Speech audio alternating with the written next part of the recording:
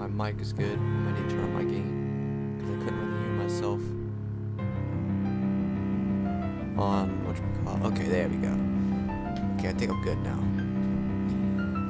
We finally, well, I say finally, I can't stop saying finally. We're literally, it was just yesterday we streamed for like, what, 4 hours? My longest stream that I've ever done in my life, or longest video in general. Was it Deltarune that was the last stream? I'm not even sure. I'm pretty sure it was. Yeah, it was. Because the first part didn't have any audio for whatever reason, so I had to wait for it to come out on the PlayStation and just live stream it there. I forgot. But anyway, let's just hurry up and get back into this. I'm excited to see what's gonna happen next. Hopefully my buddies will check back in on me.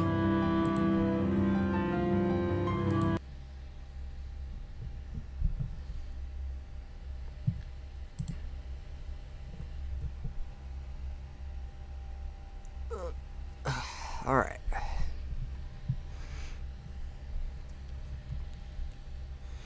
So what happened before this? I know we were on the next day because I literally stopped. Okay. Alright. Well, let's get started. The next thing I know, I'm waking up to a warm mass pressed against me, close against me, and my arm is underneath something heavy enough to cause it to be fast asleep. Groaning softly, I open my eyes. Monica is pressed up against me, my arm underneath her.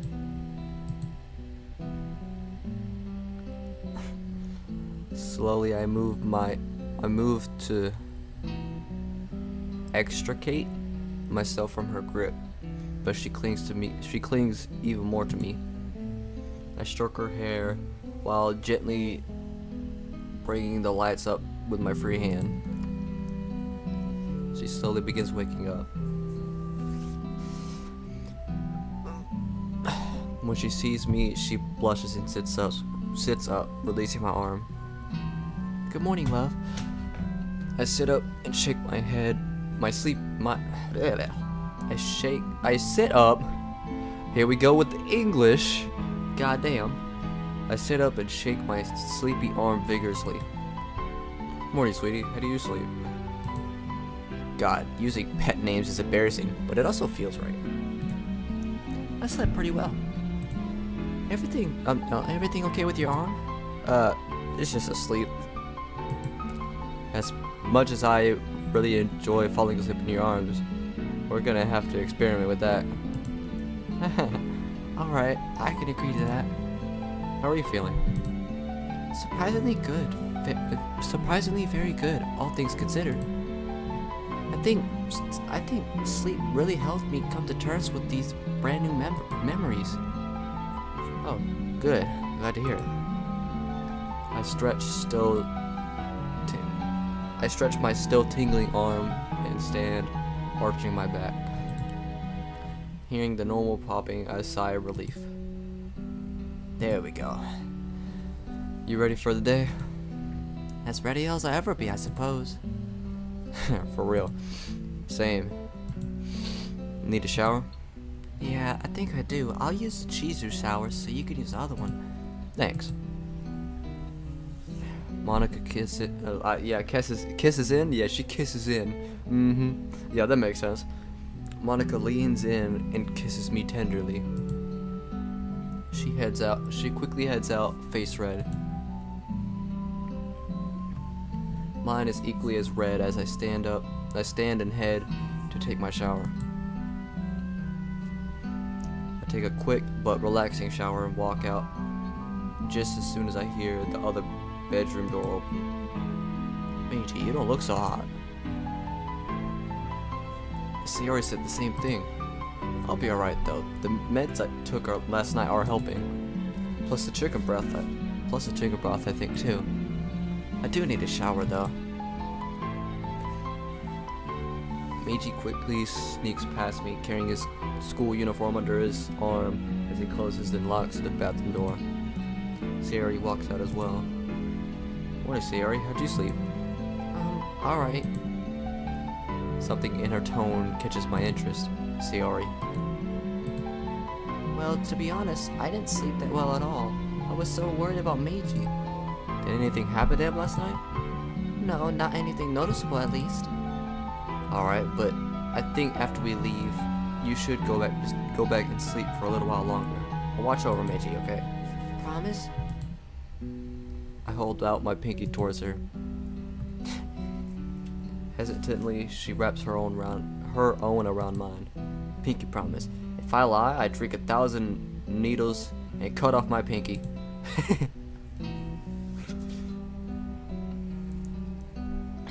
Sayori giggles a bit at that and releases me. You don't have to drink 1,000 needles. What about the pinky thing? I'll keep that in mind. Why the pinky thing? I mean, both are gonna be. Well, I mean, to be fair, 1,000 needles. That sounds insanely painful. More so than cutting off your pinky. Her smug, satisfied look is enough to get me to laugh a bit. I'll look after Meiji, I promise. Good. Why don't you go lie back down for now and get some rest? Meiji and Monica are taking a shower, and then we'll get started. We'll get breakfast started. All right. She heads back to the bedroom and shuts the door slowly. I can hear her collapse on the bed. A bit tired still myself, I walk over to the couch, sit, and look out the window. As I watch Earth spin slowly, I once again go over what should be done today. One, we need to talk to Kazue and our odd behavior. That's definitely our main priority. She's been acting suspicious ever since Monday, and we need to know what's going on. Two, we're gonna need a plan on how Mori and Yae, if she cooperates, can help keep an eye on the literature club while I'm not there. As I think about that, I start having doubts. Seriously, is me being away from the club a good idea? Will it even affect what happens? I sit up straighter and strengthen my resolve. I said my voice. No. For their own good, I should probably wait to join this time. I can't afford to take the risk of Yuri becoming so stressed that she clings to me, clings to the first male she sees. I've got to tell Monica not to accept any more people into the club, aside from Mori. As I'm thinking about this, I hear the door behind me slide open.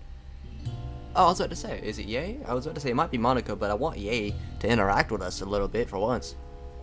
Like, I want to see some more interactions between Yae and us.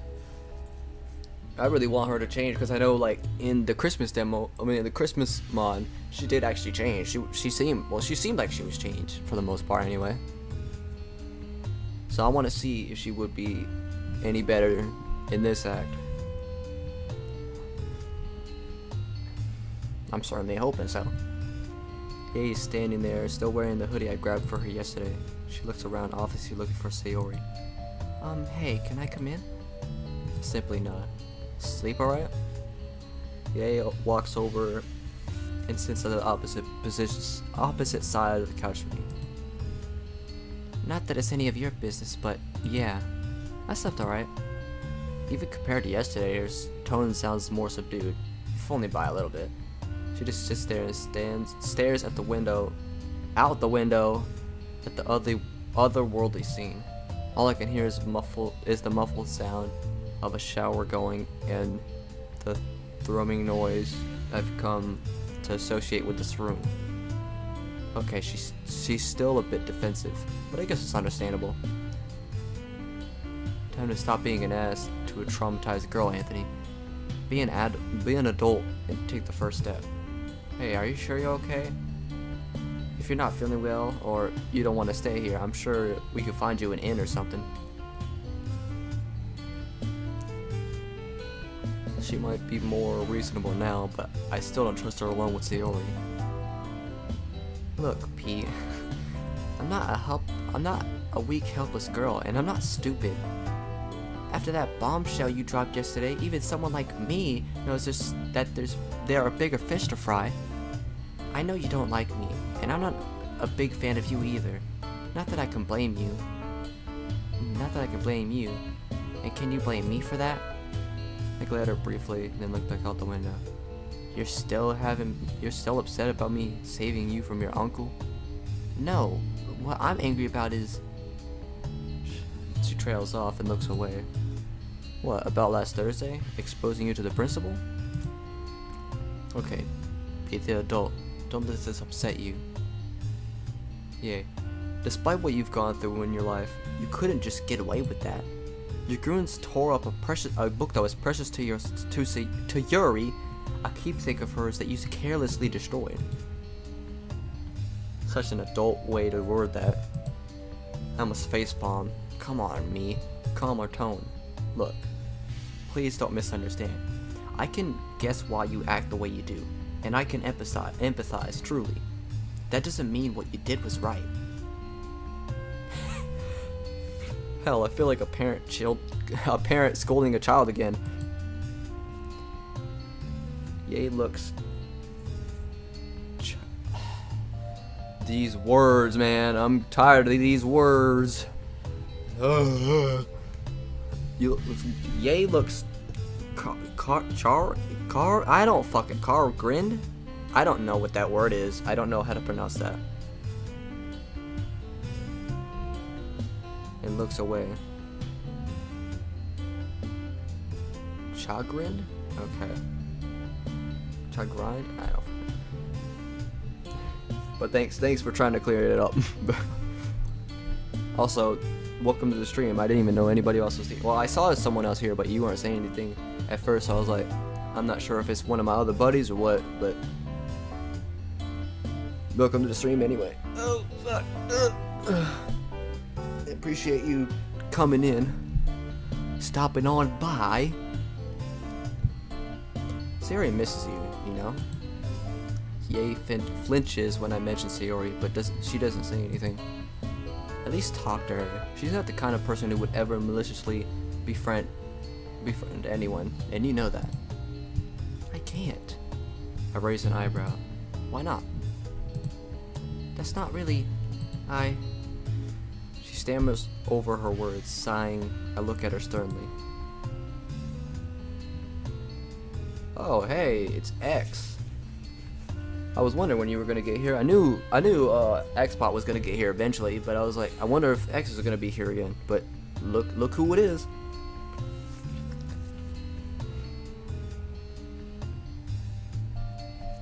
Now we just gotta wait for him, and then it'll be a whole reunion, a day reunion.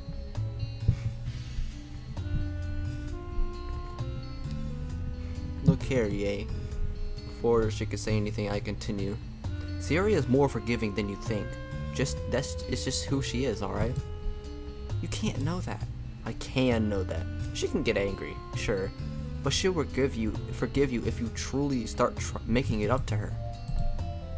She really misses you, and trust me, when Sayori calls you her friend, there's no getting out of that. Yeah, she is at that. I'll think about what you said. That's fun. In the meantime, I think it's about time you got dressed. Aren't you going to school? Yeah, I guess I am. Ye quickly gets up and rushes past me, heading back to her temporary room and shutting the door. I stretch and go back to looking out the window. A few minutes later, I hear the shower turn off. Then, at nearly the same time, the doors open to the bathroom and Sayori's room both open. Meiji still doesn't look too well, but thankfully not worse. Sayori rushes over to him. Meiji, are you feeling alright? Mostly just tired. I've taken some medicine, and I'll need some coffee soon. But I feel better already. Well, that's good. How's everyone doing today? I'm really looking forward today, but I'll manage. How about we get some breakfast started? Meiji, your body feel up to leave breakfast to me, alright? I can manage it, I promise. Are you sure? I'm sure. I'll handle it. You guys rest a bit more. Before anyone can object, Monica heads out and down towards down the hall towards the kitchen. The three of us exchange a look and smile ever so slightly. You heard the doctor. Orders are orders. Let's just relax for a little while. Sure. Sounds good. Meiji and Sayori walk over to the couch and collapse onto it. I walk over to the desk and I sit in the chair, leaning back in it. Sometime later, a freshly cleaned dressed CA shows up. Not saying anything. She reluctantly walks over and sits against the wall next to the computer. Guess you go sit on the couch, you know. I'm fine here. Not really in the mood to argue with her, I leave her be. And time passes. About 20 minutes later, I hear feminine footfalls coming down the hall. Opening one eye, I look over and see Monica carrying a tray of food. Standing quickly, I rush over to her and take it from her. The moment she says through the door. Thank you, Anthony. There's more coming. Let me go get it. Monica heads back out as I carry the tray towards the table. When she returns with the drinks, she addresses the group. Okay, everyone, breakfast is ready. We all get a plate, and after serving ourselves, eat around the table in silence. You can cut the tension with a butter knife. Ye remains silent, still avoiding contact with everyone. Sayori steals glances over at her worriedly every so often, but doesn't say anything. Meiji and I exchange a few glances before he rubs Sayori's back. Monica took a seat very close to me, enough so that our legs are touching, looks at me sternly. I suddenly reach down and squeeze her hand before going back to eating. This calms her down enough to soften her demeanor a bit.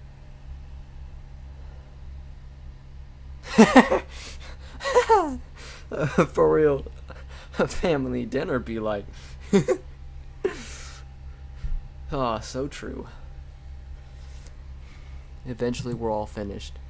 As we're clearing up the dishes, Monica speaks up. Okay, everyone, I think we should plan for today. Plan for what, though? How we want today to go.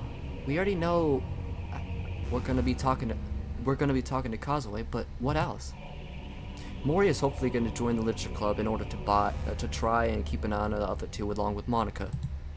Is there anything else we're missing, Monica? Is the club sharing poems this week like they did last week? Somehow we still are. That's not a good sign. I'm guessing Mori's sudden presence triggered flags? That seems to be the case. I wasn't the one to mention poetry sharing, though. It was Yuri's idea this time. Silence falls among us. The mood is tense. Okay, how the hell did that happen when Anthony and I didn't show up? That might have been my fault. I still had Natsuki's old poem with me. I tried sneaking it back into her bag when she caught me and pretty much demanded to know what I was doing. I had to answer. So what? What's wrong with that? It means Yuri might go into full crazy mode, right, Anthony? I nod slowly. Yuri becomes more unhinged during this part of the actual game. I was hoping to avoid the following events of the game this time around, so we could try and avoid what happens to Yuri and Natsuki. Once more, silence falls as the five of us look at each other. He looks more confused than the rest of us, but I'm not surprised. It looks like she's had the benefit of an epiphany like Monica. It's not like she has had the benefit of an epiphany like Monica or time to process it like Meiji and Sayori. He lost me. Yeah, I was afraid of that. Once more, I explain in detail what happens during the events of the original game's Act 2. As I continue the explanation, I see her eyes widen in fear. What the hell? Yeah, no. No, seriously, what in the actual hell? What kind of sick and twisted game is that? The kind that received tons of downloads and a fan base about 1 million strong. Wow. I'll be honest, I'm skeptical. Meiji was too in the beginning. Yeah, well, he doesn't have 2 horrid sets of memories in his subconscious. For the record, I do now. I haven't forgotten what you've done in this time too, you know. Oh, Meiji, that's enough for now. Since when did I go from beating Yae to defending her? Berating Yae to defending her? No, it isn't defending her. It's just we don't have time for this. Though, we will have to talk about everything she's done at some point. We need to focus at the task at hand. You want to fight? Do that later when everyone is guaranteed safe. Guaranteed safe, got it? That doesn't make any sense, but okay. Okay, everyone, does that sound good? I hate encouraging them to look forward to a fight. Even so, the mission has to come first. Monica frowns and Yae looks nervous. We should focus more on making sure the others are safe, yes. This seriously sucks. At least give me some more time to think it over. We don't have the luxury of time. It's Wednesday already. We only have 2 days until, in the game, Yuri stabs herself to death.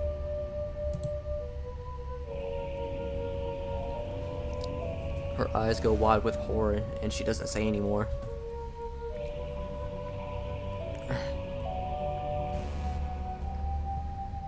I rub my eyes tiredly. We should approach Kazuo today, if at all possible, as soon as we see her.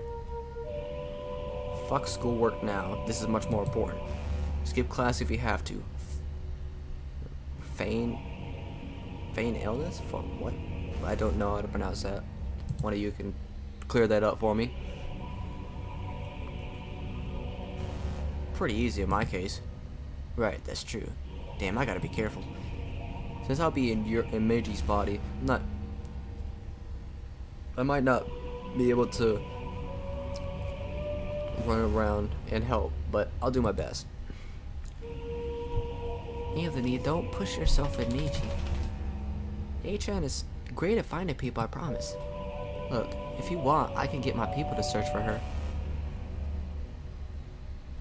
My instant glare is enough to make her go quiet. Never mind. Damn, cool down. You be the adult one. It's gonna have to be you alone. If Kazuo sees your goons looking, she may bolt. Right. Leave it to the 2 of us, okay? Are you sure? I can bear it, believe me. If you do go, I want you to promise you won't strain yourselves. No running, okay, Anthony? I nod in agreement. Suddenly an idea comes to my head. Hey, is the old school building used normally during the school day like it was last week for our art class? No, they normally use it for school club activities. Perfect. Then let's meet there when we find Kazuo. Everyone nods in agreement. Perfect. Also, in regards to Yuri and Natsuki, I think now that Mori knows, we can ask for her help as well. Although, with the way she was acting yesterday, she might not want to. I could talk to her about that, and if she doesn't want to, I'll handle the 2 by myself. And with that, the mood shifts. Monica and Sayori begin gathering the now empty dishes. After a while, Yae reluctantly begins to help. Meiji and I stand, walk to the door, stopping shy of the threshold. Monica insists we stay until she comes back. Ugh. I hear the rustling of dishes soon Monica returns, followed by Yae. Okay, you two ready? You ready to step through? No, not really. Simultaneously, we both step through. As we do, we merge again. Monica reaches out and catches me. Out of my eye, at the corner of my eye, I see Ye start to move forward to help, but stops and moves away. Anthony, Meiji, you feeling alright? I slowly stand up and take stock of how Meiji's body is currently feeling. Doesn't feel any better than yesterday, but on the plus side, doesn't feel any worse. Meiji, does your family have any masks? We should probably wear one. I have one in my bedroom. Yeah, okay. Yeah, I'm okay. I just need to get one of Meiji's masks. I'll get it for you. Where is it? In my dresser, the bottom left drawer. In the bottom drawer on the far left. You could have said bottom left drawer. Monica quickly rushes off. Anthony, are you sure you're gonna be okay today? Meiji still looks terrible. It's not any worse than yesterday. I'll be careful today to the best of my ability. Alright. I'll get back to watching the computer. Just be sure you take breaks if you need them. We don't want you having a burnout. I will, I promise. Sari leaves and takes a seat back at the computer. That leaves Ye and I alone in the hallway. I'll go wait in the living room. She slides past me and heads down the hall. I walk behind her, but make my way towards the kitchen. I sit down. Oh, here we go with the yawning. I sit down at the table and lay my head down, closing my eyes for a bit. After a minute or two, I hear someone walking in. A cool hand pressed against my forehead. You're not feverish, at least. Looking relieved, she hands me a few disposable face masks, which I place in my pocket. Save for one, which I put over my face. Hey, where's Ye? She's in the living room waiting. You ready to go? Ready as I'll ever be. Leaning in, she briefly kisses my cheek. Sorry about that, Meiji. It's cool. Well, let's get going. See, alright, we're off. Have a good day, you guys. Same to you. Stay safe. And with that, I grab umbrellas for us and and open the door. Damn, it's still raining? Well, how long does it rain in this game? Holy.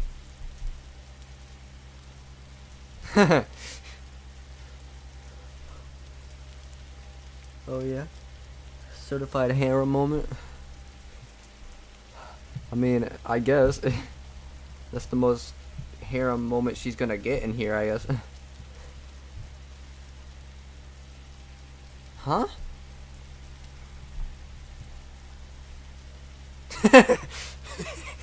What is God doing up there? Man, it's still raining. That's weird though. It's never rained this much in DDLC. I mean, I guess it sets the mood. I guess it's like there has to be a reason for it, but like, goddamn. Logically speaking, that is not possible.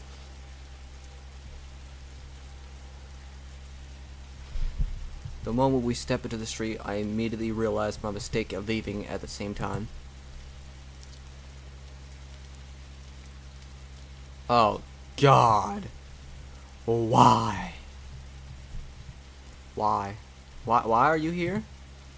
Damn it, this is not what we needed. For real.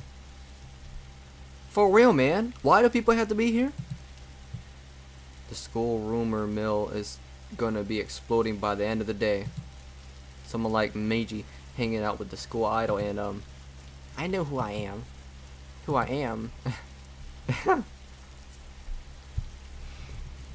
Ye trails off, glancing back at Meiji's house for a brief moment before looking back off to the distance.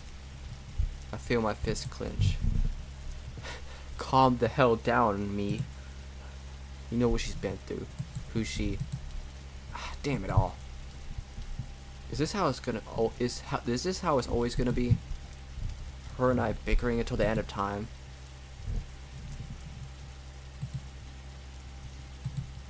I swear, if this girl even... Ye turns and I look her in the eyes.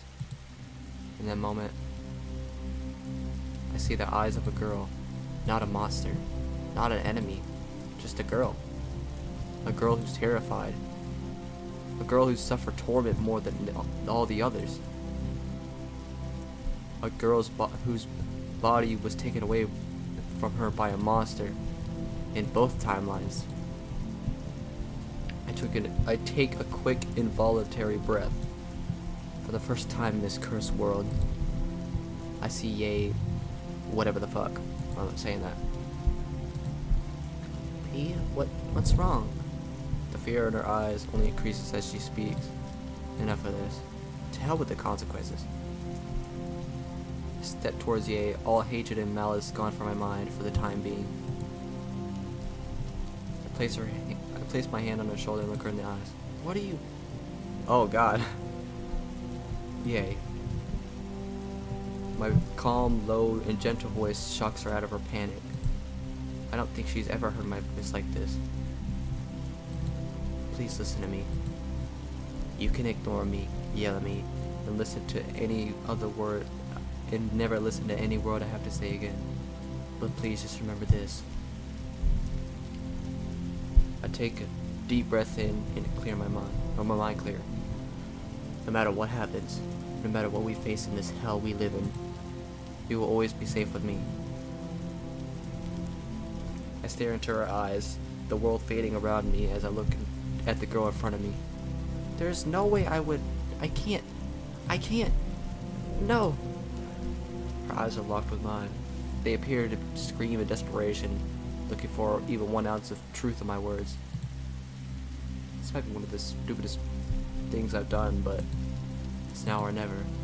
Gently place my hand on her remaining shoulder and muster up the gentlest voice I can manage. You are nobody's princess. Nobody's princess?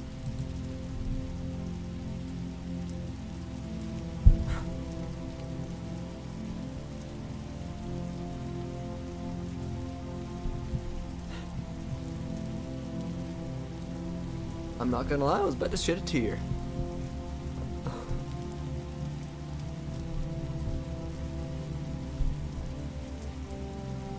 But low-key, I was about to shed a tear for real. My eyes did get teary a bit, I'm not gonna lie. All at once, Ye throws herself into me, crying at the top of her lungs.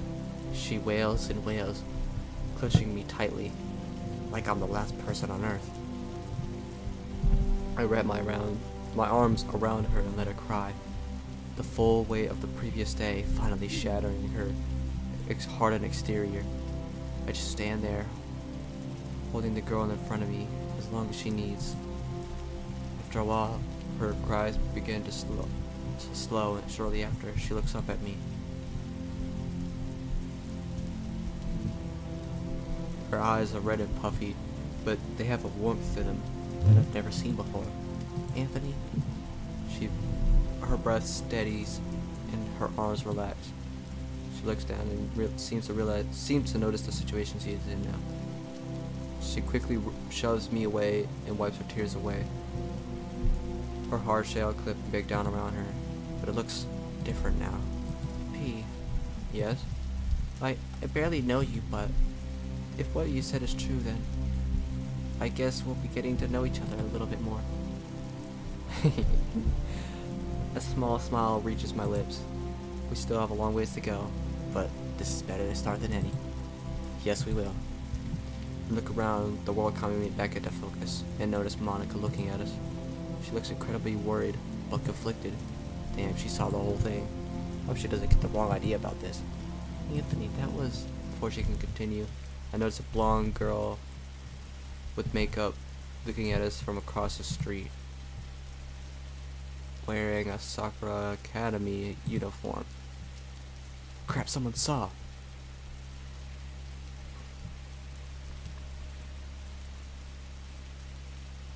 Wait. Well, the only thing I can think of is Natsuki.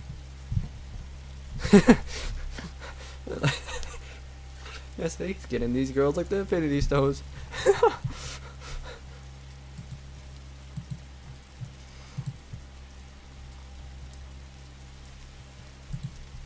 Well, there's nothing stopping the rumor train now. Damn it all. I mean, who cares? Like, if you bother us, just tell them shut the fuck up. Like, who? Like, do you need to know? No, you don't. You don't need to know. So that answers that question.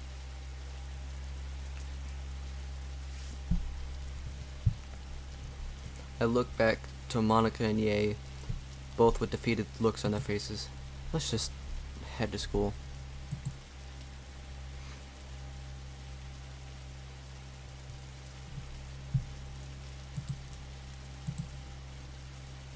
Yeah, for real.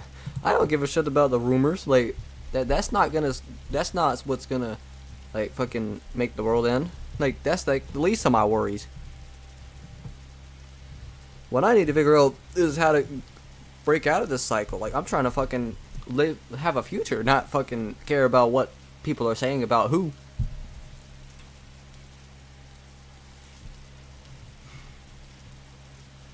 The two nod and we continue our walk in silence. Ah yes, my OST.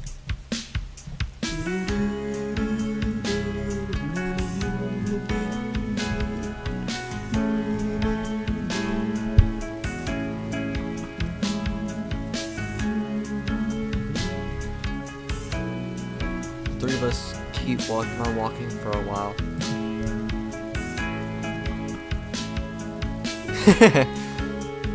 If only you could do that here. You can only do that on Twitch. But I don't want to stream on Twitch. Because then, you know, I like streaming on YouTube. Because then I could just end the stream. And then my stream is just right there for anybody to look back at it. Instead of me like having to download the VOD or whatever and then post it on YouTube.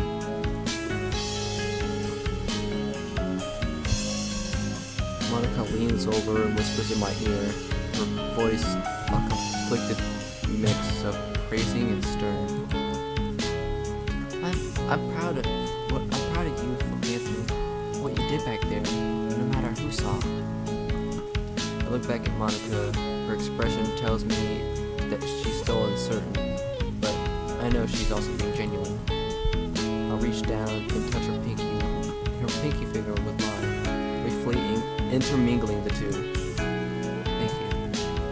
Before either of us can say anything, we hear the sound of someone running up to us.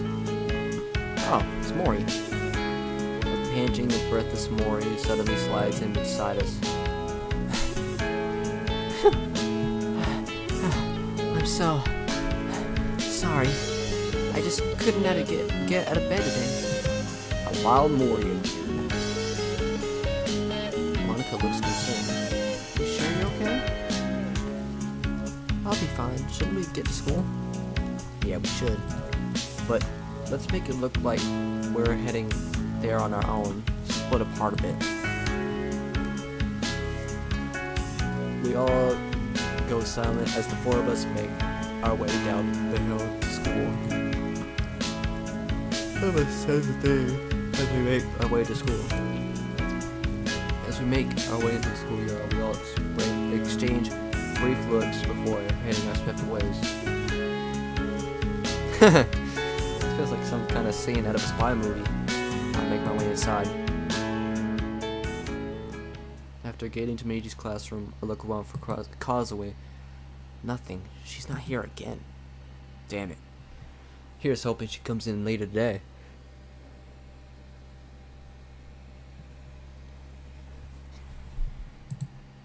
And if she doesn't, I don't know. We may have our own some new problems now. I look around the room, wondering how far any rumor about Meiji and the two girls has spread. Fortunately, it looks like no one has a clue yet. See, I feel like the blonde girl... Well, I don't know, because it said a blonde girl with makeup. And I know that's not Natsuki, because I'm pretty sure Natsuki doesn't wear makeup. I've never seen Natsuki with makeup on. So it couldn't have been Natsuki, so I don't know who else it could be if it wasn't her.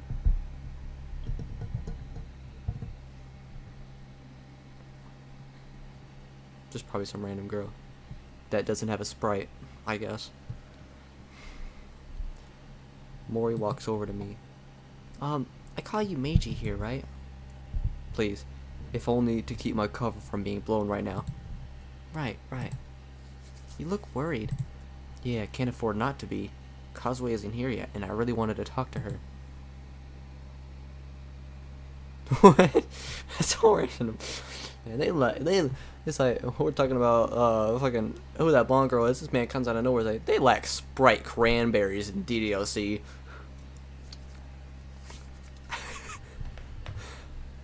I mean, I don't even know how that tastes, so I don't even know if it would even be good.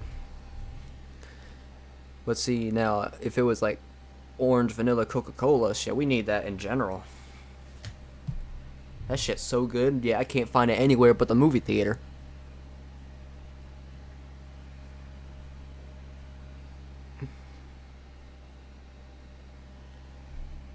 I haven't heard anything, and if I do, I'll let you know. Thanks. Well, I got some time before class starts, and I'm gonna try and grab some orange juice from the vending machines. Be safe, okay? I will. When I get to the vending machine, I'm surprised by how crowded they are this morning. Looking at Meggie's phone, I see I don't have time to wait around for one to open up. There are other vending machines available, you know. Really? Where? I'll show you. Meiji tells me where to go. We arrive quickly. Not even remotely surprised to see a blonde-haired tsundere bent over at the machine trying to retrieve coins again. Fancy meeting you here. Ah! Once more I startle her, and she quickly stands up, brushing her skirt down. Who said, "Oh, it's you"? We must stop meeting like this. Psst, yeah, right. Okay, so she's not in the mood for any jokes. Yeah, those are probably in bad taste. I randomly remember my Christmas dream and all the fun little insults her dream self and I threw at each other. Yeah, I should probably lay off of those for now. Need help with something? I don't mind. I'm serious. Did you drop something again? Before she can answer, I bend over and look underneath the machine.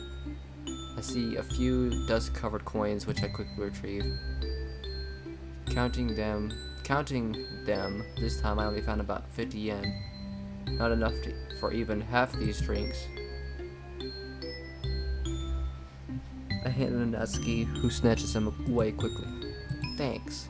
No worries. What were you hoping to get? None of your business, okay? Oh, she's extra pissed today. I hope nothing major happened between her and her dad. Slowly turning back to the machine, I look through and find this machine has a few energy drinks, 2 being energy aid. Remembering what she said last time, I quickly purchased one of the flavors, one of each flavor the machine has for her. Here you are. With a hesitant look around her, she reaches over and grabs the bottle, stuffing him into the whatchamacallit. I don't even know what that said. I don't even know. Stuffing him into. Okay, yeah. So I literally just didn't read that last part. Don't think that means I'm gonna be part of your harem for me, okay? My what? Before I have a chance to ask her what she means, she rushes off back to her classroom. I quickly buy a couple of bottles of the only orange juice I can find and make my way back to class. Why don't you get some coffee? Aren't we gonna get coffee? So we can make sure Meiji doesn't fall asleep?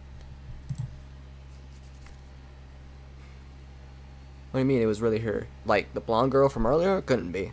Or at least not the... Oh! Yeah, it was! Okay, yeah, my dumbass. Yeah, I just realized that she said, oh, that little harem you're forming because of Monica and Ye. Like, what, bro? Oh, yeah, I'm totally making my harem. I'm not trying to keep the world from, you know, like, oh, nah. I'm just trying to make me a harem. What does she mean by that? The rumors must have already spread. Or must have spread already. Damn it. I thought it's exactly. We don't have time to correct the entire school. Besides, if we deny it, it'll look suspicious. I mean, maybe some men.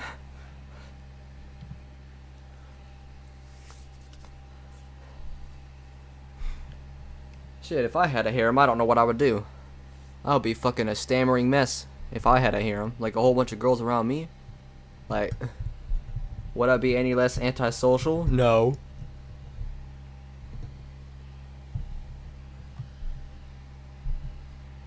Yeah, I guess so.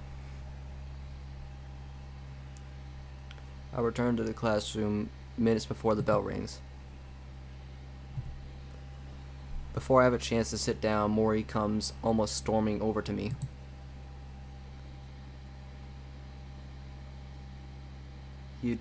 Oh shit. You didn't tell me you left the house at the same time. You didn't think to wait until the coast was clear, or left at one time? Oh well, she was whispering that, but oh well. She keeps her voice to a whisper, but it's clear that by her tone that she's pissed. And what's this about? Oh what, a harem? Mori cuts herself off and hesitates for a moment, then continues in a slightly softer voice. What happened with Ye? Oh, okay, her crying. Yeah, for real. But like, I mean, I don't know, cause like, at the same time, they couldn't have expected that. I mean, I guess it's not surprising, maybe. I don't know, cause like, it's like, I don't know. Cause I mean, how would they know if Ye's there? But then at the same time, they could know they're there, cause there's always that one person that could be a creep, and follows her, sometimes, and then knows, and then lets other people know, and then now they know, and then they're there. Just I don't know. Like they couldn't have known.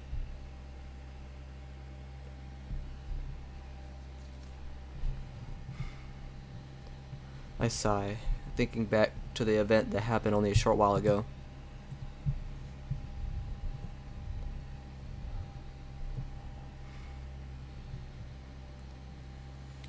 I realized how much of a cowardly asshole I was being. What do you mean? I quickly relay the details of what happened with Ye. When I finish, Mori looks at the floor with a forlorn look on her face. I guess she didn't think about Ye's situation like that earlier. I'm not sorry for what I did. She needed to hear it from a place of honesty, not. I agree, but you could have brought her back into the house at the very least. Now things are even more complicated for you, and me too.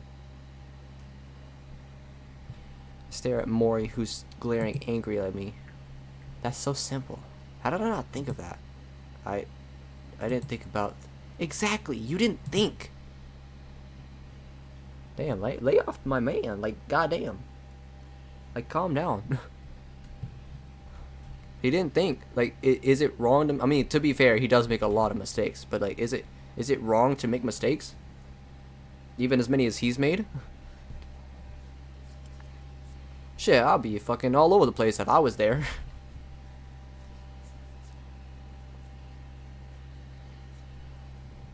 I look down sadly. She's right. I didn't think. I just acted on impulse. Mori immediately looks away, a guilty expression on her face. I shouldn't have snapped at you like that. You did the right thing. I'm just still on edge. I'm still a bit on edge after yesterday's little epiphany. I hardly slept last night. Can't really blame you. Anyone wouldn't be able to sleep with that kind of realization. Still, I should have... No. You're right. I wasn't thinking at all. I'll try to come up with an explanation. In the meantime, I've got to spend time during the day hoping that Causeway shows up. She comes to school, but doesn't show up to class. She's got a few hangouts where she spends her time. Like where? The old schoolhouse, behind the new buildings, maybe near the gym. That's where I've seen her anyway. Right. Well, it looks like Ye and Monica will be looking around those places during the day. Mori looks a bit uncomfortable when I mentioned Ye's name again. I made a promise to her. I can't abandon her like everyone else in this world has. Not after. I trail off. Images of the alley and Ye's crying eyes searing themselves into my mind. She might have hurt us in the past, but I was a fool for thinking that someone in this game was so one-dimensional. If I just talked to her, if I hadn't written her off as just a bully, then worrying about the past won't change anything. Wait, did she know what I was thinking?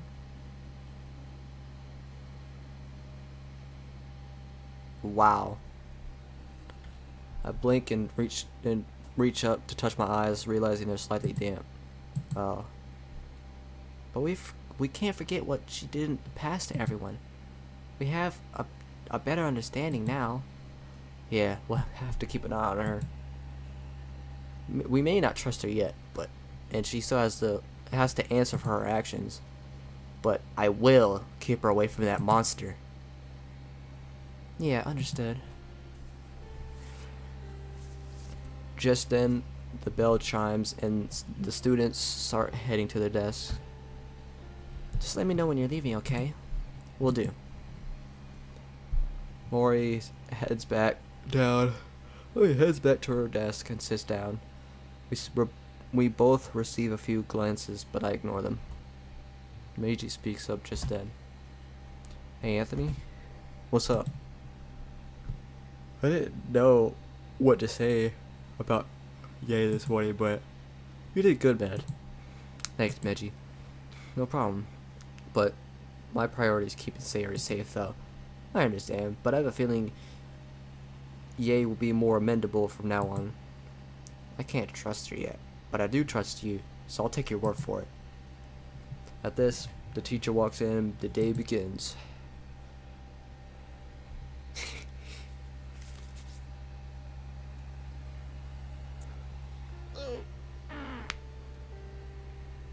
Oh, fuck. Ugh. The 2 classes pass and I decide to make my move. With a small break between classes, I slowly stand and pull out Meiji's phone.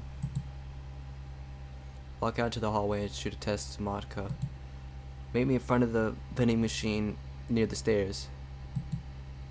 I get a quick reply a few minutes later. The one being repaired? That's the one. Okay, be there soon. I close the phone and make my way as fast as I can down the hallway. I reach the staircase and sit down on the stairs, sighing as I lean my head against the wall. What a day to be sick. I wish my body wasn't as weak as it is. Then maybe I wouldn't have gotten sick. It's alright, we'll push through. I clear my throat and decide to give Meiji's voice a rest. I'm just glad it looks like the medicine is working. I pull out the orange juice that I have in Meiji's pocket and drink it quickly. Me too. Any idea what might have caused it? Remember one day? We did get a bit wet on our walk. Yeah. But last week Yuri said getting wet doesn't contribute to being sick. We could have caught it from Yuri's mom. She was coughing. Although that could have been from whatever cancer treatment she's beginning. Either way, it seriously sucks. I know, man, I know. Just then I hear 2 pairs of footsteps approaching. Monica and Ye both walk up quickly.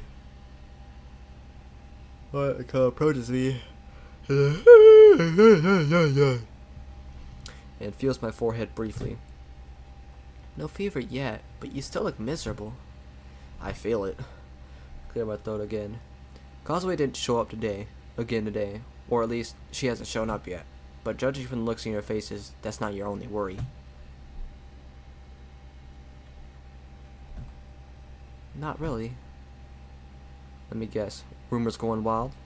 Pretty much. Good job there, P. But I shouldn't have lost mine. Don't apologize for that. I say that forcefully, but without any anger behind it. Things are really different now, aren't they? But now isn't the time. Right. We can deal with the rumors later. Exactly. Or we could just not deal with them at all, you know? Like, who cares? Who gives a shit? Fuck off. I don't care. Like, it don't matter. We got more important shit to deal with.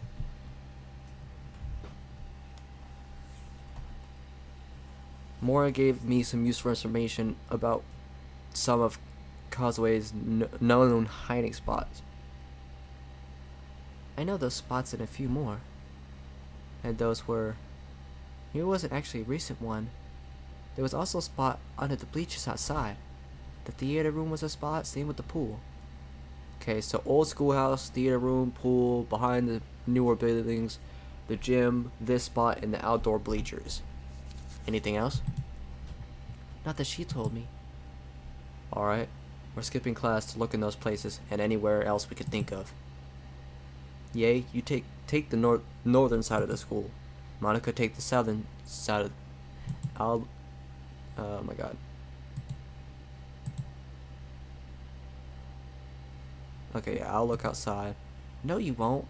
We promised we'd take care of Meiji, and we're gonna do just that. I'll take the outside. Right, sounds good. Meet back here when you're finished. Text me if you find something. So saying that, we all head off to search. Progress for me is slow, but I take a few brief breaks to catch my breath. I'm pushing Meiji's body more than is probably good for him, but he doesn't complain. In fact, he's encouraged me to work harder since this is more important than a cold. Despite the search, which I thought would go, which I thought I did rather well with, I didn't find any sign of Causeway. I trudged back to the meeting place, sapped of any kind of motivation to continue as I collapsed against the wall, sliding down and wrapping my arms around my knees. Anthony, that was counterproductive. It's alright, maybe someone else found her. Maybe. I pulled out Meiji's phone but seen notifications on the front screen. I put it away. Utter exhaustion comes over me. The constant hum of the vending machine and the nearby sound of the AC is soothing to me, a constant background noise. I start to feel myself nodding off. Just then I hear footsteps approaching. I open my eyes. Ye standing over me, looking down curiously. Hey, find anything? I slowly shake my head. Frowning, she leans against the wall opposite of me. She could be home, you know. Maybe. Why are you so eager to see her anyway? She's acting pretty suspicious. In this timeline, she doesn't... Did she have blonde hair in her contacts last week? She did, yeah. Not surprised. I remember Mori saying something about it on Monday. But I just wanted to be sure. Okay, so either there's something going on or I'm just jumping to conclusions.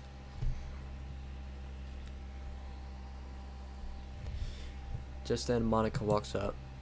She sits next to me and leans against the wall, sighing heavily. Maybe guess no luck either.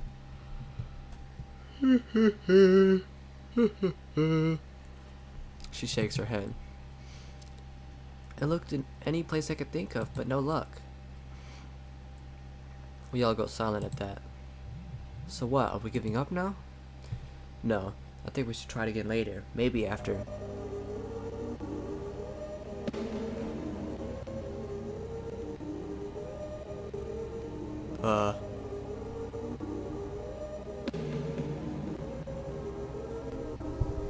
Uh-oh. What the hell? Oh, what the hell? From up the stairs, I see a very irate, I guess is the word, not the final boss. I see a very irate looking Causeway storming down and barging in between Ye and Monica, her gaze directed at me. Huh? Where I've been hiding? Bitch, we've been looking for you. Huh? Where we been hiding?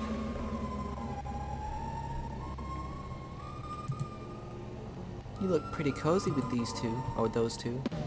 I quickly stand, as does Monica. Damn, where does all this hostility come from, unless... Of course. I'm sorry, what?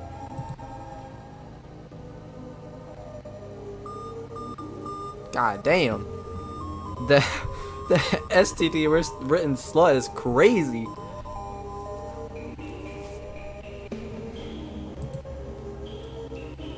Sana-san, I can understand. She's the idol. She's the school idol, and every male student's wet dream. But this giraffe neck bitch. Oh my god.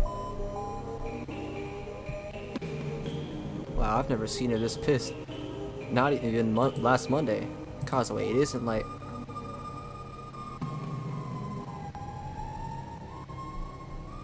Bro, this is. Oh my god.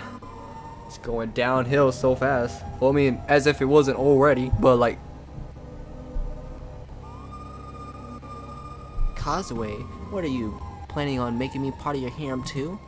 Despite this part of the school being relatively isolated thanks to the repairs being done, I could see, of course, a crowd beginning to form nearby. Fine, Tani-san, that's not what happened. Fuck that, you damn liar! Tani, if you just calm down, I can explain. Bro, what is she talking about? She acts like she was in love with us or something. Or was she in this timeline? Like, and if so, why? That doesn't make any sense to be in love with us all of a sudden.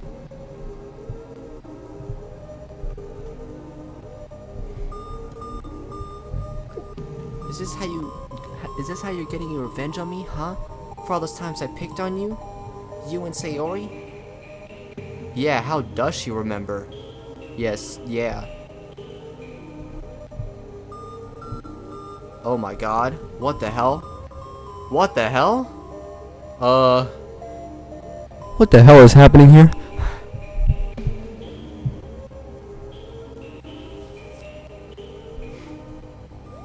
How does she remember? I don't know. Did you make a deal with Chiba to pay off all the students to conveniently forget that Sayori exists? Oh my god, what the f— People around here are claiming to not to know who she is. Is this some kind of joke? If I'm not laughing, alright? Oh my god. Focus my attention solely on Causeway. You want answers? You want the truth? Feel my own anger rising once more. Monica, yay, follow me. I grabbed Causeway's wrist, not even attempting to be gentle now. Follow me, Causeway, now. I drag her outside. I anchor to one of the hallways of the old school building, and only when I'm sure we're alone, I let her go. Monica and Ye stand beside me, somber expressions on both their faces. Causeway is looking at me with a enraged look as she rubs her wrist. Damn, I must have been too rough with her.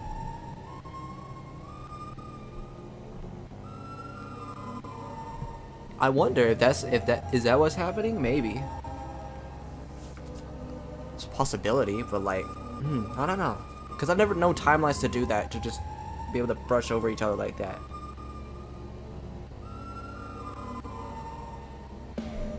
I take a few deep breaths to calm myself down. You want the truth? It's pretty damn obvious here. You're sleeping with these two. No, I'm not. Then explain why you left someone's house with these two. Wait for me.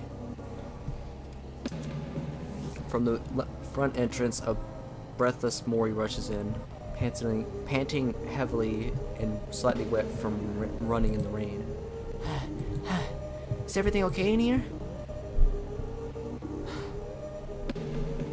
Bro, you're not making this any easier.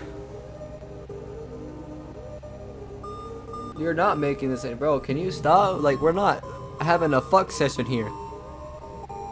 That's the least of our worries. Man, this is the team right here. But my question, how does she remember? Like, that doesn't make any sense. I mean, it does make sense, but it doesn't. It doesn't make sense how she remembers. But it's like, it was kind of obvious she kind of did remember, because why would she stand in front of Sayori's house that night anyway? Like, there had to be a reason she was standing in front of her house.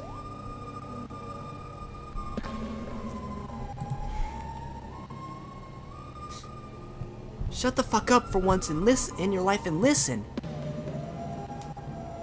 everyone goes silent at Ye's sudden furious outburst. If you're gonna go around making stupid accusations like that, you better have the evidence to back it up. Kazue looks at Ye shocked. What the fuck? I have all the evidence I need. You'd never associate yourself with someone like Jisoo here. Isn't he too far beneath you? That has nothing to do with it. Is that so? Didn't you tell me once I'm gonna collect all the dumbass boys in the school before graduation? Kazue, that's not... Well, this is... Oh my god. This is just going way off the rails.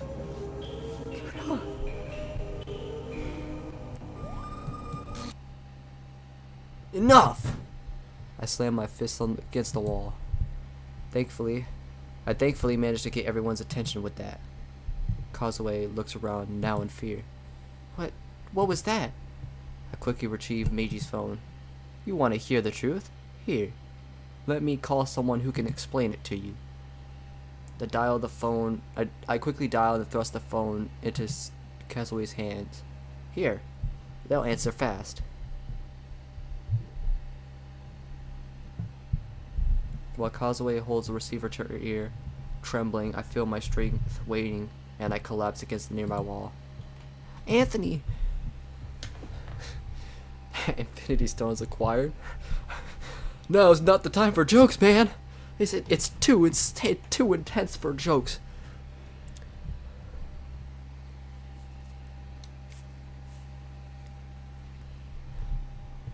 Monica rushes over and sits next to me, arms immediately around me, and her hand on my forehead. You should be resting, not dealing with this. I'm fine. No one here has the luxury to rest yet.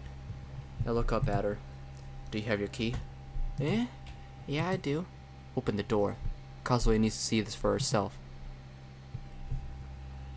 Monica instead stands and motions Mori over. Mori, could you open the doors to the space classroom? She quickly explains what to do. Mori looks a bit hesitant, but takes the pen and walks over to the closed door. Monica returns to my side, looking me over worriedly. Ye walks up. You feeling okay there? I'll be fine. If you say so. I hear the telltale static of a door dissolving into a space classroom entrance. Kazue, who's already looking astonished at the phone, looks terrified at what she's seeing. She gingerly approaches the door. Kazue slowly approaches, but I call out. Don't cross the threshold, it's dangerous. Kazue steps back. Sayori finally steps into view. Sayori? Hello, Kazu-chan. I don't understand. What's going on? Why is everyone at school acting like you don't... Grace falls on Sayori's neck wound. Oh fuck! Sayori, what happened to you? It's a long story, Kazu-chan. Since we're skipping class already, we might as well explain. You shouldn't be saying anything, Anthony, alright? You should be giving Meiji's voice a rest. Sayori, what the hell is going on? I try and stand. Wait, what? How? It's very obvious. It's like the only red part on her body. I look at it pretty much every single time I see her sprite.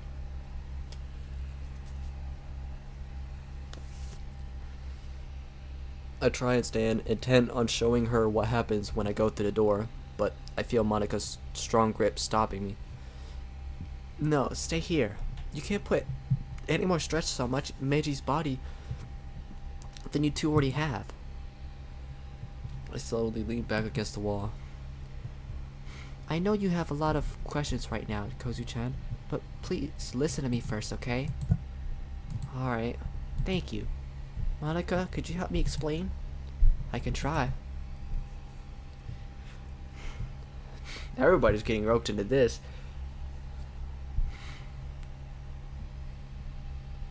And it's crazy because this mod had such an effect on me, because I remember like whenever I like, pretty much like sometime after I finished like looking at Act 1 or watching it, whatever, I would always like, pretty much in my dreams really, I would dream of like telling everybody what is happening, like what at least every main character, and try to prepare so we can just like if anything goes wrong we can be in this place classroom. It's like it was this whole dream trying to figure out what we could do whenever I was waiting for Act 2.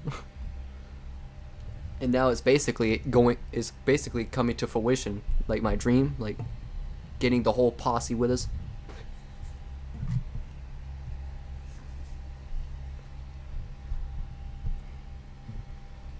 And the explanation began. Monica and Sayori do their best to explain while Kazue stands there dumbfounded. Yae stands next to me, hands behind her back, leaning against the wall, looking out the window at the rainy landscape. All Meiji and I can do is sit and listen. All the while, I see Kazue's face growing more and more horrified as Monica and Sayori once relay the events of Doki Doki Literature Club to the unwilling new secret bearer. I'm so focused on Kazue, how Kazue is reacting, that I almost missed Meiji's question. Huh? What'd you ask? It wasn't a question. We can't keep telling new people about this. We didn't have a choice. Yae started making the world fall apart, and Kazue remembers last week. I guess, but why is Tanny immune to the reset? It has to be her character file. I have no idea why it's like that. Do you have any theories? I've got nothing. It is completely unique. Even compared to my file, which is locked behind a username and password. Right. He retreats into thoughtful silence as Sayori and Monica reach the conclusion of the by now practiced speech. So that's the truth. I have a hard time believing it myself sometimes, but look. She rubs her neck. If saying anything, this proves that what happened last week was real and not some dream. More like a nightmare. Give me a minute. She leans against the wall next to the open door and takes a few deep breaths. Surprisingly, Yae moves forward. Silently, she hands Kazue a small plastic bottle of water, which Kazue grabs and gulps down greedily. Finally, she takes a deep breath. She faces us with a serious look. You might not believe me when I say this, but I believe you. Wait, you do? Yes. I mean, if the view Sayori has wasn't enough, what happened on the day of the festival convinces me. We all have our focus on Kazue now, eyes wide with mixed worry and morbid curiosity. What does she mean? What happened? I'm actually curious myself. Well, it was pretty freaky. She begins her story. I couldn't sleep Sunday night, like, at all. I couldn't stop thinking about you, trying to find a proper way to make things up to Sayori, to Chizu-san, and everyone else. I know I haven't been exactly a role model student, but everyone I hurt, I couldn't forgive myself. It was too much. I needed to be better. I couldn't be like her anymore. Yae looks at Kazue with disdain, about to say something back, but she falters. I see a flash of that same dread in her eyes from this morning. Then it vanishes, a defeated look replacing her ire. Well, she is the person who made Kazue into a garu, I don't know, bully. Kazue continues. My alarm shook me out of my thoughts. I had stayed up all night. I made up my mind I was gonna go to Sayori's house and walk her to school and well, I know what it is. I see that, but like I don't know how to pronounce it. I mean, I guess I could just put in Google Translate, because Google Translate has helped me pronounce every other word. But it doesn't pop up that often, so I'll probably forget how it's pronounced anyway.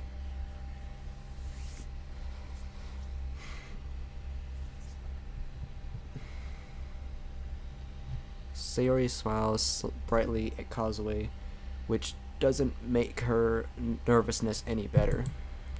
But on my way there, something started happening to everything around me. Kazue begins to shudder, fear gripping her eyes. The ground, the sky, the trees, the houses, they all started ripping themselves apart, like some sort of fucked up broken video game.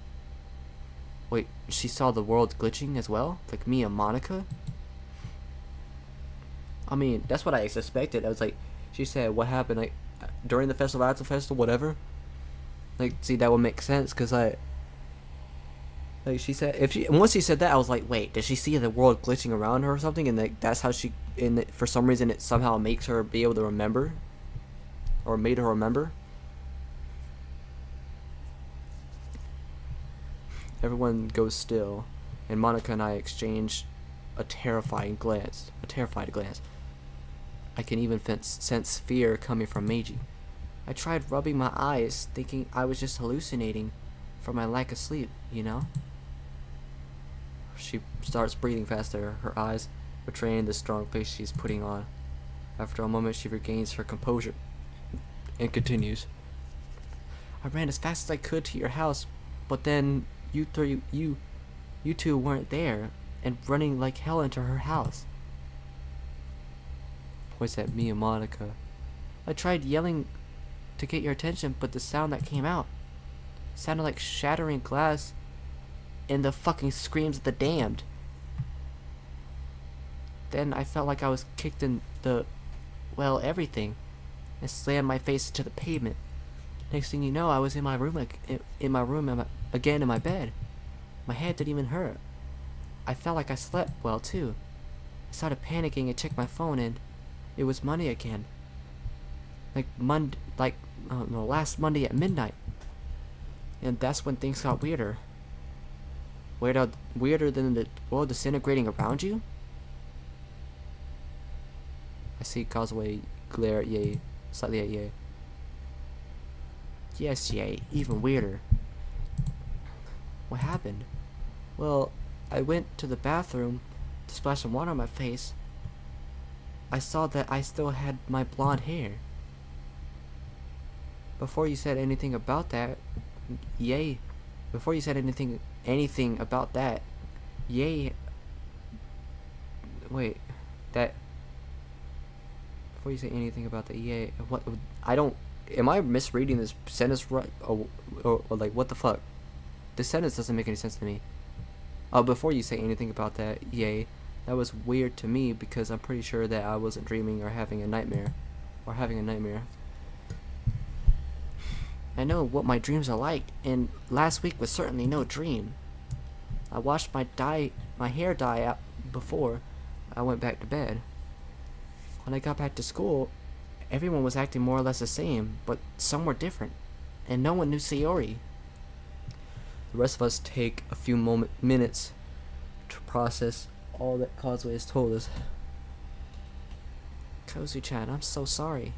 Sayori, you don't have to apologize. In fact, I should be the one apologizing to you for my behavior over the last couple of years. I turned my back on a good friend to try and fit in, and that wasn't cool of me. I see a brief look of guilt pass over Yae's face as well. She opens her mouth briefly, then closes it.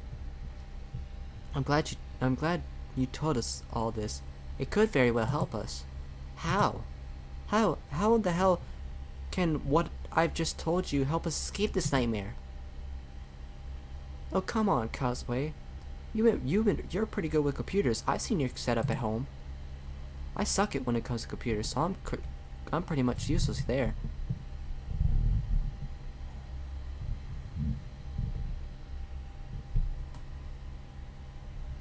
Bullshit.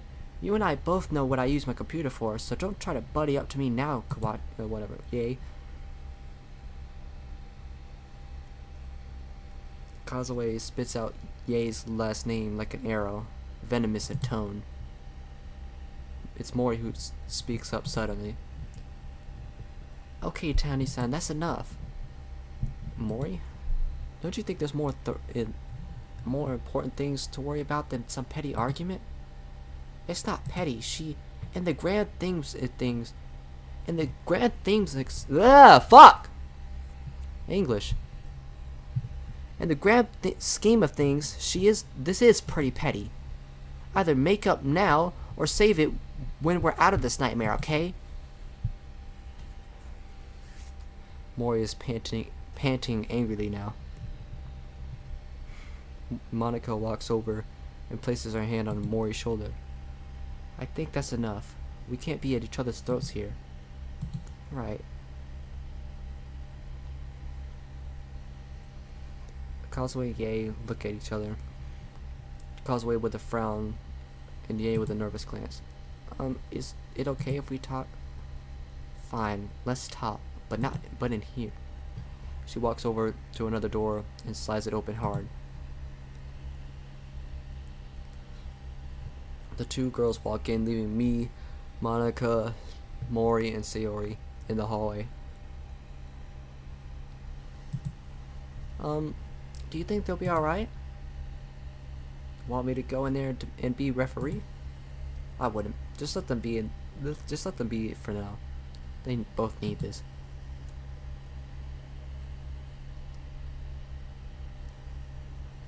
Despite being an old building, I can barely hear their fight.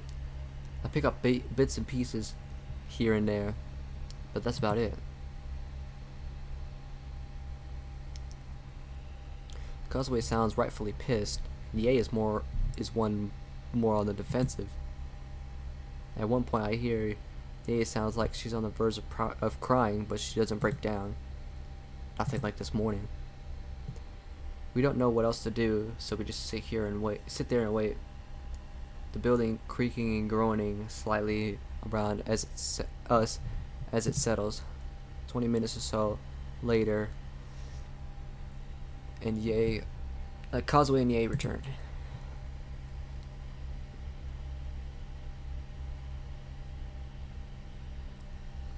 Causeway seems a bit less angry now, and Ye looks sad, but less so than I was expecting.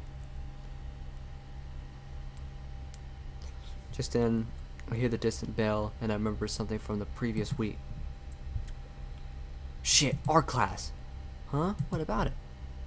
Last week on Wednesday, the art teacher was sick, so we had art class in this building. But last time we were on the second floor, right? Right now we're on the first. I feel a relief wash over me. Right, that's right. Even so, shouldn't we scatter? What if this time's different? What if it's different this time? I doubt very much that it'll come to that.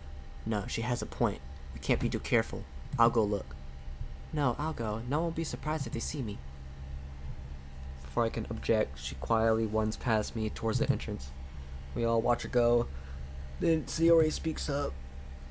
She needs a hug. She isn't the only one. I look over at Ye, who looks away. Of course. I didn't expect anything less from you. If you think for one moment I'll be accepting a hug from you, forget it.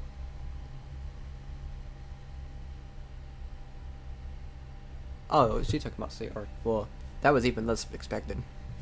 She was talking about Sayori. Mori pushes Ye towards the space classroom with enough force that she stumbles right into Sayori's arms. She stiffens, but when Yuri rubs her back, that's when the waterworks begin.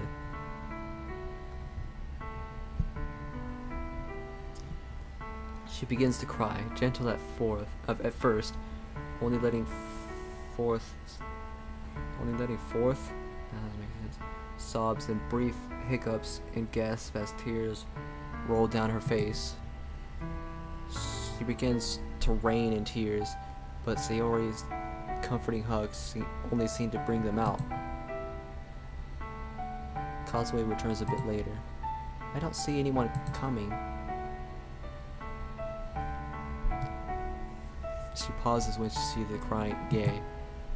She starts to say something, but a glare from Mori shuts her up.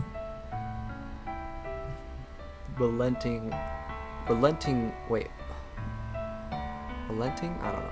I guess that's relenting. Mori walks over to Causeway And like Sayori hugs the former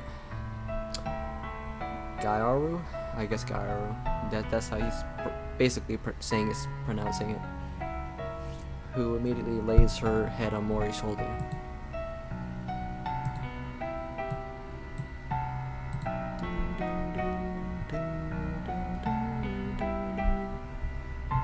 Another fantastic OST.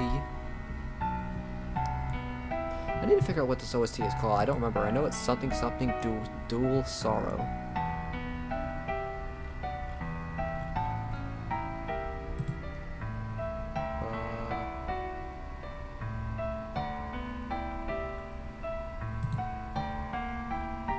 Fuck. Yeah, the Emerald's Rain Cloud Dual Sorrow. Okay, that's what it is. I just wanted to figure out because I was gonna keep bugging me. Monica, who's now sitting next to me, watches this with hesitation. I never thought I'd see these sides of them, of the two of them. I know, they need this right now. And I'll take all the respite I can get, and that we can get.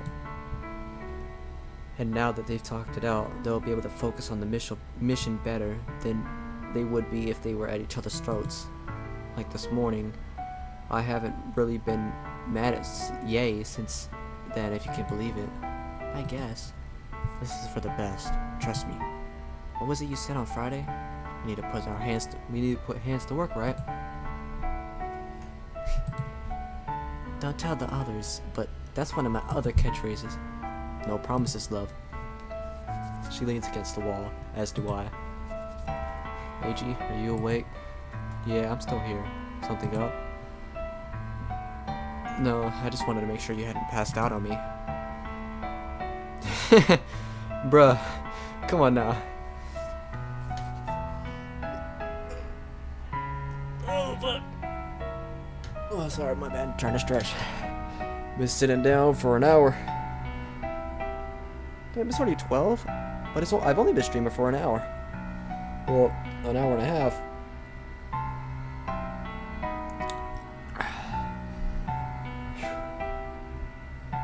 Alright. Not yet, man. Although I'll be honest, I just want to curl up I just want to curl up in bed and forget the world existed. To be honest, same. And not just because I'm experiencing school with you. Sucks, doesn't it? You have no idea. I hate this so much. Just hope no one notices and send us home. That's the last thing we need. Yeah, I get that. The two of us lapse into silence as I tried not to fall asleep myself. Eventually, the sobs of both girls start slowing down. I open my eyes and see Ye and Kazue have broken from their hugs and are wiping their eyes. I slowly stand with Monica's help. You two are gonna be okay? Kazue and Ye exchange a now uncertain look. I think I'll be alright. I've been worse, but I'm just saying Mori. I know, you know, whatever. Mori's right. We have bigger problems. I said Mori. I meant Kazue. My dumbass. Don't mind my dumbass being a dumbass. One problem at a time, yeah. To my relief, everyone nods. Well, should we actually get back to our classes, or stay here until lunch starts in? I look at Meiji's phone, and I'm astonished to see it's only 30 minutes until lunch. A half hour? So, there is silence for a bit, then Kazue speaks up. I think I'd like to talk to Ye a bit more, if that's okay. Sure, that's alright with me. How about you all? Mori, Monica, and Sayori all take a bit to think. If it helps you reconcile, then I say go for it. What she said. We need to be focused as we can be as the week goes on. So, if you need to take the next half hour, go ahead. Thank you. When we're both done, we will see you all in the cafeteria. I quickly shake my head. No, I don't think that's a good idea. We shouldn't be seen in the school together by others. Yeah, when school is over, bring Causeway to Midgey's house. I know where you live. Oh, yeah, that's right. You were around Sayori's house on Monday. I was. Damn it, Anthony. Can't you keep track of which girl just had their reality shattered or not? Maybe Midgey's right. We need to be careful and not bring any more people in than necessary. Anyway, yay, come on. Causeway heads back into the next door classroom, Yay slowly following slowly. The remaining four of us look at each other. Silence is broken by Sayori's stomach growling suddenly. She looks away, embarrassed. Hungry, eh? Yeah, sorry. Sayori, is the door to Meiji house still open? Yeah. Mori looks back. Meiji, can I use your kitchen to make something? Please do. At this moment, the moment I repeat this, Mori rushes into the space classroom and towards the other open door. Monica, oh shit, I think I'm too loud. My bad. I just saw my fucking thing peak there. Monica, Sayori, and I look at each other and chuckle softly. Wait, how does that work? Wait, how does what work?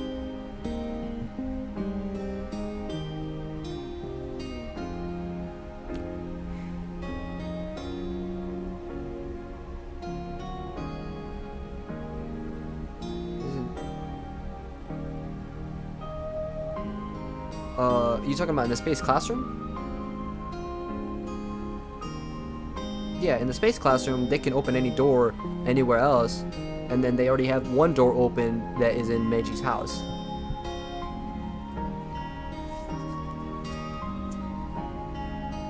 Yeah. Wonder what she's making. Want me to go ask? If you want. Monica heads in after Mori and leaving me and Meiji. Leaving me and Meiji alone with Sayori.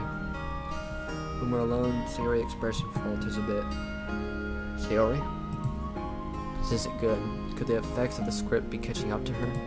What's wrong? Oh fuck me, that was a stupid question. No, it isn't, Anthony. I guess the rain clouds are affecting me when I'm trapped in here. The more I stare at the screen, watching code, looking for anything that might be wrong, the harder it is to concentrate. I just want to curl up in bed and cover myself with a blanket and pretend it's all a bad dream. Damn it, I just want to play too. Damn, we put a fuck ton of pressure on the poor button, and it's getting to her. You need some breaks to keep your mind fresh. Meiji, any ideas? All I can think of is anime, games, and manga. That's what I use to decompress. I have no idea what she might. Maybe. Sayori? Yes? What would you like to do for fun while you're in here? Unfortunately, I can't bring the beach to you.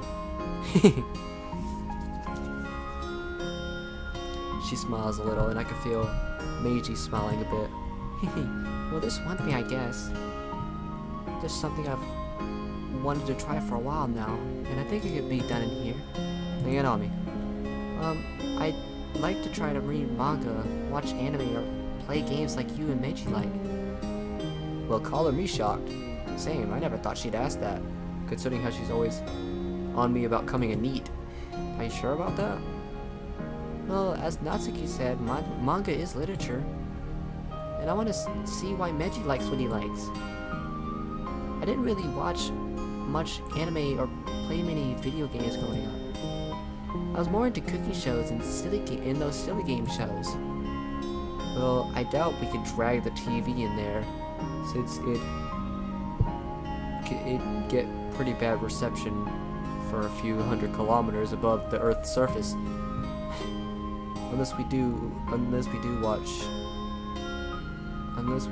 a little EVA to attach a satellite dish and pirate some TV.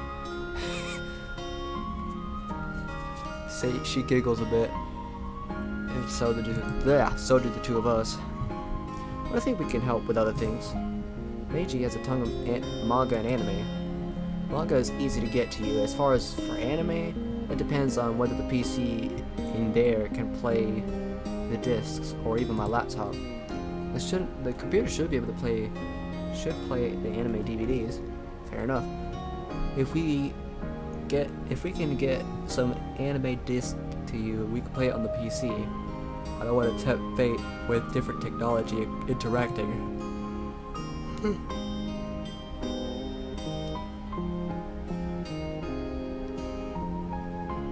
Oh, okay.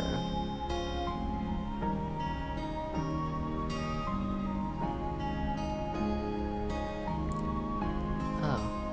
But I do have anime from my world you can watch too. How does that sound? I'd like that a lot. Thanks, you two. You're welcome. Anything for you. I decide to lift both the spears up with a little bit of teasing. Meiji says, anything for you, my dearest lover. I can almost hear Meiji sputtering in embarrassment as Sayori's face goes beet red. Relief washes over me as I can see a genuine smile appear on Sayori's face. He didn't really say that, did he? No, but the sentiment is definitely there. For all his faults, Meiji is incredibly savvy when it comes to loving you. I wouldn't have it any other way. That face. Now it's Meiji's turn to inwardly blush. Thanks, Sayori. When I repeat this, Sayori giggles. Of course, Meiji. I love you. I love you too. Hey, what's going on in here? Monica walks over to us, a curious expression on her face. Not much, just cheesing the loving couple again. Right. Anyway, Sayori, Mori found some macaroni and cheese for you. Is that okay? Yeah, that sounds good. Also, Monica? Yes? Yes? Could you do me another favor? Could you go up to Meiji's room and grab some anime discs and manga volumes? Sayori needs some breaks between staring at the screen all day. I see. Monica turns to Sayori and leans in closer, peering into her eyes. Sayori, why didn't you say you needed a break? Because, well, we need to be vigilant, right? Vigilant, right? Not at the expense of your mental health, though. I can't even begin to imagine how you're doing right now. I'll be back. Meiji, where do you keep your manga and anime? I keep all my anime DVDs in one of those disc binders, and my manga is on my bookcase. Monica rushes back out, and she says her empathy is low. She's too hard on herself. I have a feeling that's a result of her childhood. Overachieving parents plus low self-esteem equals a fucking mess later in life. I guess so. Hey Anthony, do you have anything on your computer I could watch? Almost immediately an anime comes to mind. An anime that would very much fit Sayori's taste in stories. The anime Kimi ni Todoke. I think that's how you pronounce that. You'd absolutely love it. I like the sound of that.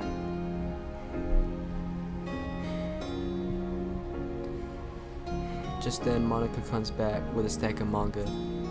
Sorry, I didn't know what you liked to read, so I just grabbed this random series.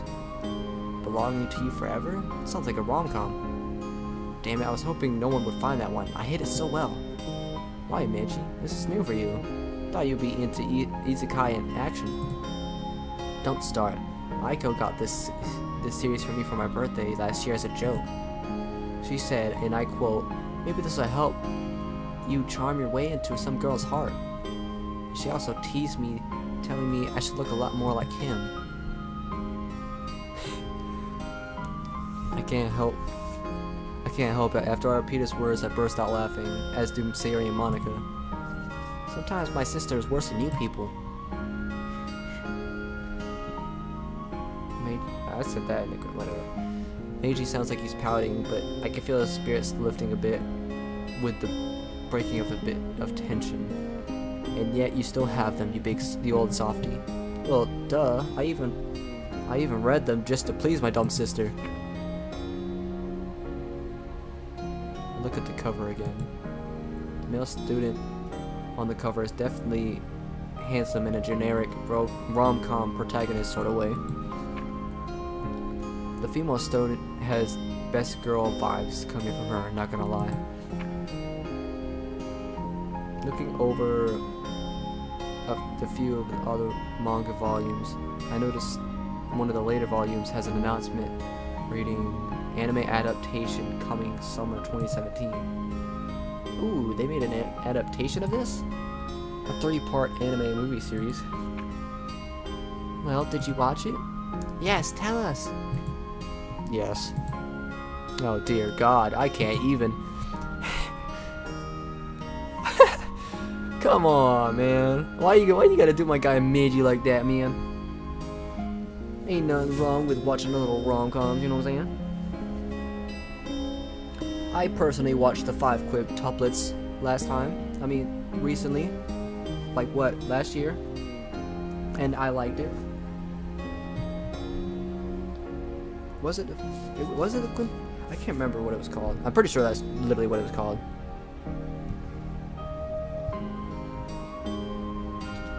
I collapse against the wall behind me, laughing my ass off now. Sayori and Monica are beside themselves, holding each other as tears stream down their face in laughter. The mood becomes more serious when my laughter turns to cause. Anthony? Monica rushes out of the space classroom and to my side. I chuckle as she supports my back. Yeah, I probably deserve that one. Revenge is sweet. Monica looks more worried now, and I put my hand over hers. Relax, I'm fine. I just got a little carried away is all. She relaxes a bit and helps me to my feet. Okay everyone, enough teasing for now. We should really get more serious. What's going on out here? Kazuo and Ye walk out, both looking curiously at us. Nothing. I was just teasing Meiji. Anyway, are things okay now? Oh, they're completely okay now. Is that what you expect me to say? Of course things are not okay. Clenching her fist, she turns back, glaring angrily at her once best friend. Maybe we'll talk later. I still need to think this through. I'll meet you up after school. Kazuo gives Ye a death glare, as if saying, we're not done yet. She leaves, storming off towards the entrance. Ye watches her go, a saddened look on her face. I tried talking to her to get her to focus on this first, and that she could kill me later. But she's still mad at me, and with pretty solid reasons. That's understandable. I get why she'd feel that way. I don't mean to sound cruel, but you have a lot more to make up for than she did. Alright, I know, alright. I'm no fool. I'll see you both later. Ye begins storming off, looking pretty pissed. As she walks away, she briefly stops and turns. P, just keep an eye out for the other students. Why? You know why. That blonde girl? Never mind.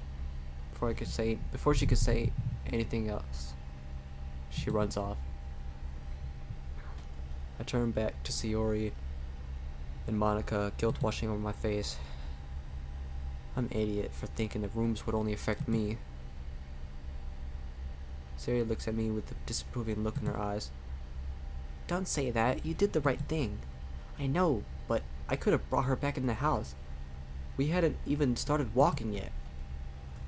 Then we'd only have one roomer to deal with. But even so, what's done is done. Right now, we don't have much time before our lunch starts. When we meet next, it'll be at Meiji's house, at Meiji's place. Got it? Both girls look serious again and nod. At the very least, it looks like some tension has left your faces. Oh fuck! Just then, I hear the door to the other end of the classroom open. Everyone okay in there? I just finished making Sayori's lunch. Mori walks in with a steaming bowl of yellow macaroni.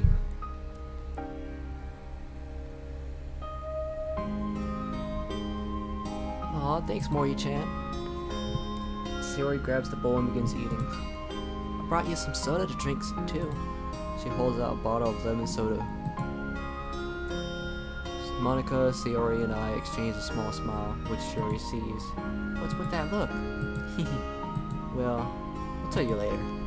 For now, though, it's just about time for us to have our own lunch. Don't you agree, Monica? Right, yeah. Also, I don't think we should sit together today.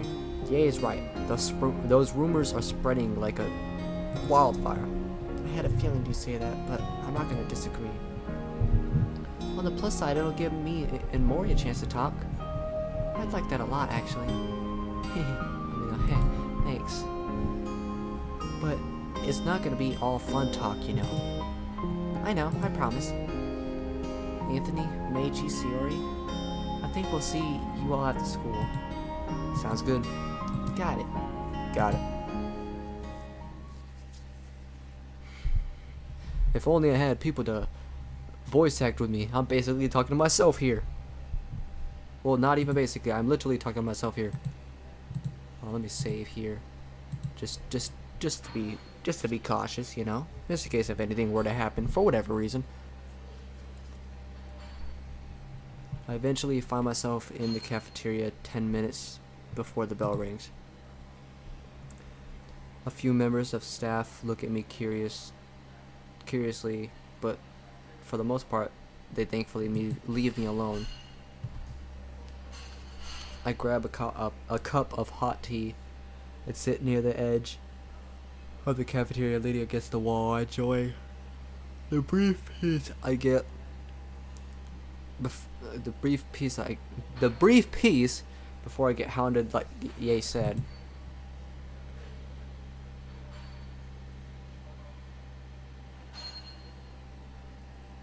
A kind-hearted member of staff does ask me if I want anything to eat. I just tell him something to help with the cold. To my slight amusement, he brings me some porridge and refills my tea. I gratefully eat my meal and sip my warm drink as the minutes pass. Soon the bell chimes. A minute or so later, I see students begin trickling in until the place is crowded. Thankfully, the only looks I get from the initial students are from the initial students before the others come in.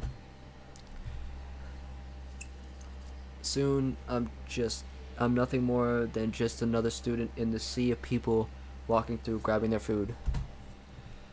As I'm taking one of my last bites of my porridge, a shadow looms over me. Oh, it's her. I mean, I'm actually kind of surprised she wants to sit here with us, but at the same time, I'm not. Because it's like, it makes sense. Oh, fuck.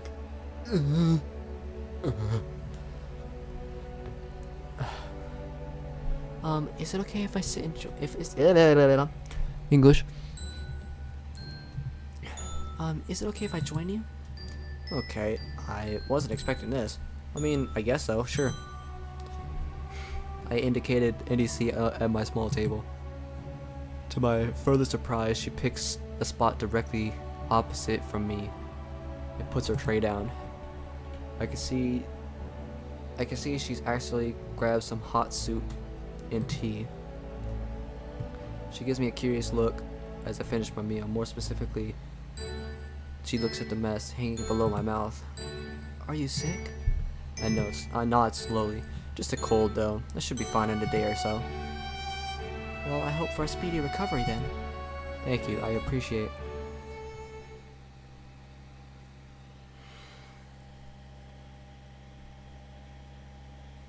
For all you mourning but How many times is man gonna speak in English? That's my question.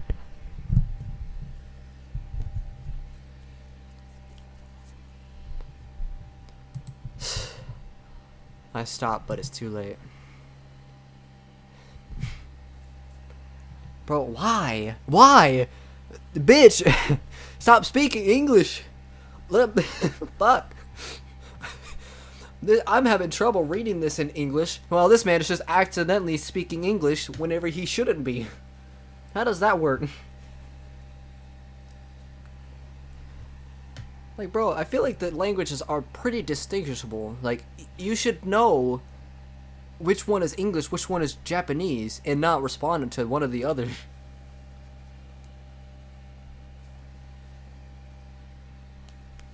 Like, goddamn.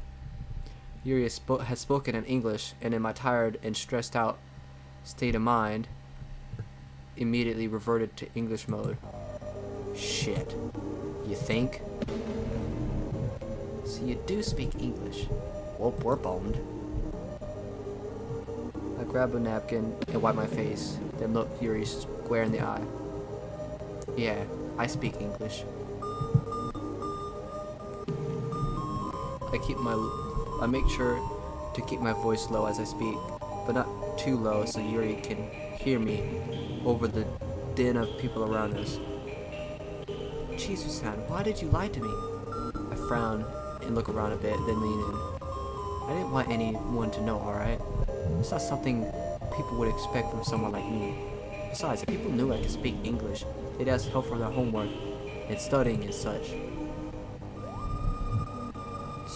Here we go with this. Is that why Monica and Ye were at your house today? Because she even heard about that. But, I mean, now that I'm back in high school, I'm remembering all the things I hated about it. Yoshika-san, it's nothing like what the rumors are saying. Is that so? Then what is it like? My mind races trying to come up with an excuse. Fortunately, something comes to mind. But that's literally counterintuitive. You just said, I don't want to have to help people with homework or tutor or whatever because people know I speak English. But then you just say this. What sense does that make? That don't make any sense to me. That's literally that's going against what you just said. Not sure how. Well, I mean, you could have easily just said.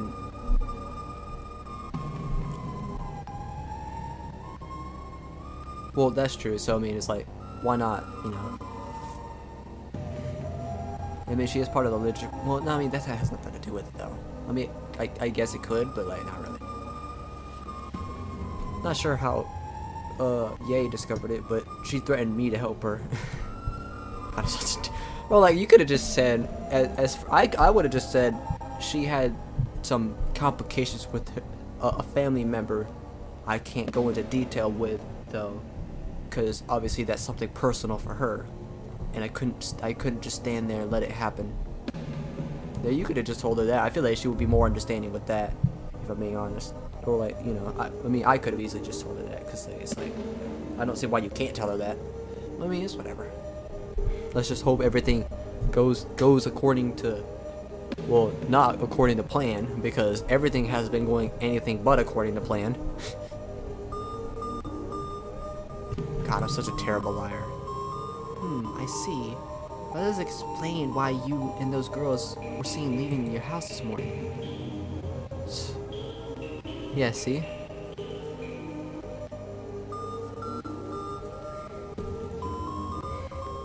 And there it is. There's one of many flimsy excuses I've come up with. Yeah, that was a bad call on my part. We lost track of time, and it was too late for them to go home, so I let them stay the night. Okay, God, now would be a great time to strike me with a few dozen of lightning bolts to stop the interrogation. She glares at me with an angry glare I've never seen from her before. I don't believe you. Damn it, that was a bust. Fair enough. Listen, I don't know what the rumors were saying about me, but I could say this. Nothing sexual happened between us.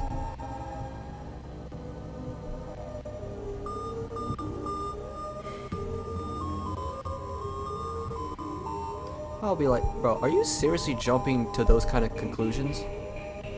You barely know me, and you're just assuming that you know exactly what I'm doing?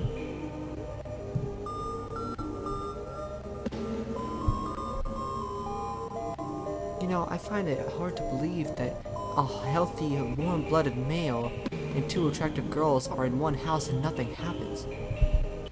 Especially when one of them is a well-known slut.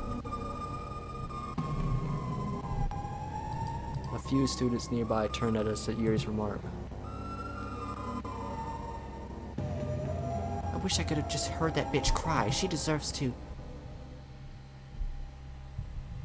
Yuri blinks suddenly, and in an instant later, she's back to her normal reserved self.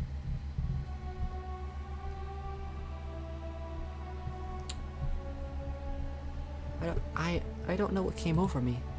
I've been so stressed lately. I didn't mean to take it out on you. I overstepped. It's fine, Yoshika-san. Is it me, or did Yuri's outburst sound jealous? No, it was just you. It wasn't just you. I noticed it too.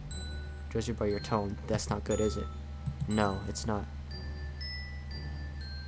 Yoshika-san, I could promise that nothing happened. There was nothing intimate about anything that happened between the three of us. Oh, and does that include Fujiwara-san too? Okay, that's Mori's last name, okay. Okay, I just wasn't sure. I thought that was, I wasn't, what is Causeways' last name again? I don't even know.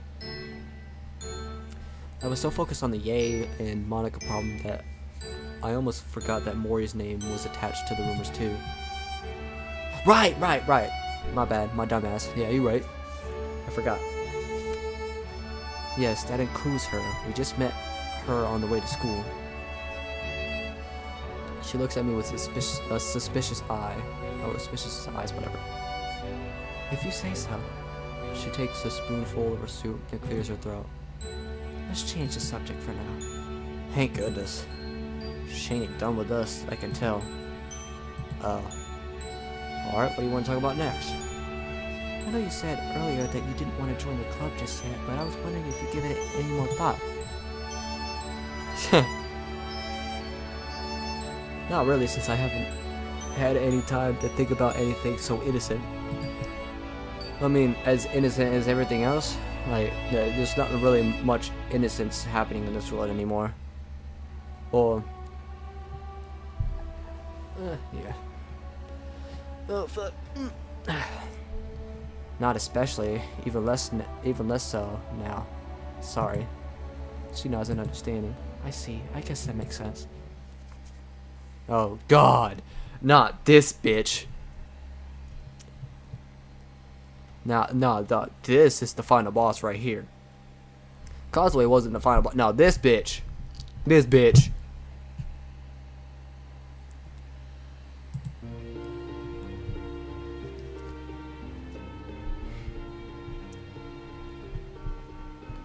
Another presence makes themselves known as Kotonoha walks over to us and sits down, uninvited, next to me. Yuri clams up immediately and looks nervous. Couldn't help but notice you two were talking together. Something about Kotonoha in this timeline is just off. Yeah, we were. Yeah,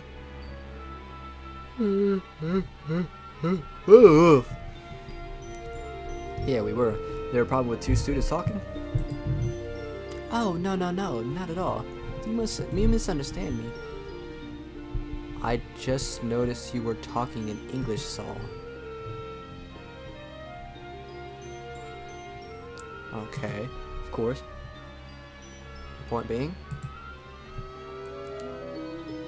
Kotonoha's British accent sounds menacing, despite the innocent smile on her face. No point. Just making an observation. It's nice to see another student who can speak two languages like me.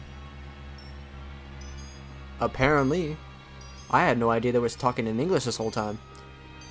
Even more so that she somehow heard them. I'm pretty sure they were talking lower, weren't they?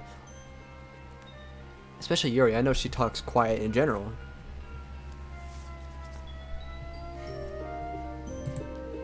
Aside from you now, I only know 2 students.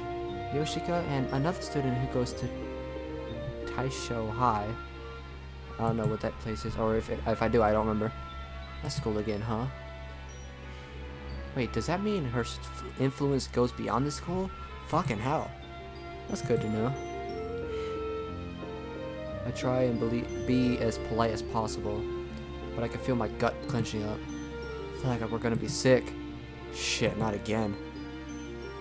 Your English sounds better than even my tutor.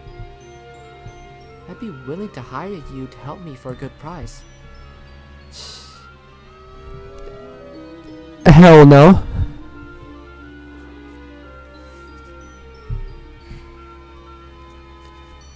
It's not hell no, it's ear rape hell no. That's much of a hell no I'm giving you. Shit, if anything, in this mod, I would love to have as little interaction with this girl as possible. Out of anyone. Every time I see her name, I'm like, oh my god. For real. Ugh. She looks over at Yuri, who's frozen in place now. Should the need arise, of course. Damn, she's giving me the creeps. You and me both. I'd rather... Before you reply, I encourage you to think about it, alright? She pulls a small purse out and pulls out a business card. Oh, I thought she was gonna pull me up. I thought she was gonna pull out like a band. I thought she was gonna pull out a band. This could be yours, you know? I mean, doesn't seem too far out of the ordinary. I mean, possibility. Pulls out a Glock. Pulls out a 911. Or 1911, I mean. I said 911. I mean 1911. Yeah, this is Japan. Pull out katana. Yeah, let me pull this disproportionately large katana out of my small purse.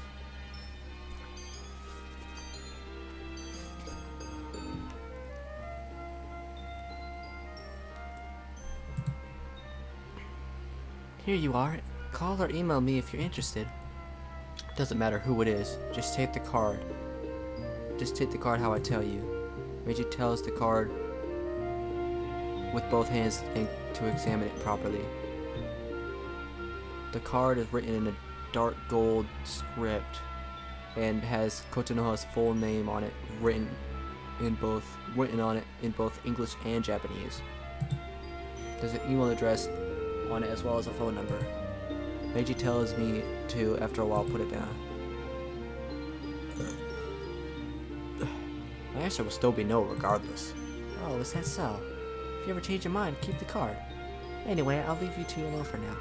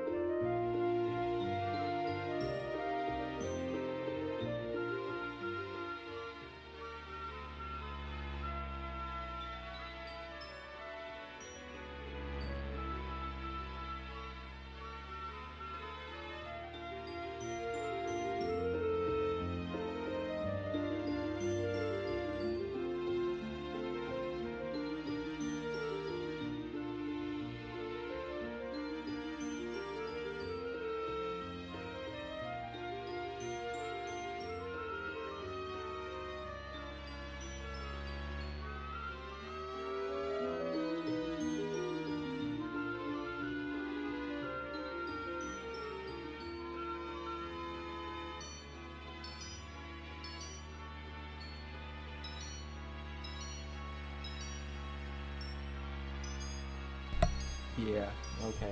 Okay, buddy. Yes, and enjoy your next 24 hours.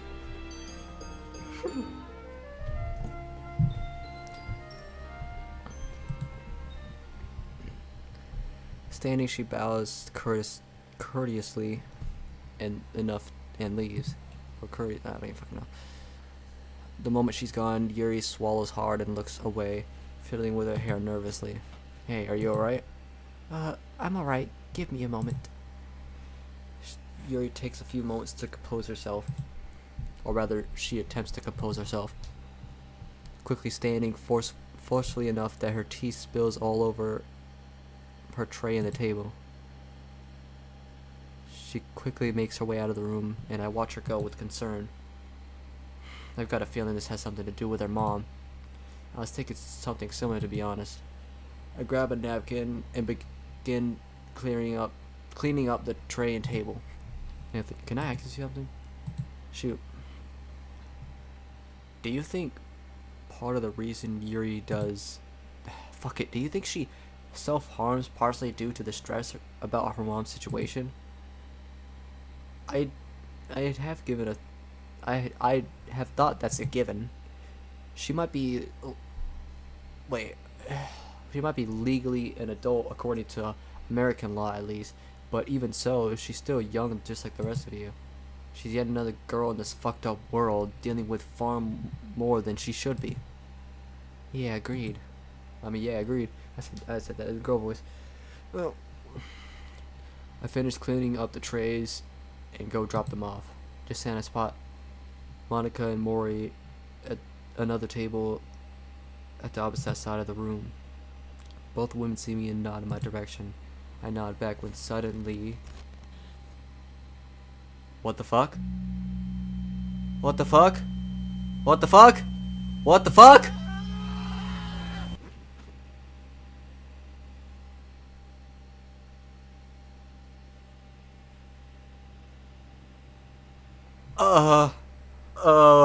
Okay. What the fuck? Huh? I'm sorry, I'm sorry, I just passed out. I was going crazy. What the fuck? The next thing I remember, I'm slowly opening my eyes, only to face a somewhat familiar ceiling. All I can hear is the air conditioning going in the background. And just then a familiar face looms over me. Wait, the nurse had a Sprite? I don't remember that.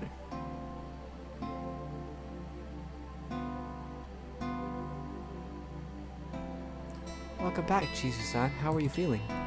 I groan as I try to sit up, but the nurse stops me. No, just relax for a bit. You had quite a fall earlier. I obey and lie back down. Wait, what happened? The two ladies who brought you here stopped in the middle of the cafeteria. What? Well, oh my god, what the fuck? Go back. Did you see it? The screen was glitching. Fucking Monica and Maury's eyes were like bleeding and blacked out, and fucking the dialogue was going like crazy. Oh my god. Holy fuck. I'm gonna assume that's just because he was sick. I don't know. Did it even say words? Leave her the fuck alone. No. Fuck you, burn in hell. Why won't you just die? You can't save us, something.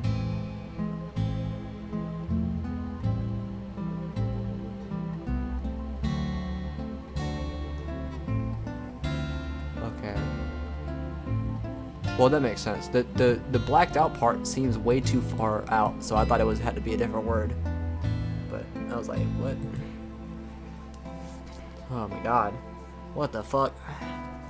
I mean, I would assume I can't save you all. I mean, I've saved a good bit, that's for sure. Or at least as far as telling them what's happening, so then I can actually save them. Like, taking them in the space classroom, whatever, if and when things do go to shit.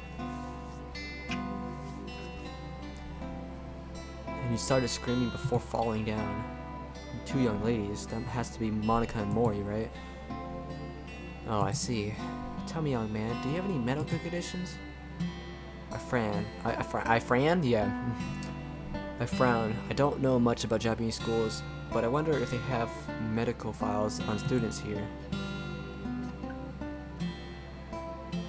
Well, you shouldn't have said you're on medicine for narcolepsy, unless you just say, like, but someone told me that it's like, you know, like, not good for me to be taking, whatever.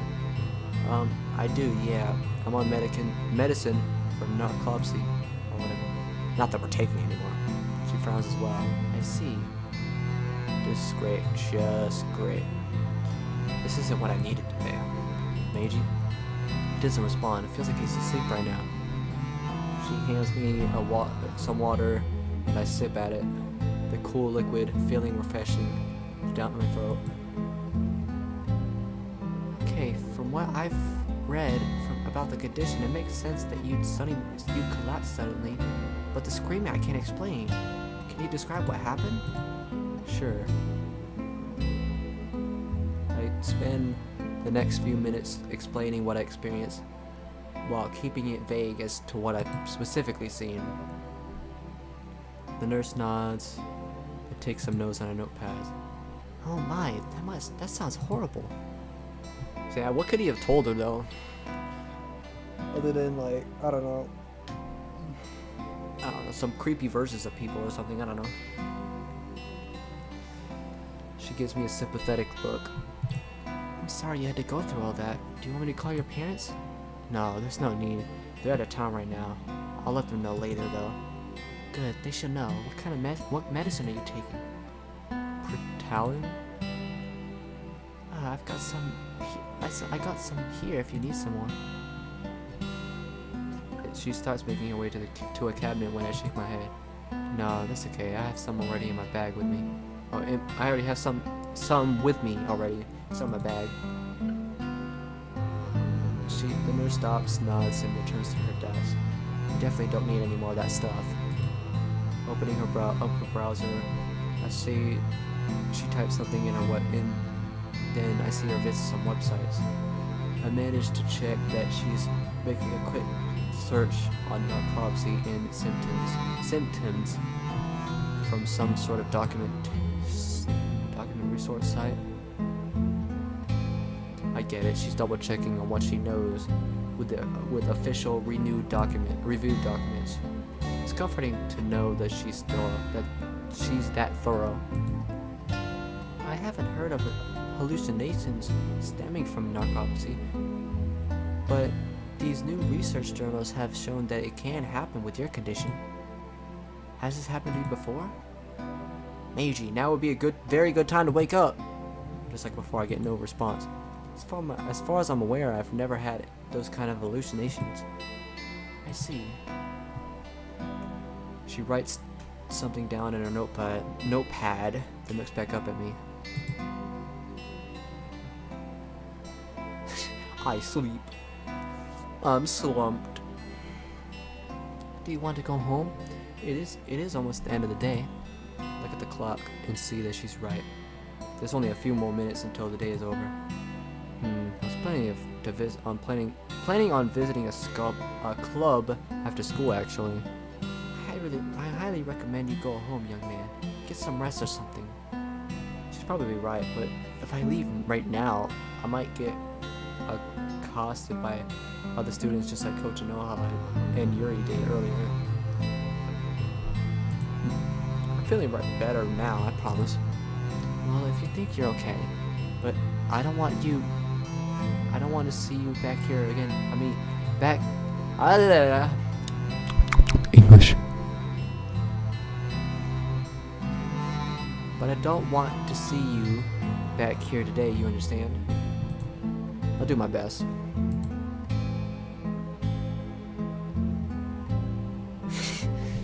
Yeah, this man, he loves keeping up my progress. I mean, I appreciate it. I mean, having constant you know, reminders is always nice. Wait, really? Wait, hold on. Part 2. Oh, part 2. My dumbass. I didn't even see it. And then part 3 is almost at 100. I mean, almost at 200. Man, part 1 is almost at 300. I'm climbing the ranks. I'm doing it. It's working. It's working.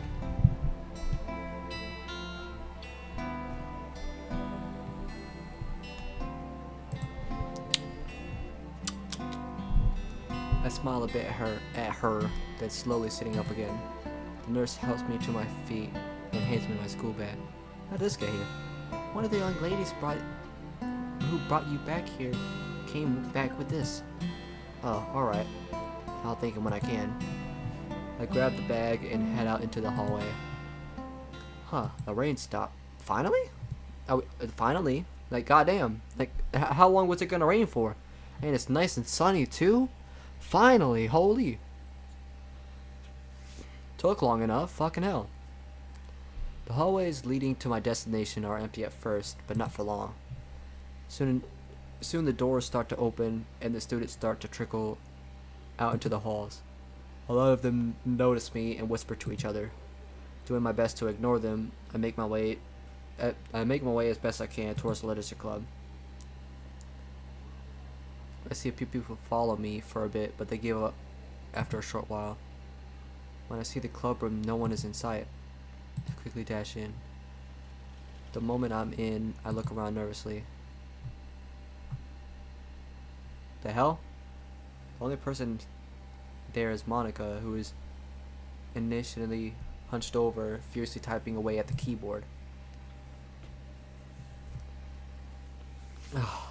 When I come in and quickly close the door, she jumps and stands and runs over to me. She throws her arms around me before I can get a chance to say anything. Oh my god, are you alright? I was so worried. She hugs me tightly. Smiling a bit, I hug her back. I'm fine now, I promise. She looks me dead in the eyes. Are you sure? You were freaking out pretty badly a few hours ago. I've never heard you scream like that before. I'm sure. I think it has to do with Meiji's narcolepsy. At least, that's what the nurse told me anyway. I see. Monica kisses me on the cheek affectionately, then reluctantly lets go. What are you doing here, though? Alright. I just needed a space to get away from all the gawkers and gossipers until most of them leave. Yuri and Coach Noha both came up to me during lunch today. That's such a relief. What happens when the door opens? Yuri walks in, followed by Natsuki. Why? Do you have to glare at me? Why? Why? Why? When Natsuki sees me, she glares at me. Oh, great. The hentai harem protagonist has finally come here. Monica glares at Natsuki briefly. A glance from me, however, she immediately calms down. What the hell are you doing here? Wait. Oh, come on. What is up with you? I think she just likes him in general. Or everybody, really. Goddamn, everybody wants to jump to a conclusion that he's doing something with all these girls. Like, the fuck? Like, why? I mean, to be fair, it's Act 2, so I mean, everybody has a fucked up mind, I guess. But like, goddamn. Does it have to be like that? Like, stop fucking assuming shit. What's more, Natsuki looks a bit worried.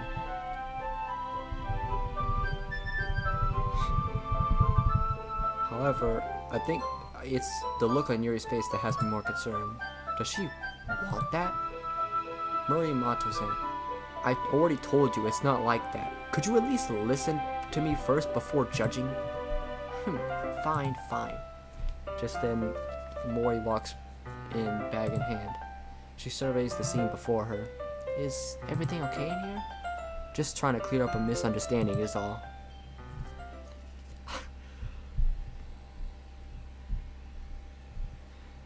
With all these girls staring at me, I'm suddenly nervous. I know Mori and Monica will have my back, but I'm still nervous about Natsuki and Yuri. I still don't know if Yuri trusts what I have to say. God, I hate having to pander to both women in front of Monica, but I may have to in order to keep the peace. Just as I'm about to speak, Mori speaks up. Natsuki, Yuri, I know what you're thinking, and it's completely understandable. Thank you. I'm glad someone gets it, but I can assure you nothing has happened between Monica, Chizu-san, and Kawaki-san. Oh, and how would you know? I was actually walking back to my place with Monica to talk to her about some club-related activities to form a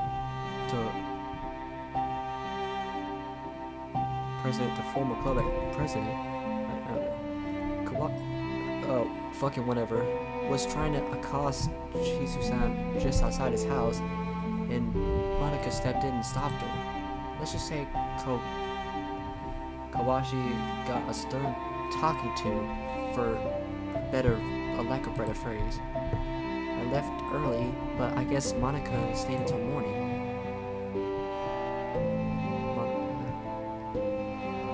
Monica looks a bit nervous now. When Mori stops talking, she speaks up. Yeah, I was pretty angry. I lost track of time, so I stayed at Chizu-san's house, and Kawaki was also forced to stay there that night.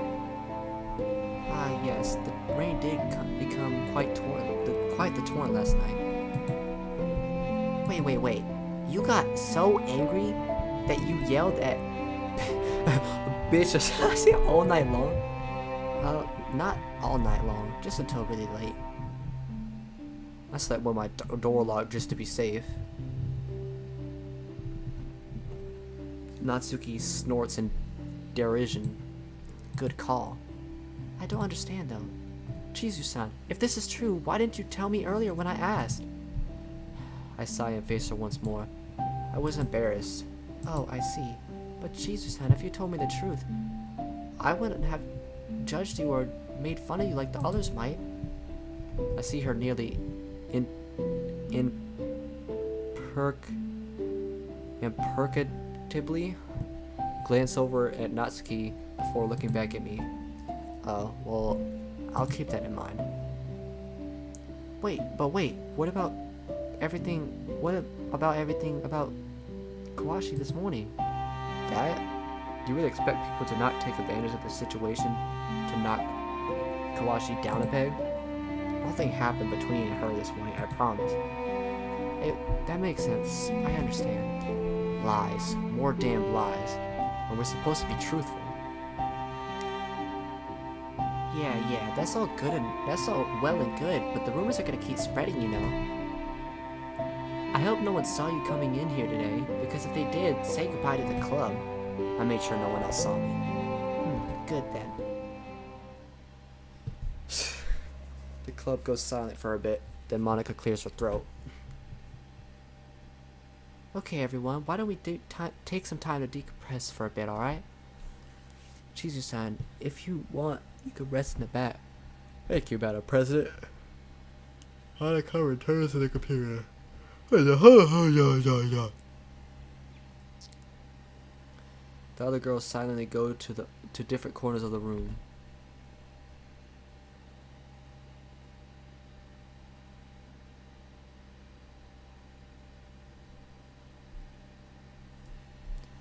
I grab Meiji's bag, walk over to a desk at the back, and practically collapse on it. Head on the desk, covering my hands cover my eyes. As I'm lying there, I can feel Meiji slowly begin to wake up. Meiji, you're finally awake. What? Huh? What happened? I think we had a narcoleptic episode. Fuck, man. Wait, we did? Yep. Even worse, even those glitches and hallucinations. I'm hoping those were just hallucinations. The alternative is much worse. Right. Where are we though? Briefly I explained what happened to a stunned Meiji. Fuck. You're telling me. But I think we're in the clear with Natsuki and Yuri, next to Mori. least for the time being. Well, that's good at least. Oh, kitty, man. Oh, fuck. Just silence for a bit. So, even though you wanted to avoid the club, we still somehow managed to get back in here didn't we? Think we should be concerned? You're kidding me, right? No, it just meant you do. Do you think the script could be responsible for this? I don't know. If that's the case, the script might have more power than we thought. How? Well, let's see. It would have to know how we would react to certain scenarios. It would have to push us in the right direction. Hell, it very well could have taken control of people for a brief period of time to accomplish its goals. Talking about it as like it's a living thing. It very well could be. Look, I don't know anything. For all I know, we could be controlled by some sort of script. Yeah, terrifying thought. I'll shut up now. I do so and just rest, allowing myself a brief reprieve from what's been happening. I see Yuri. Oh, you know what? Hold on. Loki, I'm gonna do what I did last stream, and I'm gonna take me a break. Because I don't want to end in the middle of the day. I want to do it, like, I want to go ahead and stop once it reaches the end of the day. So I'm gonna take a break real quick, do something real quick, and I'll be back. Let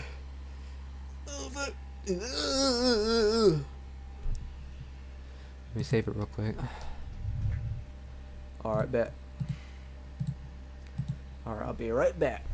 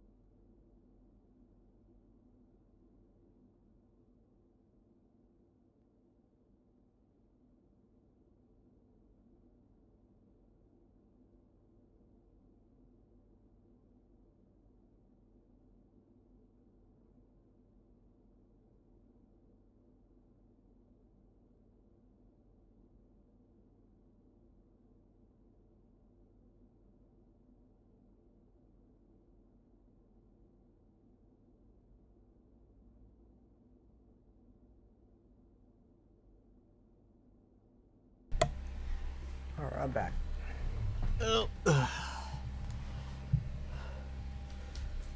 Whew.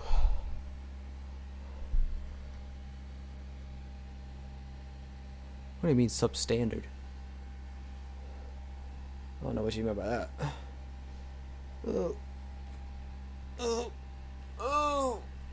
Probably should have stretched before I sat back down. But oh well, I don't really give a shit. I don't feel like standing back up now.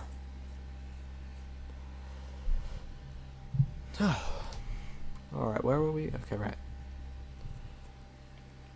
I see Yuri sitting at a desk reading a book. To my confusion, Mori is seated by her reading the book, just like what's seen in the Yuri route. Natsuki is sitting against the wall reading her manga by herself.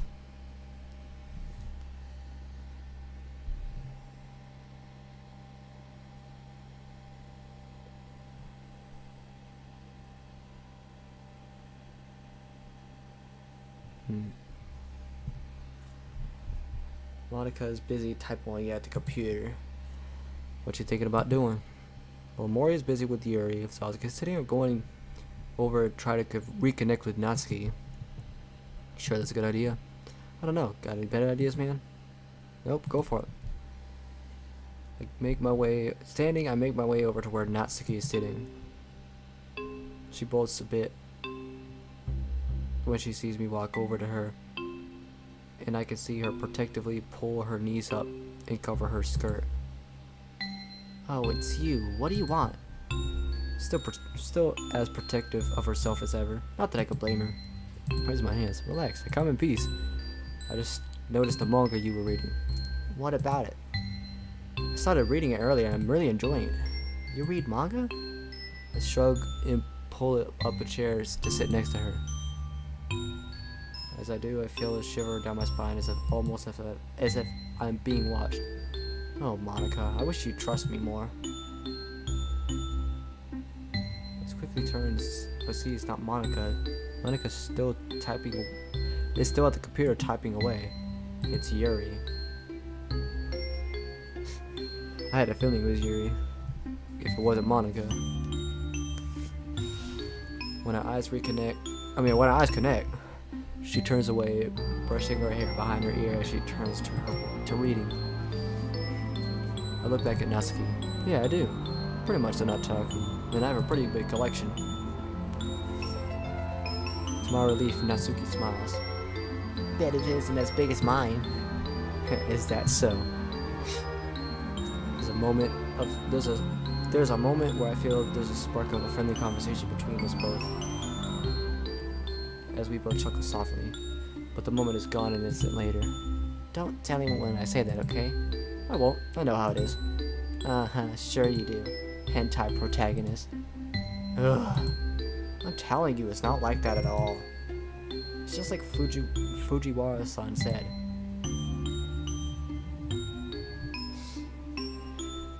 This girl, man.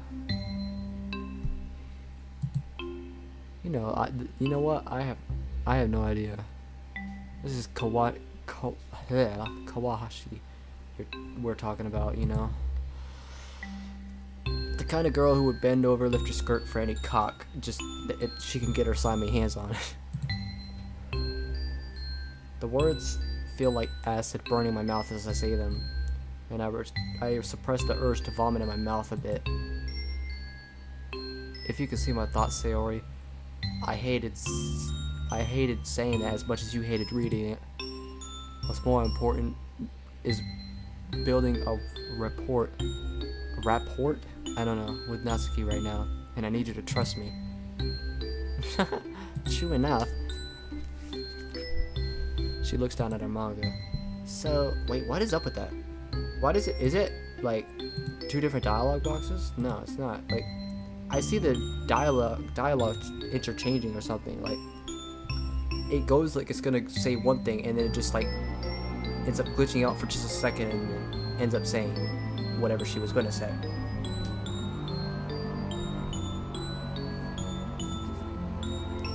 So you've begun reading this manga, huh? Yeah, it just started a few days ago. It's been in my backlog it's been in my backlog for a while now, and I just now got around to it. You're gonna regret that decision. I already am. We smile a bit again. Then I hear just then I hear her stomach growling. Natsuki's face goes red in embarrassment. Are you still hungry?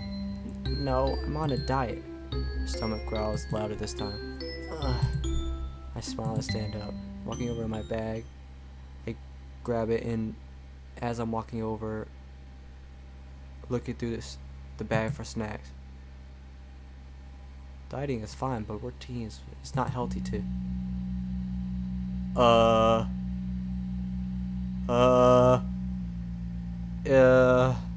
Is that just us, or what the fuck? You seeing this? Hi, what?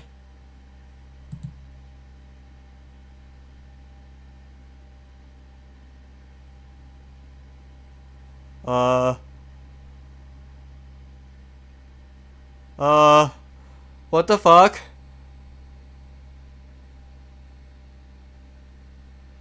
Now it's not the time for Detroit.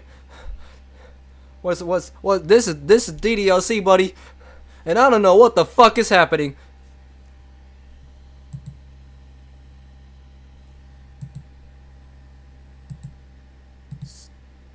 What just? Damn it! I'm so sorry. Panic begins setting in, and I try to perform damage control. I hallucinated again and saw you without a face. I'm panicked. I'm sorry. When I look up at Natsuki, her face isn't angry like I expected. Instead, it's more sorrowful. Moromoto-san? Maybe Dad was right. What? What the hell? Maybe I am a faceless nobody. From behind me, I hear someone smirk. What, bro? Oh God, please no. Oh my God, what the fuck? This is crazy. I whirl around and see slightly smirking Yuri holding her hand up to her mouth. Monica and Moria watching this with a nervous expression. Natsuki immediately goes on the defensive. Got something to say there, Yuri? No, I didn't mean anything by it. That's a damn lie. Oh no. Oh God. Well, what the fuck? What is happening? You were laughing at something. I try to move, but my body freezes up. I struggle to move anything. He's out for the count again. Natsuki has gotten as much into Yuri's face as she can. Moria and Monica both move at once in attempt attempt an intercession. Come on. Oh God. Bro.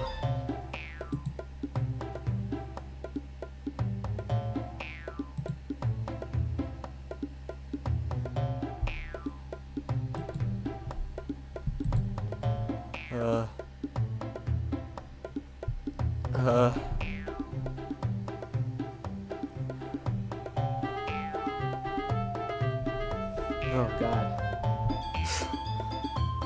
This is crazy.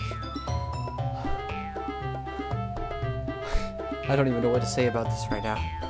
I don't know if I can even voice act in this kind of situation. What the fuck?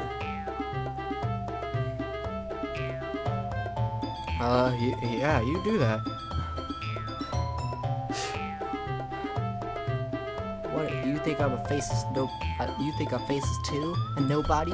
Natsuki, that's not what. A sudden change comes over Yuri. She stands up straight and looms over Natsuki. Oh no.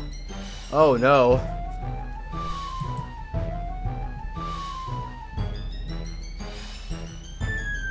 Oh no.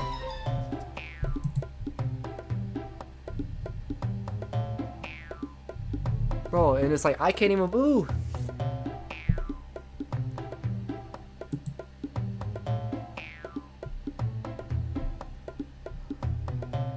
You guys can read this by yourself. I'm just gonna Oh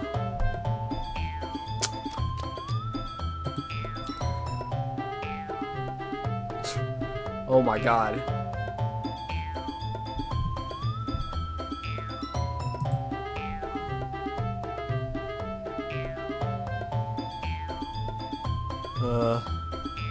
I don't even know what to say anymore, man.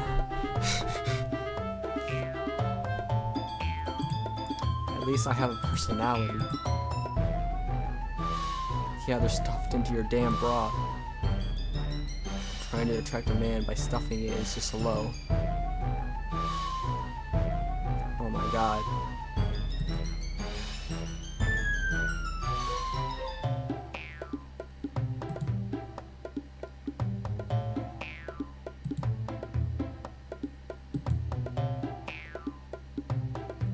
Don't say it.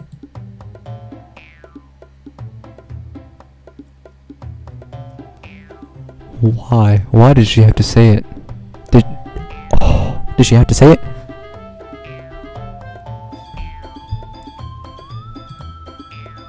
Did you just accuse me of cutting myself? What the fuck is wrong with your head? Much less than what's wrong with yours.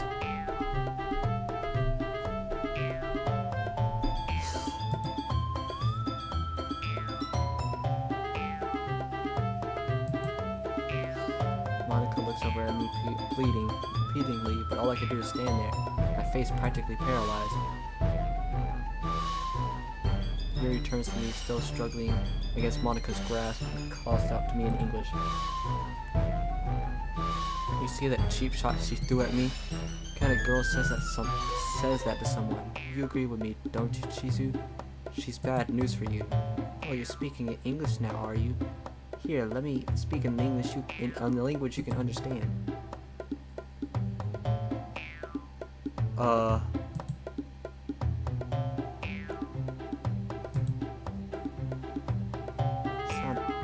automated. What?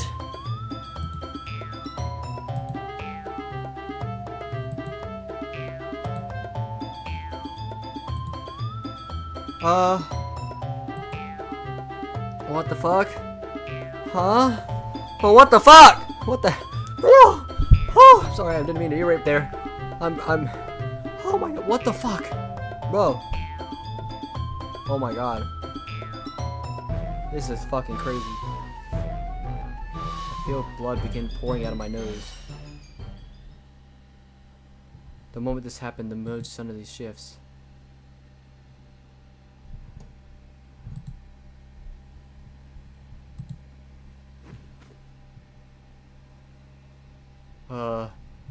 Oh my god. I stumble forward and land flat on my face. Blood from my nose splatting on the floor. I gasp for breath, panting heavily, taking a big gulps of air. Maggie, you there? I'm here. What the hell just happened? I don't know. I felt the sudden urge to choose one of them. Wait, that was you? I think so. Shit. I cough a bit, then tune back into what the other girls were talking about. Shit, they've gone back to arguing. And how is this my fault? You're the one who started it. Don't pin this on me, bitch. You're the one who attacked me. Because you're the one who started the insulting. And because of that, you hurt someone. This isn't my fault, it's yours. No, if anything, you were to blame. And back and forth it goes. I try and stand, but it's taking more effort than normal. It's hard to see anything, but I hear the four struggling. I find it harder and harder to move. Why aren't you moving? I can't. Just then, there's a sound of a particularly violent shove, and someone goes down, scattering desks and chairs. I hear Monica and Mori and Monica cry out in pain. The other noises I hear are the sounds of Yuri and Natsuki grunting and crying out loud, or crying out. I don't know what's happening. Suddenly all noise in the club room suddenly stops. Minutes pass, or seems like it in my dazed state. Then I hear a shuffling and the doors sliding open. Damn it, what the hell was that all about? I don't know, but we need to go after them. What about Anthony? Monica, just go. I cry out as best I can, but my voice is more hoarse than ever now than ever before. Go! I hear the two run out the classroom, leaving me alone with Meiji. I focus more on moving my body. Just then I hear a sound of static behind me. It's coming from the direction of the closet. Anthony? Meiji, are you okay? Sayori? I'm coming over. No, don't! Give me a minute! What the hell happened in there? This place is a mess. Long story. Hang on. It takes me a little while, but I eventually regain control of Meiji's body and slowly climb to my feet. Bro, what the fuck? What the hell? They really fought, didn't they? No shit. I see Sayori looking over at the scene. Guys, where's everyone else? They ran off. Hang on, I'll explain. Your nose! Sayori runs back into space class. Wait, she was in the classroom? She can get in here? Oh, yeah. Okay. She then returns and tosses a tissue my way. I catch it and stuff it in my nose to stop the bleeding. Okay, Anthony, what happened?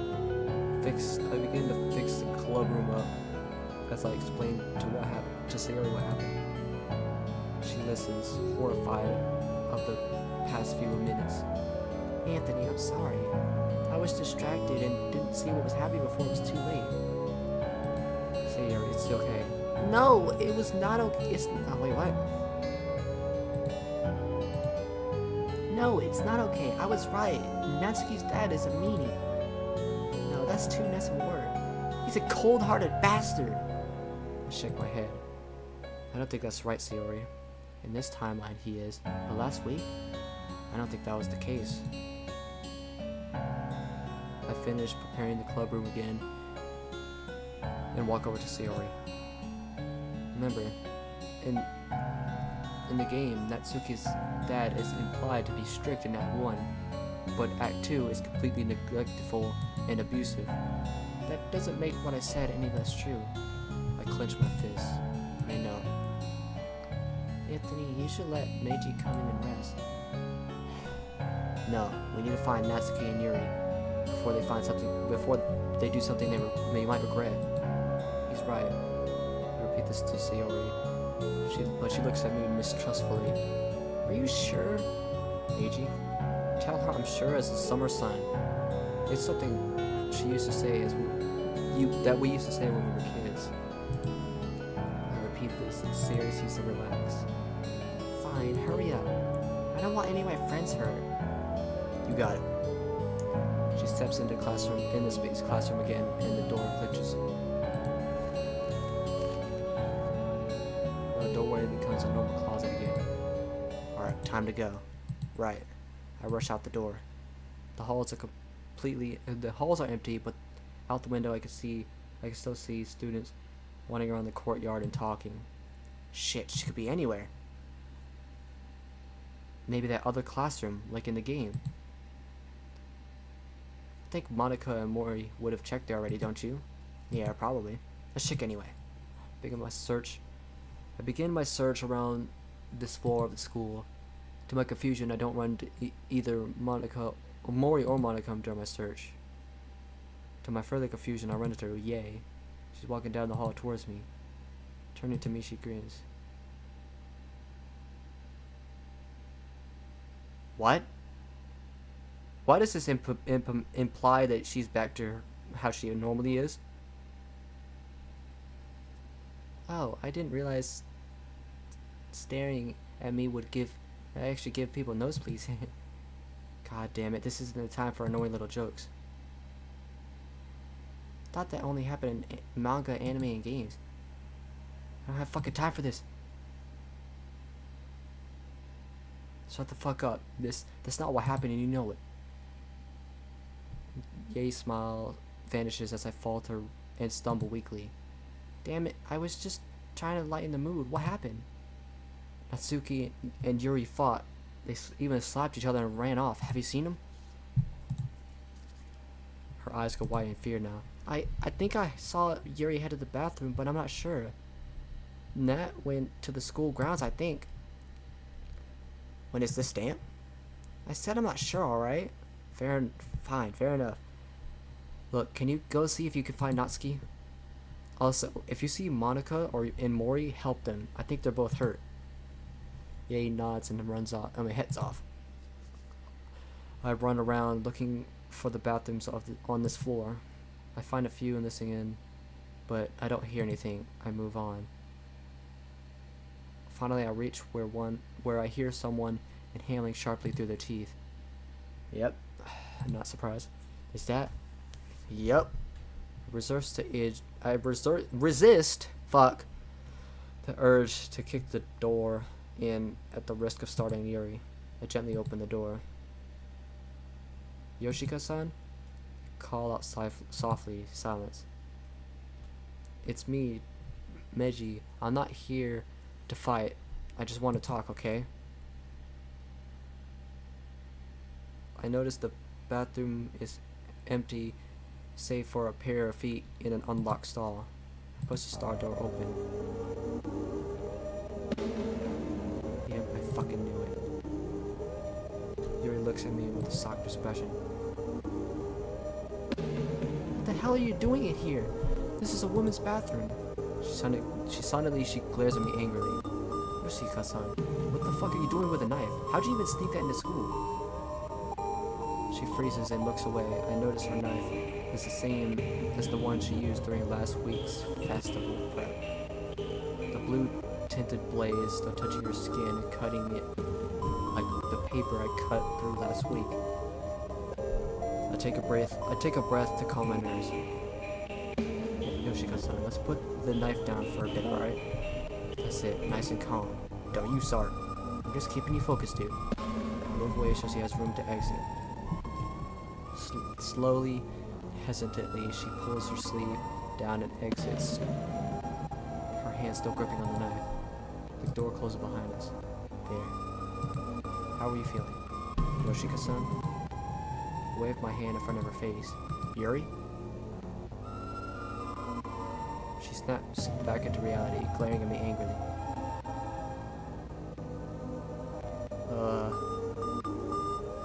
Oh, what is even happening anymore?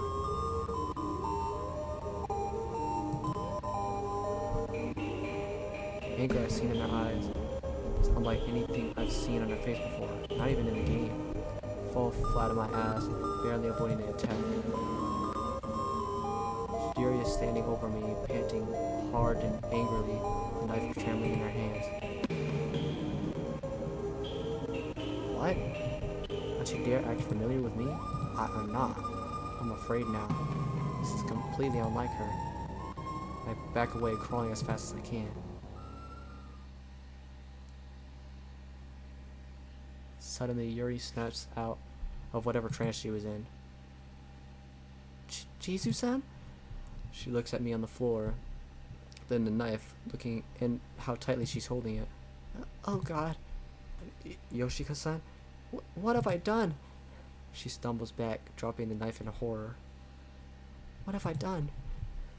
Holding her head in her hands, she retreats down the hall before I can call out to her, leaving her knife on the floor. Yoshika-san, wait! It's too late, she's gone now. I take the moment to catch my breath, gasping as I feel my body begin to tremble. I reach over, grabbing the knife and closing the blade, slowly putting it in my pocket. What the ever-loving fuck? That. Are you okay? Something inside of me snaps. How dare he ask such a ridiculous question? No, I'm not fucking okay. What the hell kind of question is that? I was just checking on you. Well, as you can clearly feel and see, I'm far from okay. My anger turns to white-hot burning rage. Don't you fucking start with me. The hell is your deal?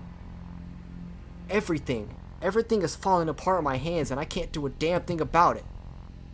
You think I can't tell that? You think I'm stupid or something? You really want me to answer that? Yeah, I really do. Oh, God.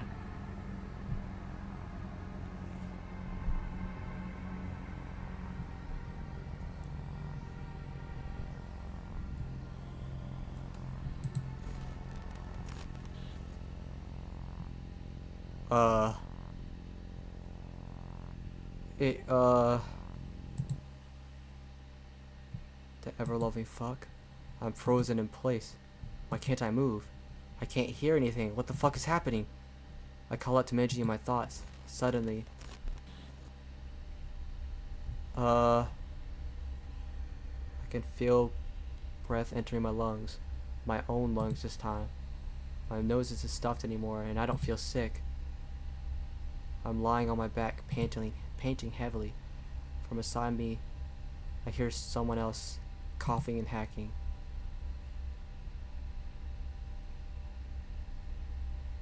I turn to see Sayori clutching at her throat.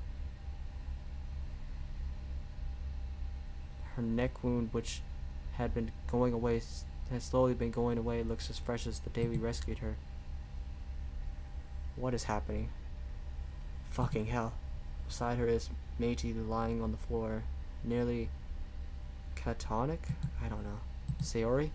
I crawl over to her, fear rushing through me. Please be okay. She rushes over to a glass of water and down on the table and downs it desperately. I'm okay. I'm doing it right now. She says this between heavy pants and cough. While she's recovering, I make my way over to Meiji. His eyes are blank. They're just standing up in the ceiling, nearly lifelessly. I check for a pulse and relieved to find one. It's if a bit fast.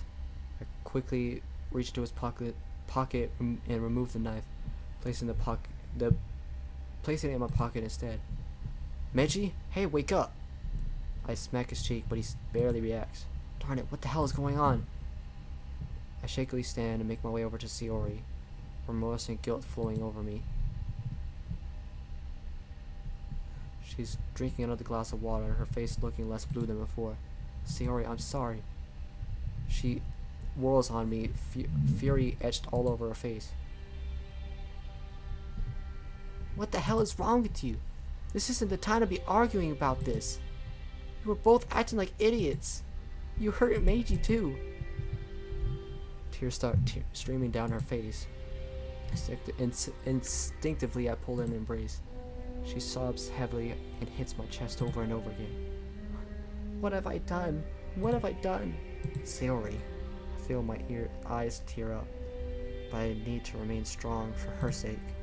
That's what Meiji would do. I know it. I pull her closer as she buries her face into my chest, continuing to hit me, but the force on each hit is less than before. Soon her arms fall to her side as she sobs. I'm the absolute worst. I hold her close. I'm so sorry. I'm so sorry. Sayori sobs harder now, leaning against me. I try to support her the best way I can, but in my emotional state, all I can do is collapse to my knees. Oh my god.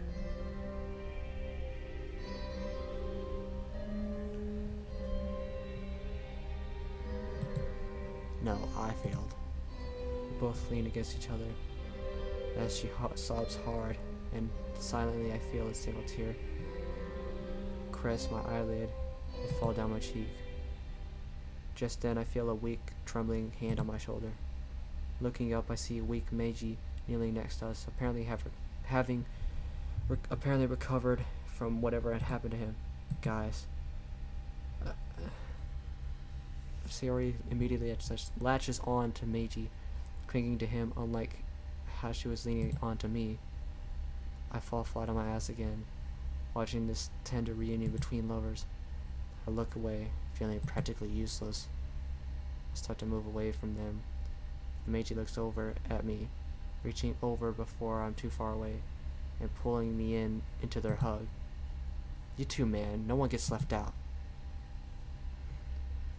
I see Sayori glance over at me all apologetically, Then she too reaches out and pulls me into their embrace.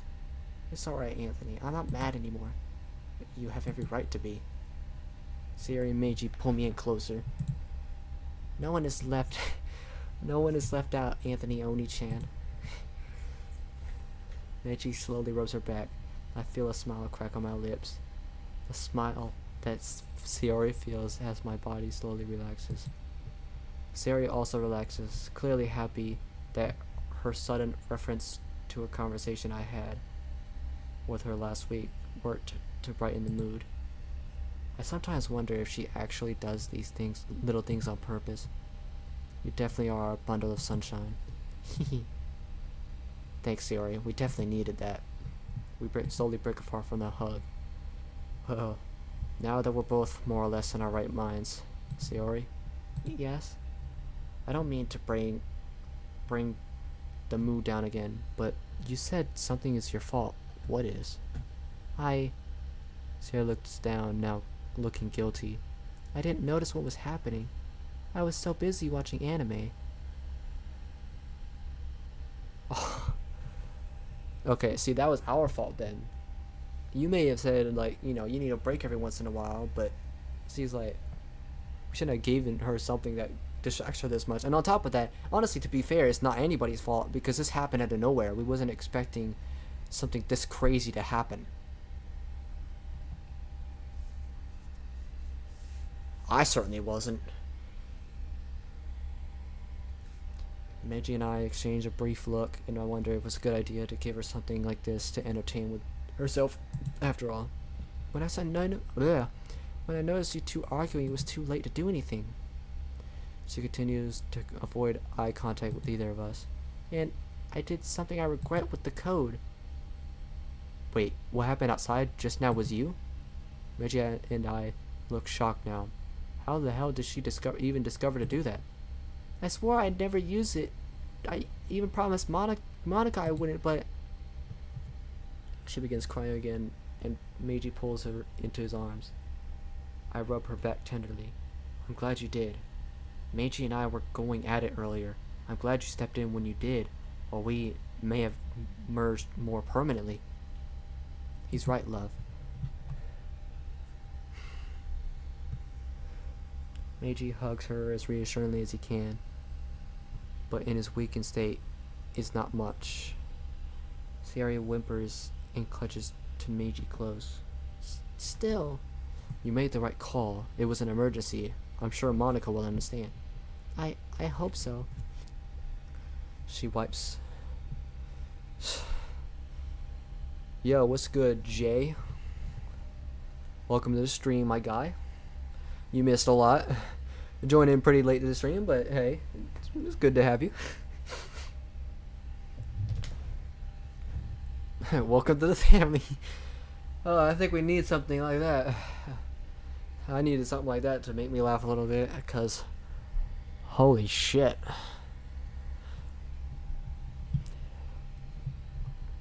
That's something I've never could have anticipated happening. Fucking hell. She wipes her eyes with her sleeve and clears her throat, trying to stop her own crying. Anyway, shouldn't we be worried about Natsuki and Yuri right now? We're wasting time feeling sorry for ourselves. Damn, you're right. Any idea where they might be? Yuri ran off, so she might have gone home already. Yae mentioned Natsuki might be outside. Okay, go. I'll keep an eye on things from here, alright? Sounds good. Anthony, let's go. I stand and stretch briefly before Meiji and I simultaneously rush towards the door.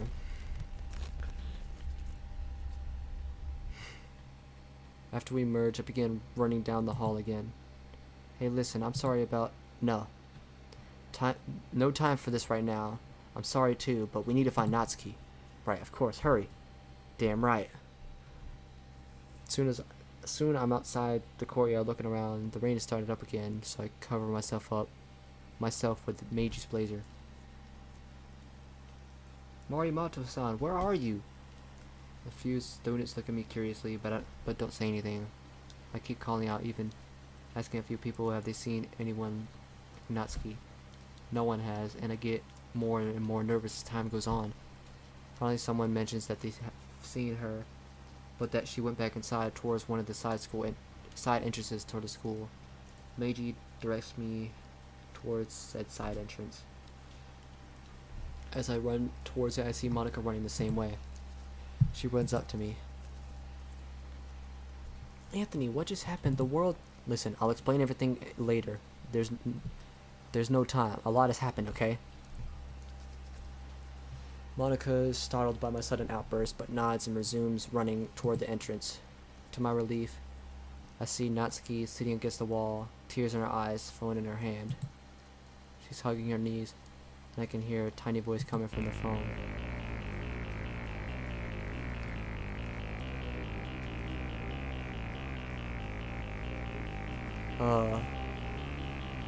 I'm sure we know who this is.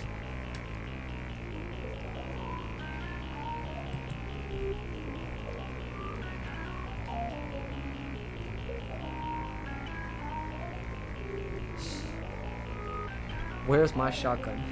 This is Japan, buddy. You gotta pull out your katana.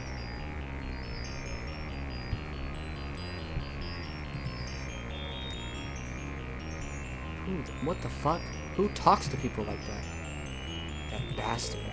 He is so dead. I can feel both myself and Meiji get angry much more. Fury, white hot like the sun. That's probably like not the best idea.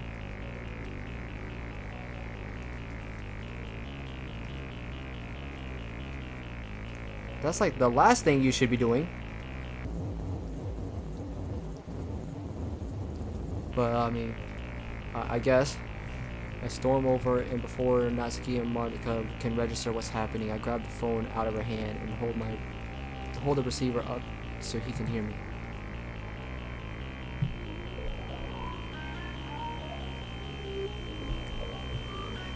Just who the hell do you think you are? Well, I can't even say that. It shouldn't matter, but you know, snowflakes and shit. Who calls their daughter worthless and faceless? Or just who the hell are you? I growl like a wild animal into the receiver, and something inside of me snaps. Someone you really don't want to mess with. You talk to Natsuki like that, or even land a single hand on her, I will come to your house and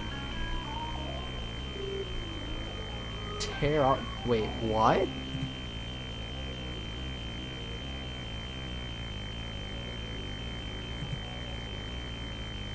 What the fuck? Bro.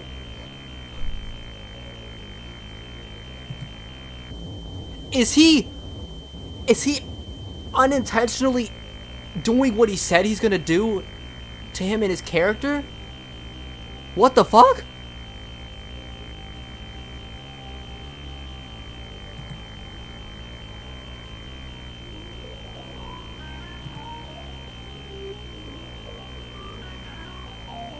I feel Monica try to pull me away from the phone, but I'm not done.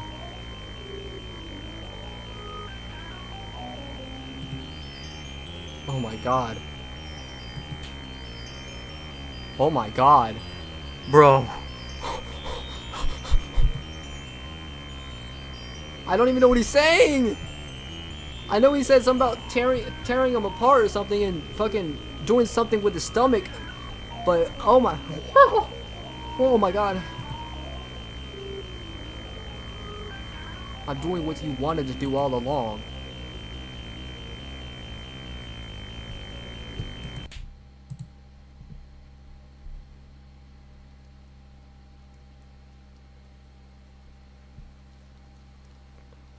I find myself on this floor, an extremely pissed off looking Mori hovering over me, with her hand outstretched.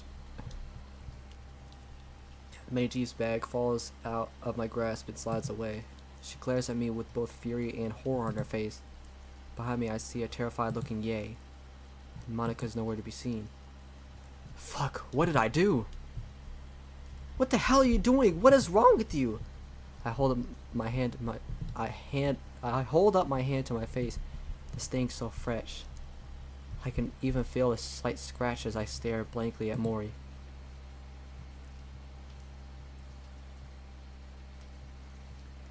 You went completely overboard. You and I both know Monica isn't the antagonist. If anything, you are now. My heart sinks.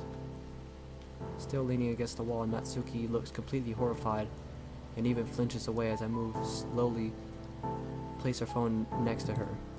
What did I just do? You broke Monica is what you did. What the hell is wrong with your head? I weakly stand, trying to put all my strength into it. I am... Oh God. Wave after wave of guilt washes over me.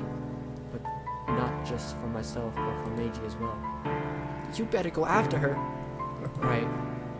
I start going, but I stop as I feel a tug on my blazer. Looking down, I see Natsuki weakly grasping at my clothes. Meiji? She looks away, causing me to feel twice as much guilt. I didn't mean to scare her. God damn it. Did you mean what you said? I don't have time for this. I need to go after Monica. No one's ever said that before. No one's ever stood up for me like that. She still looks scared of me, but I could see a brief look of admiration in her eyes. I went overboard, but I hate seeing I hate seeing anyone hurt, so Anthony, there's no time for this. We'll help Natsuki go. I quickly extricate myself from Natsuki's weak grasp and start running as fast as I can. I don't even take the time to change out of my school loafers or grab my umbrella. I run down the street. As I run down the street, we fucked up big time. Damn it, we did. What the hell was I thinking? I'm to blame here too. I just got so angry. I wanted to hurt him. We did. You didn't see it? See what? The console opened. We used it. What the fuck? I feel a massive chill running down my back as I think back. You're right, we did. I would try to run faster now. Hurry! I'm trying. But how did they even use the console?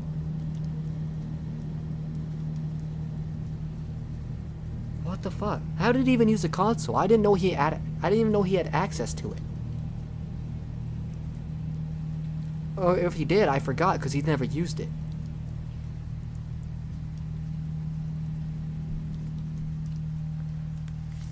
I continue running, fumbling around, trying to get my spaced classroom pen. Is it gone? I can't find it. I think it's in your bag. No. I pump Meji's leg as fast as I can go. Faster, faster, damn it. Monica! No response. Please, God, no. I run to the space classroom. We split apart faster than we ever have, and are more than horrified to see Sayori on the floor holding her arm in pain. Sayori, what happened?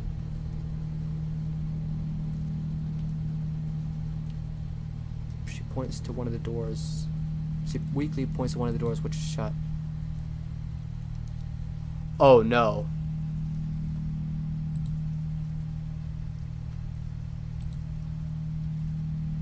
Damn it, no! Meiji, you attend to Sayori. I've got to stop Monica. I reach into my pocket and retrieve Yuri's knife. I rush to the door. I rush to the room and burst through the door. Once I'm in the room, what I see makes my heart drop.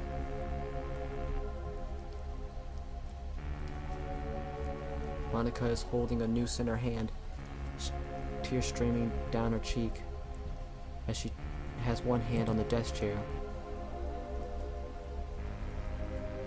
I take a breath, raising my hands disarmingly and let it out. Letting the knife drop to the floor with a clatter. Monica, let's put down the noose, okay? She takes a step back. My heart is pounding in my ear as I try to come up with something to say. Slowly I close the door behind me and take another step forward. Monica, put down the noose. Please, just think about what you're doing. Oh God, I have no idea what I'm doing here. How the fuck do I help her calm down? Just let it go. Please, we could talk about this.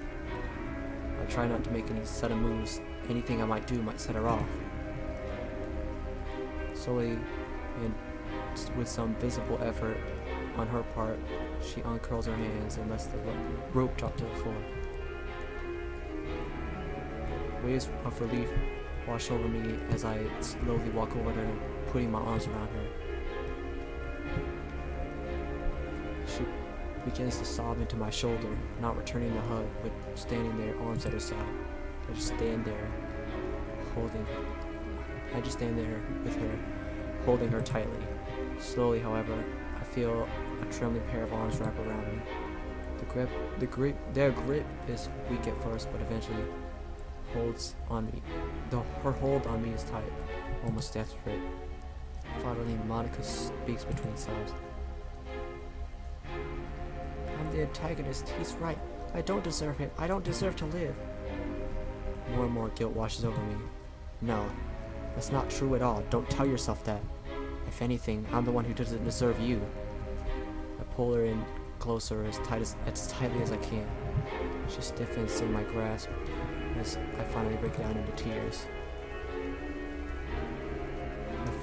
I begin feeling weak in my knees and lose my footing, falling to my knees as Monica follows.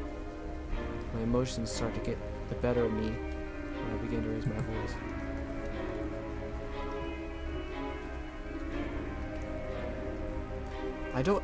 I deserve the noose, not you. I can't imagine a world without you anymore. The world is a better place with you in it. I don't belong here. Monica's hands grab at mine and stop me. She shakes her head violently. Don't even say that. Please don't. I freeze him as Monica pulls me to my feet.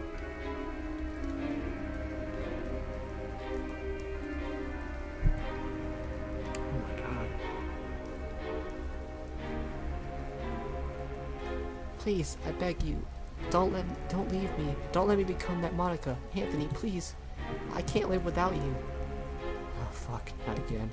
I hug her tightly. I try and stifle the tears. You belong in this world, but I don't. I don't.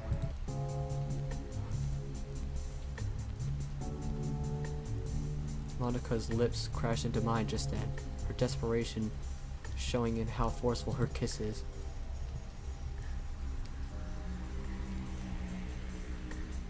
Tears streaming down both of our faces. We pull each other closer, pulling at each other in almost a frantic desperation. Our lips interlocked. I feel her pushing me backwards towards the bed. When we reach it, she shoves me into my back.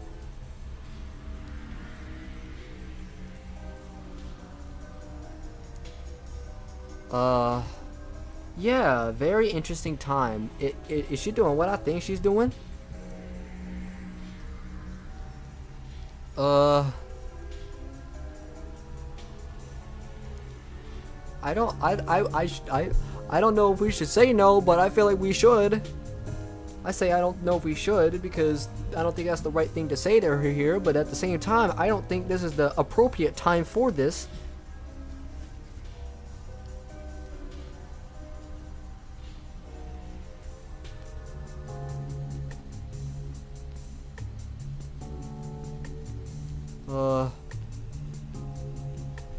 Oh my god. Wow, man. This is crazy.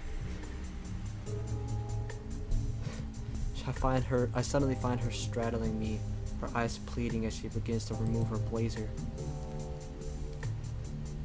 Oh wait, we're actually doing this. He's actually going through it? This isn't the time, I'm not gonna lie. I bite my lower lip and reach for the zipper on her skirt in an attempt to remove it for her. Oh, wait, oh god, the look in her eyes. Okay. Something inside of me snaps, and I quickly sit up, grabbing her quickly putting her blazer back on. No, this isn't right. Anthony? I sit up.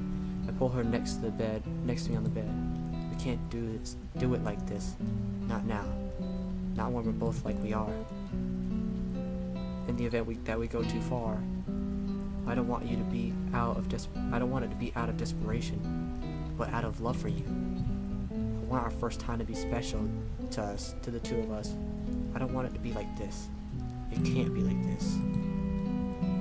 I wipe my tears as best I can, sniffling. Monica, I won't change your trust at all, will I? What? That's all I am to you, the antagonist? No. Monica, you are anything but the antagonist. But I am, you're right. No, I'm wrong and an idiot. Monica, words alone cannot express how sorry I am for what I said. No matter what the circumstances, I should have never said those words. I absolutely have no excuse for them. I can never apologize enough. The tearful Monica reaches over and grabs my hand, bringing it to her chest. I'm sorry. You're right.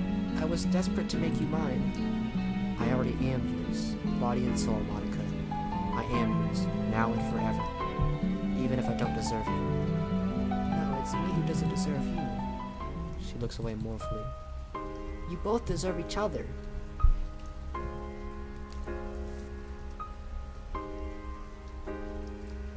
Quickly looking up, I see Sayori standing in the doorway now, being supported by Meiji. Sayori is glaring at the two of us. No, that's not an insult. I could tell you both are deserving of the other.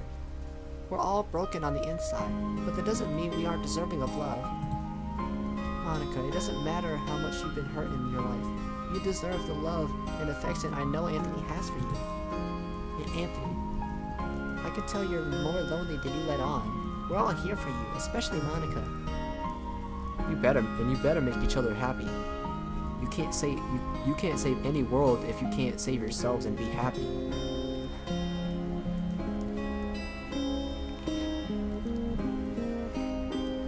I highly doubt it. They probably came in whenever we were talking about how we don't deserve each other.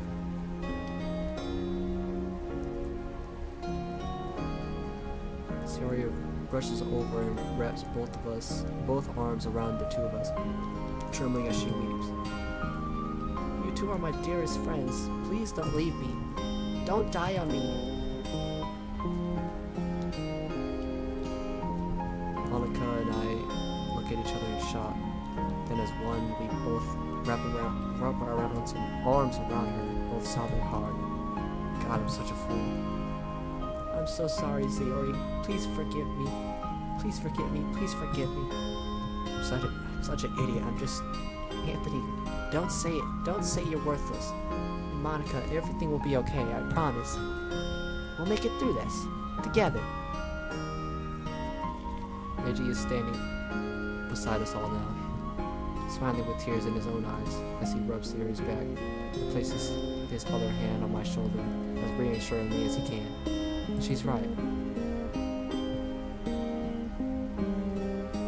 Monica is still sobbing into Sayori's shoulder as I look up at Meiji. Faults and all, we're all friends. Nothing will change that. Not even the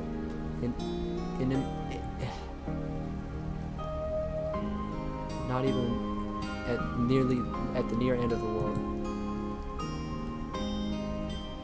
His voice is starting to sound more and more hoarse now. I reach around and grasp his arm. My emotions starting to settle down.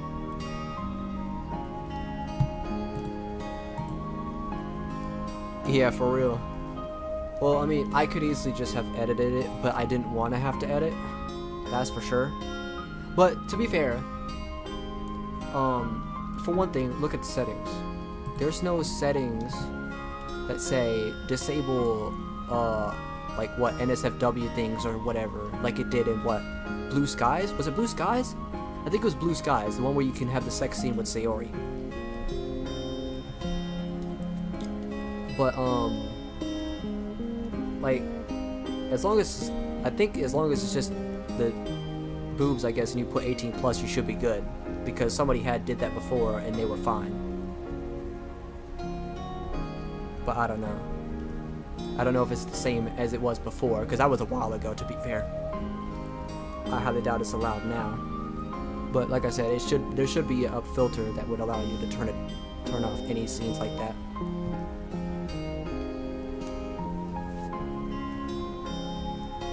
Thank you. We may like this for a few moments before the four of us slowly untangle ourselves from each other. Whoa, what the hell happened in here? Ye pokes her head through the door, looking around in alarm at the bed lamp. Her eyes land on the noose, and her eyes widen in horror. Oh hell, what happened? A lot happened. Wait, when did you get here? Just now. We brought the blonde too. We? Okay, that was probably not a good idea, not gonna lie. The blonde is still pretty shaken up, so Fujiwara is making something warm for her. Natsuki's here? We can't let her see this place, right? More like she can't cross the threshold. Meiji, we should go and see her and apologize. Bruh. You fucker. You fucker. I mean, not you fucker, but you fucker. Our horror, we hear a familiar voice calling from outside.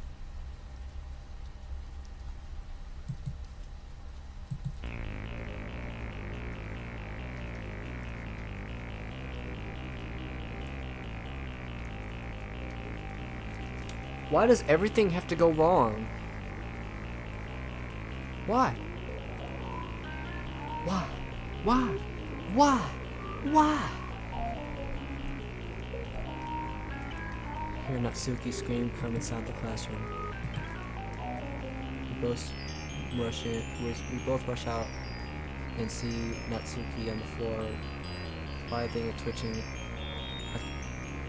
right at the front of the doorway, screaming. Mori rushes in. Left for a moment. Okay, of course you can. Never mind, get her inside. Meiji and Mori rush over and lift her up, carrying her to the couch. Look at Natsuki's hair. What the fuck has happened to her hair? What do you mean? What's happening? Huh? What the fuck?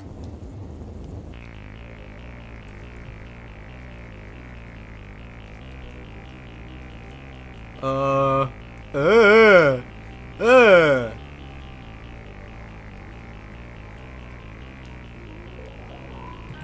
was waiting for you. I was waiting for you for a long time. But no, it's those lines. Monica, what's happening? I don't know.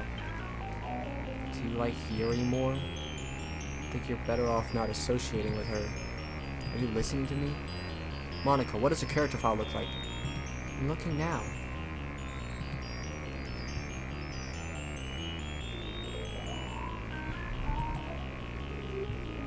Face changes to horror. What's happening? If I could tell you, I would. Anthony, both of our memories are set to true. What? Do you want to make me go home crying? Play with me instead. Meiji, hold her neck.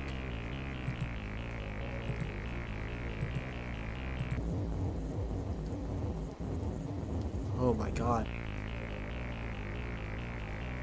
Oh god.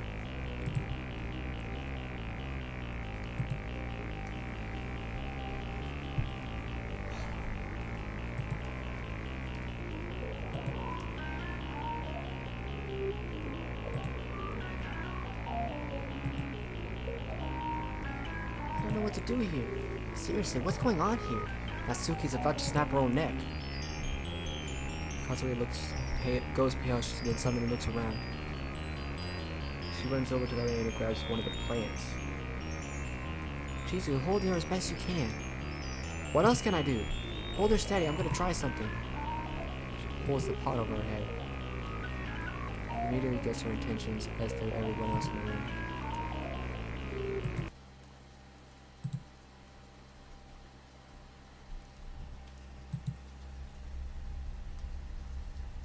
I mean, that works, I guess. Yeah, that does work. Yeah. Yeah, good job. I don't know if that's the right thing to do, but what else could we do? Nothing.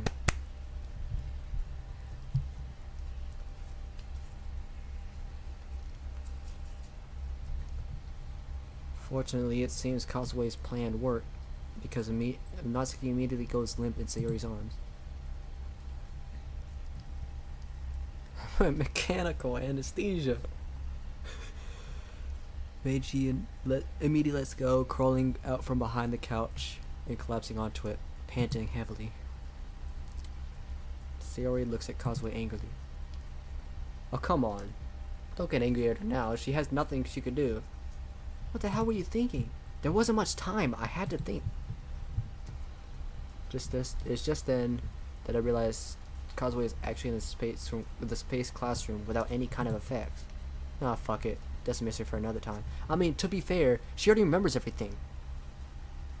So of course it wouldn't affect her. Was she like what I'm seeing from Natsuki? She's basically remembered things, and then obviously freaking out like how Mori was.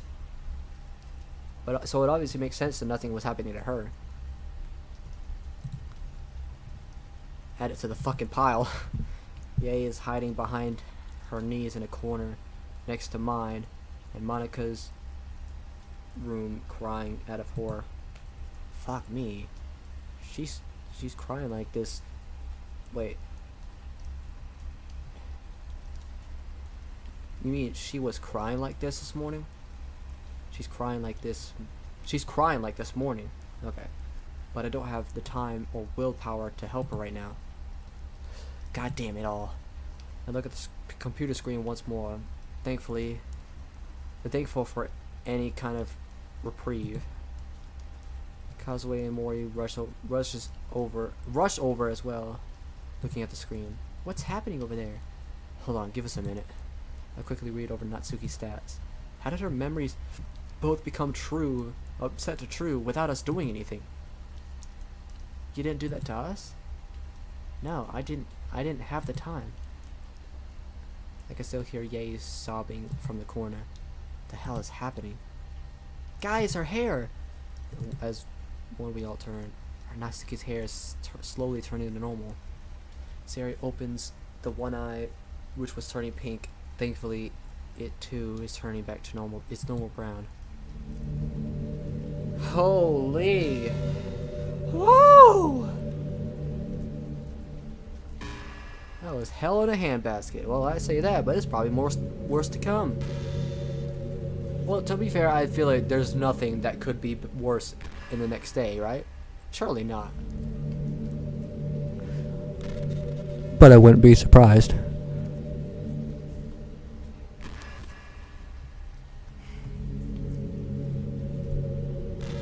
Mori and Monica both collapse to their knees. I feel the urge to do the same, but I force myself to stand and watch the script screen. Kazue also looks at the screen. Kazue, do you know anything about code? She shakes her hand. Not much. I tried coding for a visual novel a while ago with my own art, but I couldn't make too much sense about it. What are you doing over here? She glares at me. I wanted to help, damn it. Turning, she glares suddenly at Yae with anger and disappointment. It doesn't help when blubbering slut over there is crying loud enough to wake the dead. Mori, who's slowly standing up again, glares at Kazue. This isn't the time for that. More pressing issues, remember? She points over at the still unconscious Natsuki. No, wait. Kazue, you need to deal with this thing with Yae right fucking now.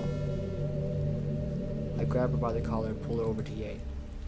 I don't care how you do it or even what you do, but you two are in this secret whether you like it or not. You will come up with some kind of solution of this, or so help me, heads will roll. I shoved them both into Sayori's and Meiji's room. Don't come out of here until you reach some sort of compromise. Got it?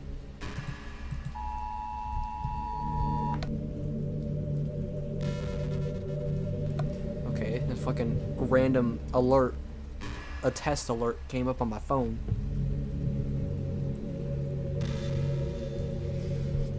Both girls nod, Causeway begrudgingly and Ye submissively. That's what I like to hear. At the very least, Ye's shell has clamped back on again.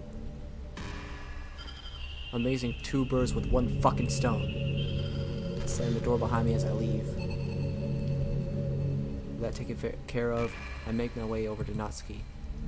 She's still unconscious, and everyone is gathered around her. Fortunately, it seems like her hair and eyes are all back to the way they should be. Is she doing okay? Mori looks up at me, a look of relief on her face. So far, she's breathing and has a normal pulse at least. How's her head? Mori looks behind her head carefully, touching the spot gingerly where Causeway beamed her. No broken skin, just some swelling. Think she was knocked out so easily because she's malnourished? I mean, it's possible. Mori stands. I'll make something for everyone. Sound good? We all nod in agreement, and she rushes out. This is all going to shit. You were saying, oh, we shouldn't tell any more people. Or if we can avoid it, bitch. No, nope. New person. Yeah. Literally the same day. You would think we would at least have gone 1 day without that. Nope. The same day.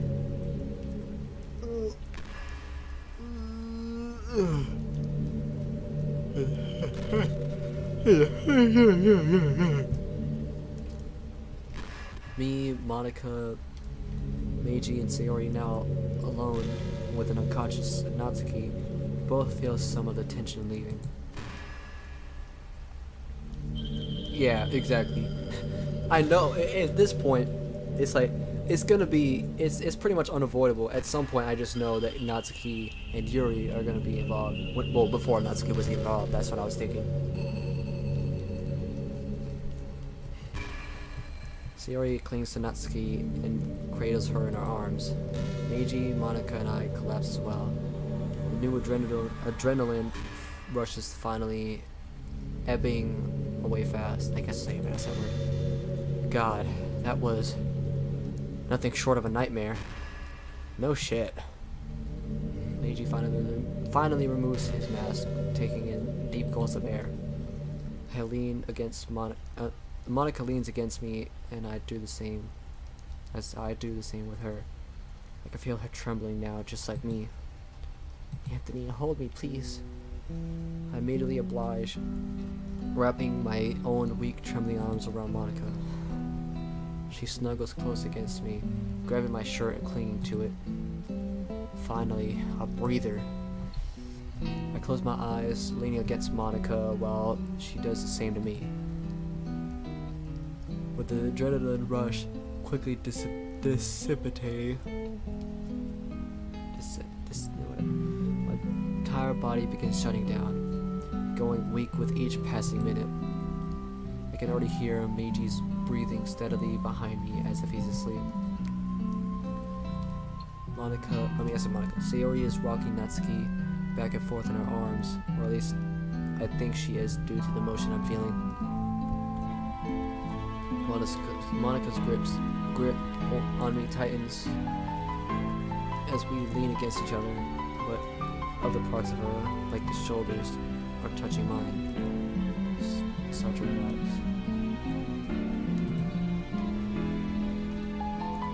All I can hear is the sound of the low hum of the classroom, as well as the muffled but silent arguing between Causeway and Ye in the next room.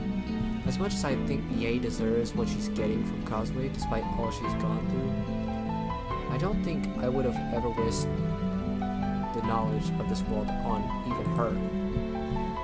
Neither would I have ever cursed her with the treatment she got from it. Although Causeway has legitimate grievances against her. Shit, I'm so tired. I feel myself drifting off to sleep until... Damn. No sleepy for you.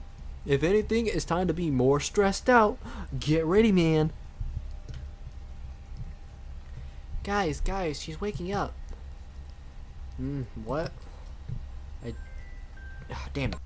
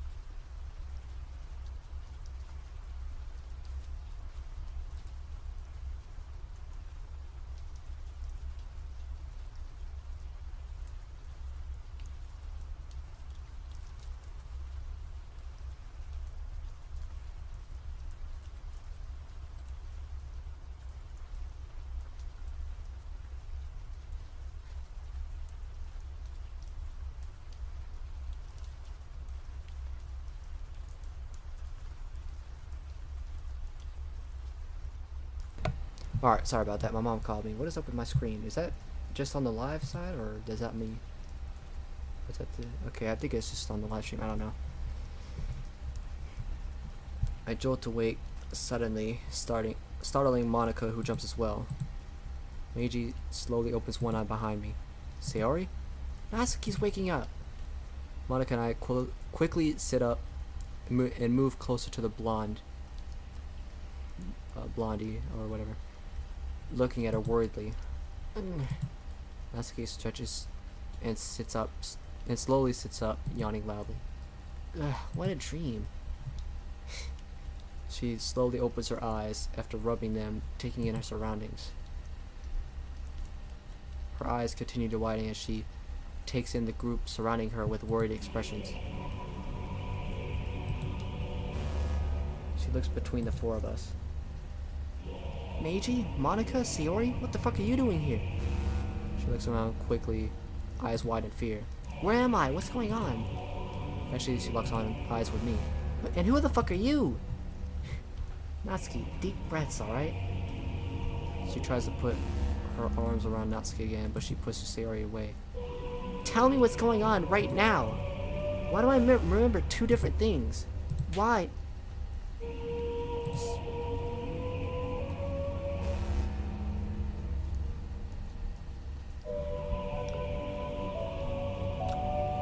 W smack, I think.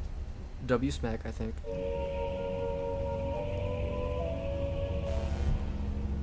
Out of nowhere, a panicked Monica smacks Sayori, Natsuki across the face. Not too hard, but enough to get her attention. Let us explain at least. Natsuki holds her hand against her face in shock. Sayori, Meiji, and I look shocked at this, staring between Natsuki and Monica. You slapped me, because it was the only way to get your attention. She turns away, tears forming in her eyes. Didn't have to hit me, you know. Monica looking at her own hands, now suddenly appearing horrified at what she's done. It's time for me to step in. What's done is done, Natsuki. She didn't mean to hurt you, just to snap you out of your panic. Who the hell are you? That is gonna take some time to explain. Well, then you better start. Just then, the door to Sayori's bedroom opens. A begrudging looking Sayori walks out, followed by a very subdued Yae. On seeing them, Natsuki's eyes bulge in shock and rage. What the hell are they doing here? Moments later, Mori pokes her head in. I heard screaming. Is everything... Morimoto-san, you're awake. Oh. I mean, it did work, but like sometimes it's not necessary, especially on her. To be fair, and like, with her, with how many times she's already been hit and everything. That's like, you know. She runs in and kneels beside her, looking over fretfully. Are you alright? How are you feeling? Need anything? Fujiwara-san? She looks around at this seemingly impossible assortment of girls and 2 boys from various walks of life and various personality types. Slowly but forcefully, she puts her hands on her lips. You're going to have to explain all of this now. We look at each other, trying to figure out even how to begin. Thankfully, Sayori takes the reins. It's a long story. Can you stand? I'll tell you in private. Of course I can stand. I'm not invalid. She quickly stands, but is immediately dizzy and falls back. Meiji reaches out and catches her. Whoa, get over there. Thank you, Anthony. Actually, I'm Meiji now. I'm Anthony. I raise my hand. She looks between us with a very confused frown. What the fuck? I'll explain everything. Come on.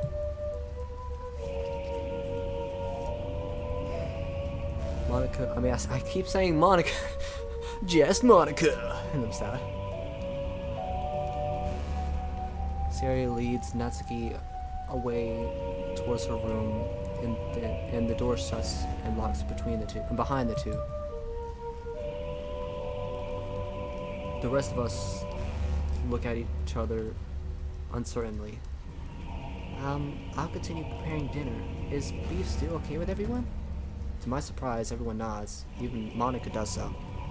Give me and Monica something vegetarian, pescatarian, please? Mori nods. Got it, I can do that. We've got some instant mashed potatoes in there you can use. They're in one of the cupboards. I'll find it. She walks out, leaving me along with Meiji, Monica, Kazuo, and Yae. Thanks for remembering, Anthony. I just nodded. I didn't even hear anything she said. I hold her close. I understand. I look up at Kazuo and Yae. What about you two? Did you two reach some kind of conclusion? Both look at each other. Kazuo with a glare and Yae nervously. Guys, she's getting one more chance, but that's it. If she slips up, that's the end of it. Kazuo. Oh wait, nope, don't say Kazuo. It's Tanny for now, got it? Sorry, Tanny-san. Well, that's something at least. Monica just slowly just... English. Monica slowly stands this gen, and I follow suit. Kazuo, wait, is it okay if I call you that? When Kazuo nods, Monica smiles slightly. Kazuo, thank you for earlier. You most likely averted a tragic end for Natsuki. I just acted out of instinct. Don't thank me right now. Plus, I still got pretty much no clue as to what's going on here. I nod on the couch. Sit down there, it's a long story. Kazuo sits down and we begin explaining to her. God damn. Wait, hold on. Let me see something real quick. Almost 5 hours. You guys want to go for like 7? 7? No, I'm stop. Imagine we actually go for 7 hours. I don't think I'll be able to do all that, but imagine.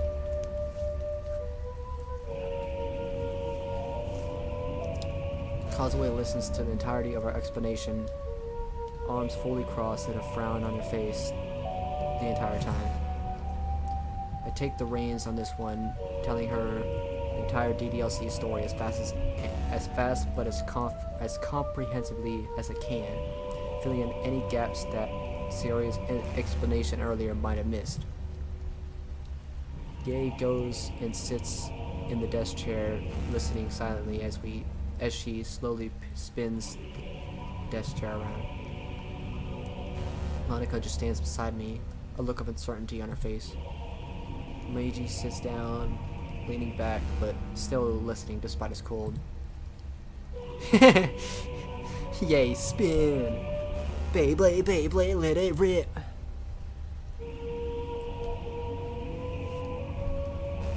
Causeway thankfully just listens to my explanation, stone-faced, as I go over the details of Doki Doki Literature Club. As I keep on explaining, I see a look of mistrust begin to appear and she shoots glances towards Monica, who stands closer to me. Finally, I finish an explanation of how the final act of the game could go, and when she hears how Sayori could react, she looks shocked. Sayori? She did all that? I nod. How could the nicest, sweetest girl in the school react so poorly? I can't deny that I might be capable of that if I were in Monica's position. Turning, I see a forlorn Sayori and shell-shocked Natsuki returning to the group. Fuck, the grip. Yeah, the grip. Natsuki looks at her with a shocked, disbelieving expression. I can't believe you'd be like that. Even say something like, glad you got rid of Monica to the player. I'm hoping I'm never in a position to find out. Natsuki looks away out the window. This is way hard to believe. Especially that you're Anthony. She glances up at me with a deep frown. Why didn't you tell anyone? Don't you think we deserve to know about our world from someone who doesn't belong? Monica stiffens at that. Natsuki, that's not fair to him. Butt out, Monica. I'll yell at you later. Natsuki, that's completely out of line. How? You just dropped this bombshell of a truth on me and expect me to not call it like it is? Bullshit. She gestures out of the window with an angry sweep of her arms. We're in fucking space! The world I have come to know and experience all my life isn't even real? How else am I supposed to react? She deflates suddenly, unable to hold back the tears in her eyes, as she frantically bursts out crying.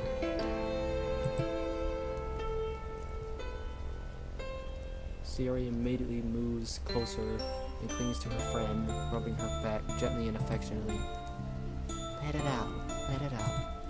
I feel someone clinging to my shirt, and I look over to see a panicked-looking Monica. I pull a tight arm around my girlfriend and pull her close. Hey, it's gonna be alright. Deep breaths, okay? She clings to my shirt with both hands and buries her face into my chest, inhaling, exhaling as calmly as she can. Natsuki continues crying for a good while, and Monica continues clinging to me. Finally, both girls start to calm down. Monica's the first to recover, moving back and wiping some unwet tears from her eyes, but smiling a bit. I'm pathetic, aren't I? I promised myself I wouldn't cry this often, but I keep doing it. It's understandable. He's right, you know. After all that happened today would make anyone cry. She looks down at a still recovering Natsuki. And if that's enough to make someone like Natsuki cry, I think it's okay I think it's okay for you to cry too. I'm not crying. Natsuki looks away, clearly embarrassed by her actions. Right, sorry Natsuki. She and Meiji continue being there for her. Kazuya and Yae, both having been witness to this, but both look a bit unsure of what to do next. My eyes lock with Kazuya's for a bit, then I suddenly remember. I motion her to follow me for a bit, then tug on Monica's blazer sleeve. We walk to another corner of the room. Kazuya? Yes? She looks a bit uncomfortable calling her by her first name. Right, I mean Tani-san. Tani-san. I'm just used to calling people by their first names where I'm from. Well, Kazuya is fine. I'm not really big on whether you call me by my first name or last name. Just look at what Sayori calls me. Kazuya-chan, right? And wait, Yae, I said Yae. Yae walks up to us and Kazuya looks at her with a slight glare but just nods. Anyway, what did you want to talk about? I take a deep breath. when you entered the space classroom earlier, did you feel any kind of pain or anything? What do you mean? Well, you saw what was happening to Natsuki, right? Well, duh. Right, point choice of words. Yesterday, Ye and Mori came into the classroom and had a similar meltdown, but not quite as severe. Kazuo turns to Ye, who looks down. It's true. I'm still not quite back to normal after having 2 sets of memories put into my head. 2 sets of memories? I nod, then lower my voice, causing all the girls to lean in closer. You've noticed that this time around, there are a few differences to the world and people, right? What, with Sayori not being around? That's a big one, but there's more than that. Monica nods, then speaks up to my surprise. I took some time when I was actually in class to organize some of my disjointed memories. I still can't make sense of them all. What did you find? For the most part, a lot of the people seem to be the same, with some notable exceptions. Kotonoha being a major one. Ah, her.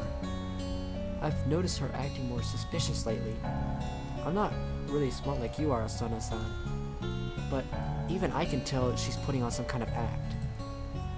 She scares me, to be honest. Same here. Can I say something here? Y'all turn to Ye, takes an uncertain breath. I just now remember something more clearly. It's taking a bit to sort out my jumbled memories. There are 2 underground gangs, I guess you could call them at Sakura. It's nothing really organized, but the leaders appear to be myself and Kotonoha. There are rumors that the school that Kotonoha's family used to be Yakuza. Right, we've heard that rumor. Oh, alright. There's no solid proof about this, but the rumors going around say that she pays various students to do her dirty work for her. And very handsomely, too. Her family is a well-known financial contributor to the school. Even the old school building named the Chiba building in this timeline. Jesus Christ. In the second game, that should be obvious, right? Yeah, he looks down and nods slowly. Yeah. Wait a moment, how? Sayori told us how you 2 met, and it was her who brought you out of your shell that you had, remember? Yeah, she did. So how did you become pretty much the same in both timelines? Ye looks briefly hurt at my words but sighs.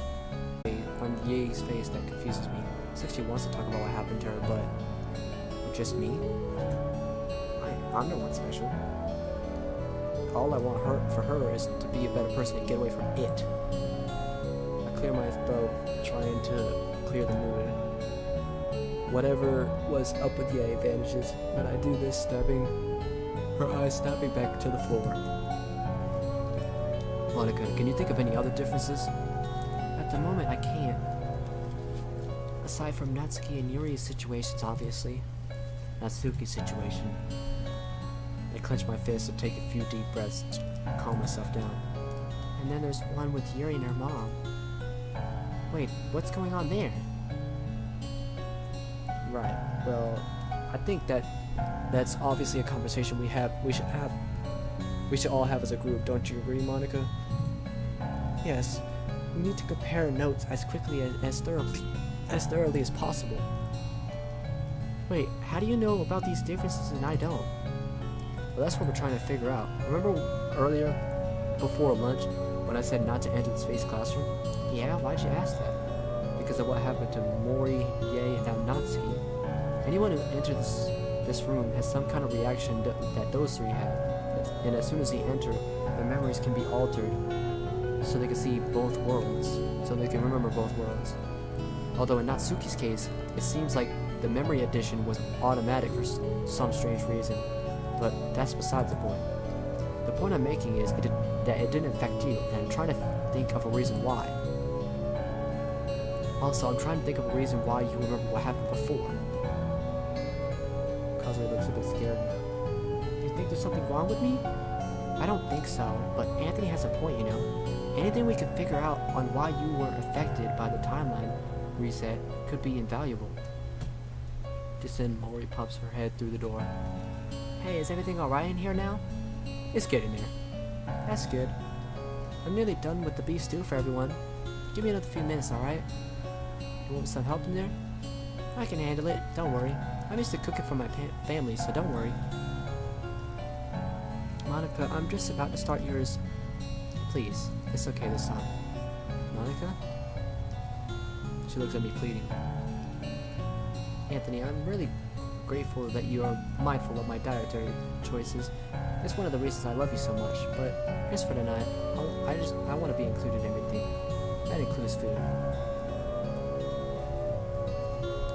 Maury, do you think there's enough for me to have some? Of course, there's plenty of leftovers even. There's plenty for leftovers even. I found a massive pot in Maggie's kitchen. Don't tell me you went shopping for this. No, I found the ingredients all around the house, but I'll replace them. It's a big portion though, so it's gonna take a while. I'll get back to it and let you know when it's ready. Saying that, she heads back out and down the hall. Her family, huh? That's when I feel a chain in my chest. Seeing this, Monica sees this and takes my hand in hers. You still miss them, don't you? Miss who? My family. Oh, your family from reality? I nod slowly, causing Monica's hand to tighten around mine. Anthony, I know it's no substitute, but we can all be your family here. The sincerity in her voice catches me off guard, but in a good way. I smile warmly. Of course you can. Monica leans in and kisses my cheek tenderly.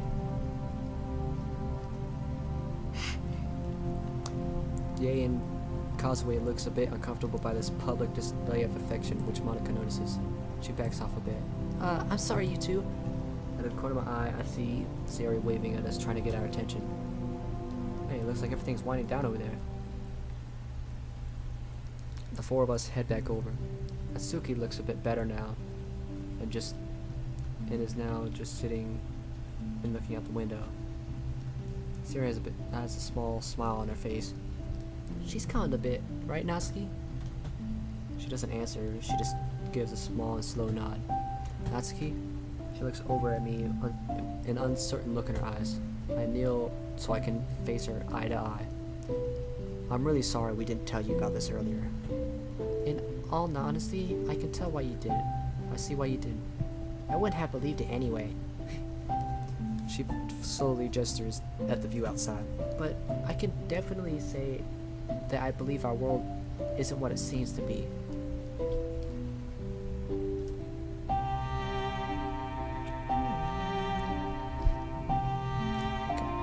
Although, honestly, our school being set this... our school being the set for some lame dating sim called Doki Doki Literature Club. What a generic and stupid name. That's what you said last week. Yeah, I remember. She goes silent and looks over at the computer. Damn it, and that thing that thing over there can create and destroy things in the world? I wish that could have been done. I wish that could have been done without needing it. A pro doesn't need a machine.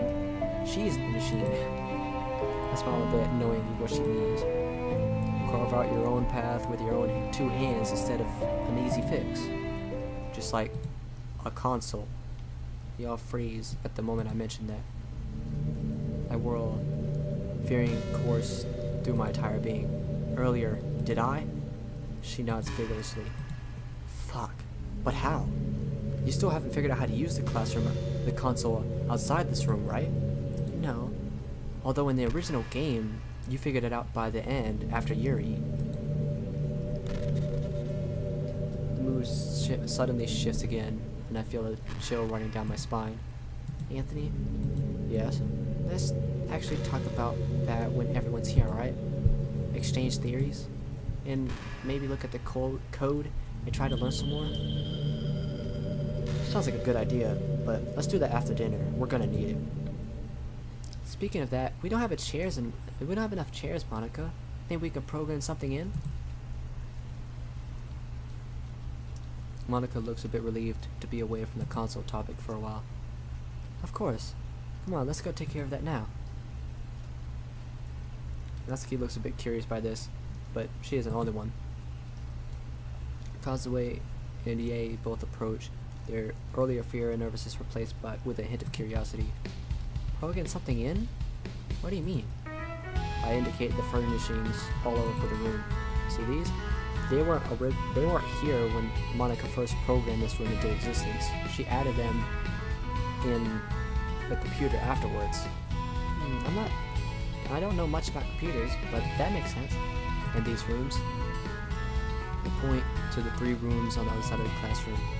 Sayori and Monica had figured out how to program those in earlier this week, so Sayori wouldn't have to sleep on the couch. I turn to Meiji, then noticing he hasn't spoken in a while. What about you, man? Interested? He nods slowly. Everything okay? Points to his throat. Hurts? He nods apologetically. Right, of course. Don't worry about it. You get some rest. I'm sure Sayori would kill me if I made you talk. He and I snicker quietly. Need a pen and paper pad? Or maybe to read faster to text. He smirks and rolls his eyes. Right, we'll just work it out, won't we? Hey everyone, let's go programming some new chairs. She walks over to the computer desk and sits down waiting for Sayori. Sayori walks over with Meiji. Eventually we're all crowded around the small glowing screen. Sayori... I keep saying them in opposite order. Anytime I see Monica and Sayori, whatever, like it's just like Monica with whoever's name, I would say it out of order. Sometimes I'll be saying Monica when she's actually second instead of saying Sayori. Or in this case, I said Sayori before Monica. My brain, you know, we got to talk about my brain not braining every once in a while, you know what I'm saying?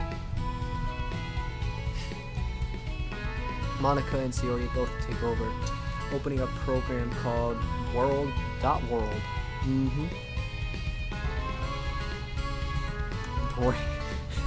Brain. I catch a brief glimpse of the file size when Monica makes the mouse hover over it. Holy shit! Is it massive? Hey, why don't we program some kind of wheel tray so that Mori can wheel the stew in instead of having to carry it. Good idea. Just like they have in restaurants, right? Pretty much.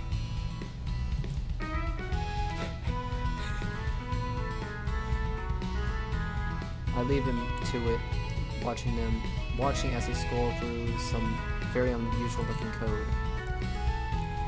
Eventually I see them reach a section of the document where I see thumbnails of various items. Now let's see, Monica? Which trays, where would trays be under, do you think?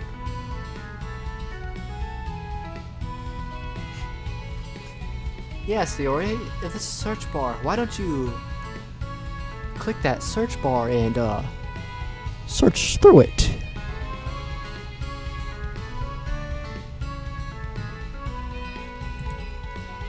Let's try tray first. She types it in, but since the interface is in English, she types it tray. Oops, Anthony? I reach down and type in the actual spelling. I mean, to be fair, E doesn't make sense. E.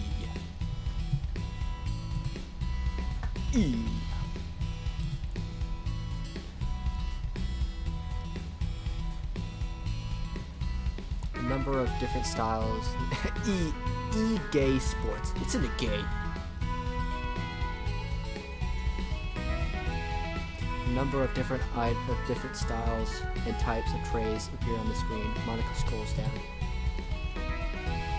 It takes them a while, but in the end, both girls find the type of tray they're looking for. We all watch it appear in a burst of static in the center of the room, right on top of the carpet. It's the only game. Why you have to be mad? eBay Sports. It's in the shopping cart. E.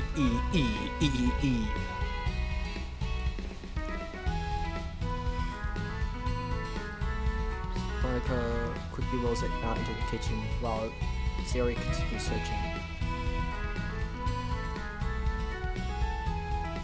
What, the E? I nailed it? E.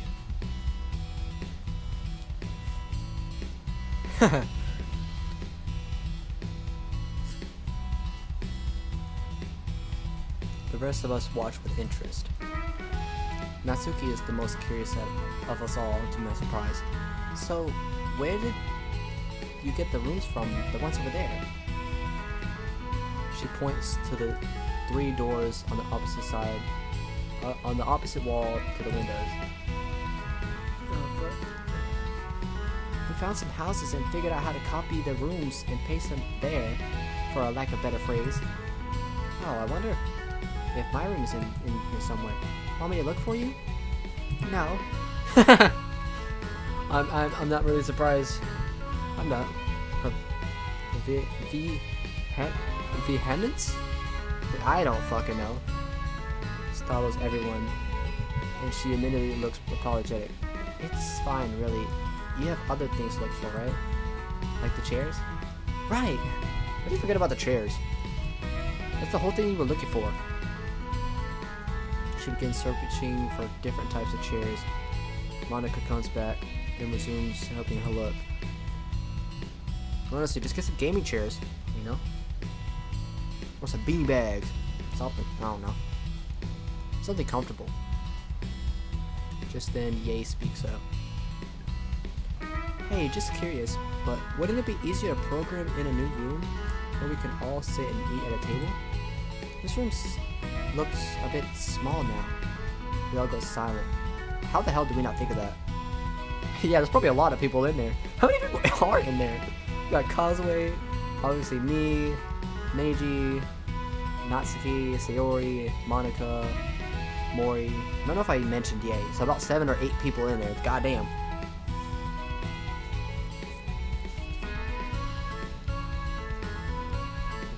I look around the room briefly, and she's right.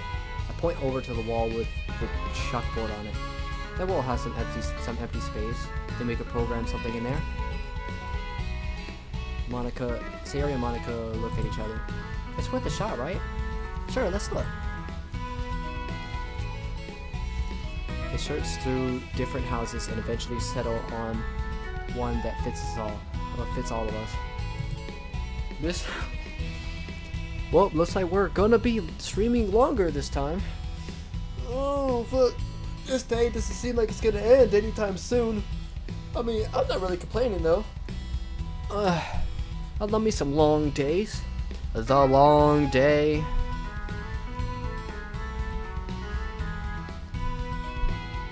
Oh fuck, my head. I nod at Ye in gratitude for coming up with the idea. She needs the recognition, so she knows she is useful to the team, even with some simple things like this. With a burst of static, a new door appears on the other end of the room.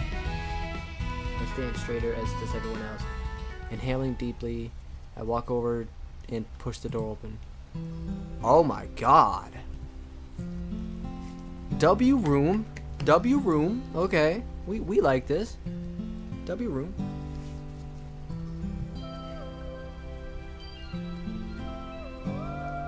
What is this OST? I don't remember this OST. Let me... Wait, that's all the way up? I can barely hear anything sometimes in here. I'll just do that. Because I don't want to hear my voice. That's one thing. Maybe I'll just turn up the music volume like this. Let me know if I'm being drowned out. Probably not. I'll probably just turn this up a little bit more. Okay, there we go. PP. Oh wow. Monica and Sayori's choice is really fitting. And the best part is, there's a kitchen attached. Just don't let Sayori near it. Hey,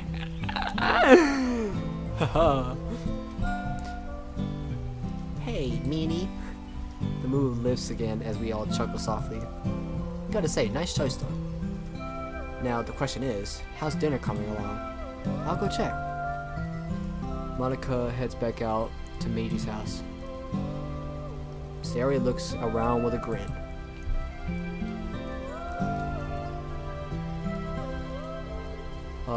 What about me? I knew that smile meant something. Of course. Well, yes, Leora? No, you just gonna exclude me? Hell no, I'm coming with you. What do you mean, brother?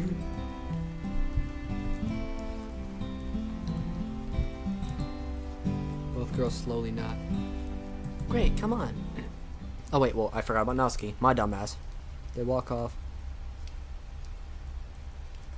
Oh, that's what the smile was for. She was trying to get me and her alone for whatever reason. They walk off to explore the newest addition to the space classroom, with the young couple leaving with me with Natsuki. She doesn't seem all too excited about this. I decided that since this will probably be the only time I get to talk to that I get to get her truly alone to try and talk to her. This is a lot to take in, I know. I'm sorry we're just throwing this all at you at once. She doesn't respond. She just does everything in her power to look at everything but me. Natsuki? She then looks at me, a small worried frown on her face. Yes? Something on your mind? There's too much on my mind, really. Although, I'm just wondering why you didn't tell us sooner. I can guess why I wasn't on the list of people to tell, but why not Yuri? She's pretty smart. She could have definitely helped, even if she isn't as computer savvy. I've seen her learn the basics of fictional language from the Lord of the Rings novels in a few weeks. Bet she could easily learn coding. She's good with languages, and computer code is a language, you know. I take a seat at the table, and Natsuki sits opposite of me, looking at me curious and slightly accusatory expression. Honestly, I probably could come up with 1,000 excuses, but I feel like they would fall flat. Tell me anyway. Well, I mean, I first arrived here. It's not like I had much time to plan out things.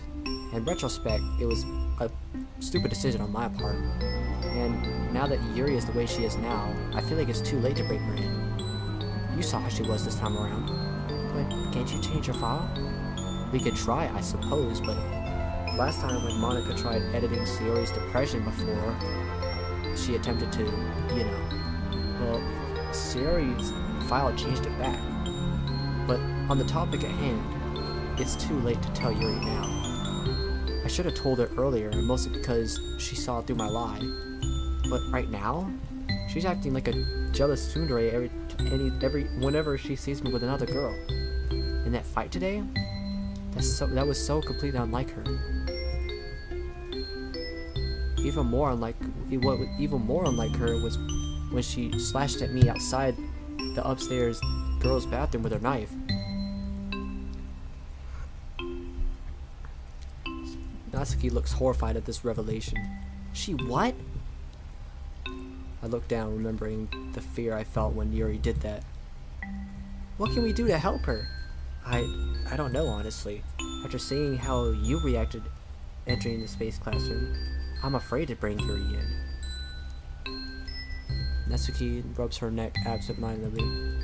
That did hurt, yeah. What I was saying while that was happening, I remember talking, but not what I said. It's a line of dialogue that shows up at the end of the game, in the original game, where the player picks the Yuri route after choosing the Natsuki route on the first day.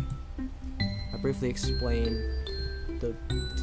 in further detail the play with me dialogue, that option that can show up, as well as the next snap. Natsuki holds her throat in complete terror. What kind of sick fuck makes a game like this? I decided not to say anything on what my understanding is the reason Dan Zavato made this game. And anyway, I still can't believe Yuri would ever act like that. She's under a great deal of stress. so much that she self-harms. Hey, don't look like that. Anyone under the stress that you've been in would easily feel mistrustful and angry at what Yuri was saying. That doesn't make what happened any less wrong on both sides, but still. What the hell am I saying? I should be trying to comfort her instead of berating her. Natsuki thankfully just nods and takes it in stride. I'll apologize to her tomorrow. I smile a bit. You really care for her, don't you? It's just, I don't...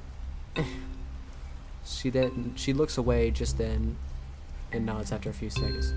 Look, we may fight a lot about things, at least from what you've seen, but she's a club mate. I've known her since the beginning of the club. I know our tastes may be different, but that doesn't mean I hate her. Glad to hear. Natsuki doesn't reply, instead looking away, face red with embarrassment. I can't talk.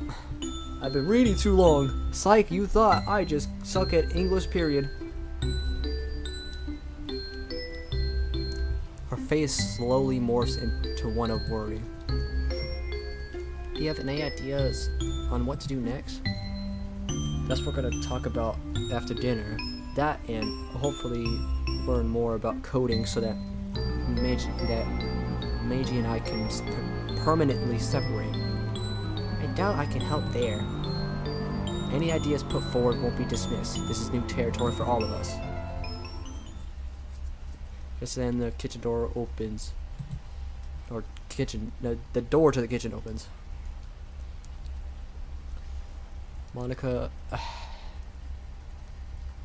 Mori and Monica are both pushing in the metal wheeling tray with a large steaming pot of something that smells incredible. Beside the pot, I see a glass jug of ice water and a steaming platter of dinner rolls. Soup's on, everyone! Mori calls out loud enough for everyone to hear. Look at all those beautiful smiles.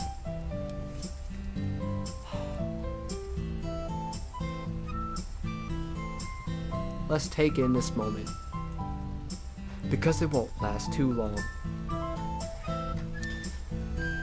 Also, you know what? I'm not even gonna say it, cause I feel like someone's gonna get on my case about me, like why I'm pointing out the specific thing I was gonna point out. Let me not.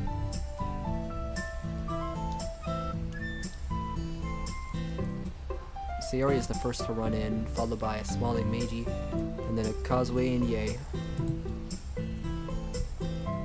I stand and walk over to help grab the bowls and set beside the pot. I'll help set the table. I'll help too. Soon everyone is jointly setting up the table with bowls, spoons, glasses, and napkins until eventually everything is set up. Do do do do do do do do. I'm gonna turn this up. I don't want it to be too loud, but I also want to hear the shit. Okay, I think I should be good. Ah, fuck. Ugh.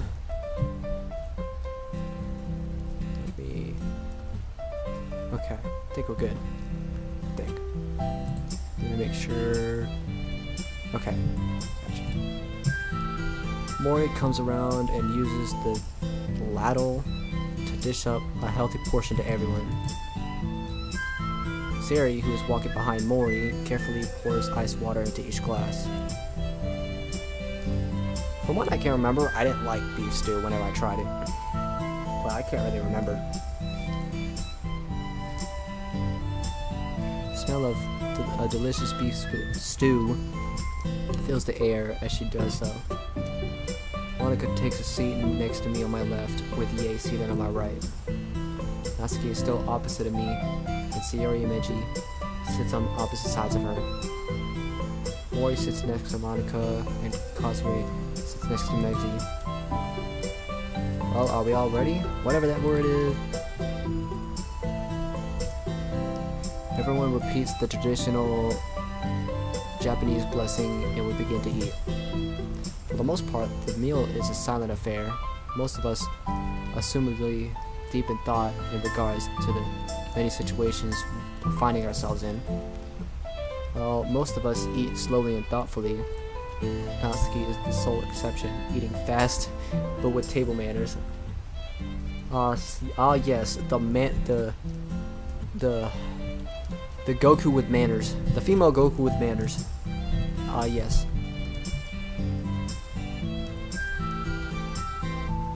To my surprise, she even requests for a second bowl and finishes that too.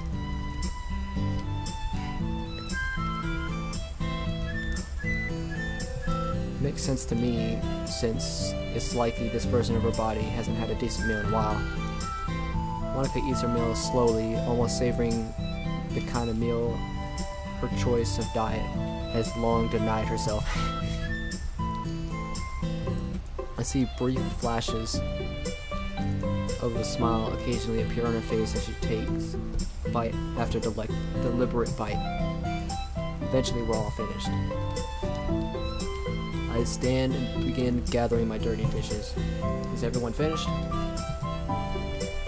Sayori waves her hand as she spoons one more bite into her mouth. Now I'm done. Everyone else? I receive nods and replies in the affirmative. Pretty sure that's how you say it. You know, I told you my English isn't that good, man. English. Great. Let's clean up and then go back to the main room. There's a lot we should probably talk about. Do and talk about. We all begin gathering up our dishes and placing them on the rolling tray. 10 minutes later, we're all gathered in the main space classroom, gathering in a circle around the corner coffee table. I stand at the front facing everyone. Okay, so we have a few hours to kill.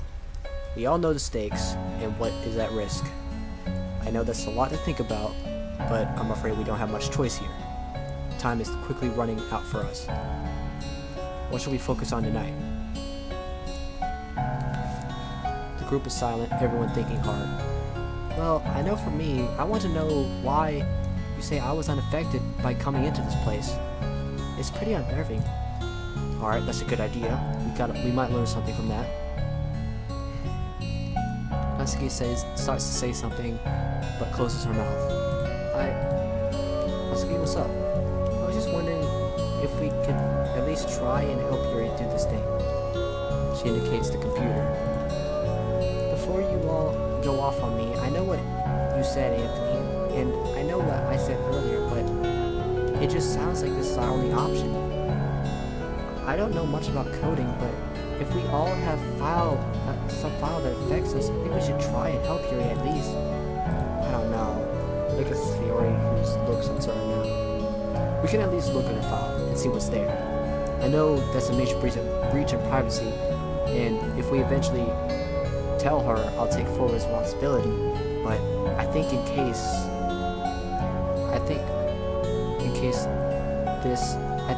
in this case, her personal safety is at risk. I guess that makes sense. Alright, anyone else? We need to try and get into your character file, Anthony. You're somehow able to use the console without needing the computer, and that scares me. Me too, but I have a password connected to mine, remember? We have to at least try. Okay, that's a fair point. Anyone else have any ideas on what we can do? Once more, the room goes silent. After a while, Monica sighs. I don't think we can add anything more to the list of things we want to try to work on, that we want to try and work on tonight. Separation. Meiji's voice is a croak, and Sayori rushes to his side worriedly. Shit, you're right. We really need to look into separating me and Meiji. Can't believe I forgot about that. Monica looks away guiltily, but I put a pin. put a hand on your shoulder. There's so much happening right now, so don't worry about being a bit overwhelmed or forgetful. Meiji nods in agreement. I turn to him. Are you sure you want to be here for this? Your body's been through a lot lately. I doubt anyone here would think any less of you if you went to bed early and rested your voice. He considers it briefly and shakes his head. At least go take a bath. It'll help, I promise. She has a point, Meiji. You should at least do that. He looks between Monica and Sayori, then sighs and nods. Come on, let's go. Sayori tugs on Meiji's blazer and pulls him towards the bedroom first. Let's get you some change of clothes. With Sayori and Meiji gone for the moment, I turn to the others. If any of you need to leave early at any time, please go ahead and do so. The less people know about the secret, the better. I doubt it would be easy to explain this to any of your parents. He looked scared at this, but I turned quickly toward her. You're staying here tonight. Meiji's family has a few spare rooms empty. You'll be staying in for the night. Yei's using one. Meiji's sister's room is open, so you can use that if you want. I see her relax a bit in relief. Thanks. My parents are used to me coming in after dark, so I should be fine.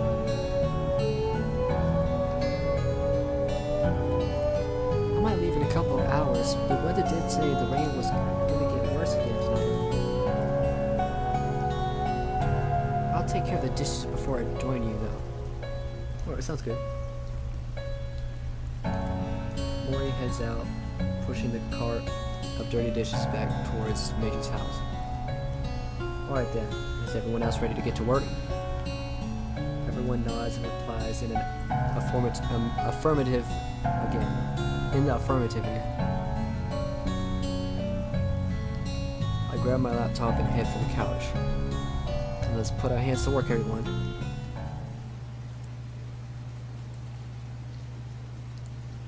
The night passes by, and after quickly setting up a timer so we can all split the work up evenly, we begin. Hold on, give me a second.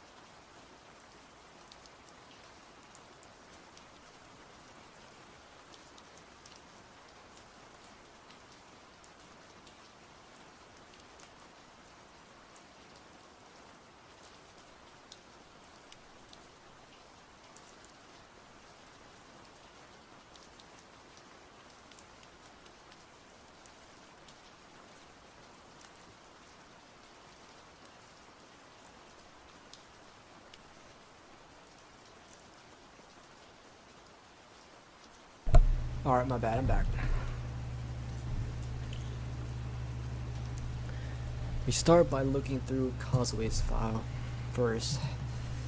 For some reason, unlike the night before, her file appears to be normal. We scroll through to the memory lines. Yeah. File not found. This thoroughly confuses the hell out of everyone. With Causeway's permission, we scour her file, trying to find anything that might be out of place or unusual. We don't see anything out of the ordinary. Near the end of the allotted time, Meiji rejoins us, looking better after a bath. The timer goes off, and we switch to look at Yuri's character file. We look at the values of traits that contribute to her self-harm, her anxiety, and on a whim, her jealousy. To no surprise, all of these traits have gone up. Natsuki tries once more to make her case to try and help Yuri through editing her file back to where it could be manageable for the shy bookworm. Sayori takes a lot of convincing, but she agrees only if we edit back to where it was before. Hesitantly, I try, only to freeze up when I try to save her file. 10 or 15 seconds later, I receive an error message. Frustrated, I try again, only to receive the same message. Unable to save file. Unable to do anything, we instead continue looking through a file, trying to find something that might be able to help us. However, we're novice coders, we don't see anything. The most frustrated out of all of us is Natsuki. I hear her muttering her to herself that she feels helpless. I silently empathize with her as the timer runs out. It's at this time that Kazuo and Mori both decide it's time to head home. The storm outside is raging harder now, and both want to make it home before it truly breaks.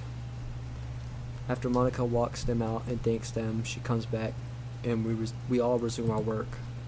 In an attempt to give longer work time to the first two projects, we merged the last two since they are related. At first, attempting to open my character file is as unsuccessful as before. It's still requiring a username and password.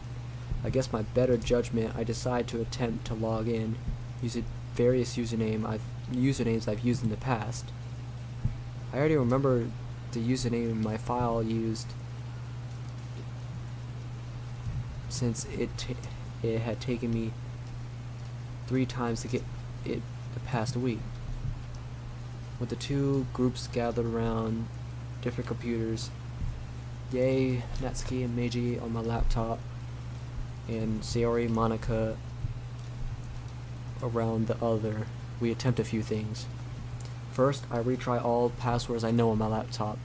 When that fails, Monica tries them on their PC, but nothing works. In the last effort to attempt to open my file, yeah, I noticed that too. I don't really say anything, because anytime I say something, they leave.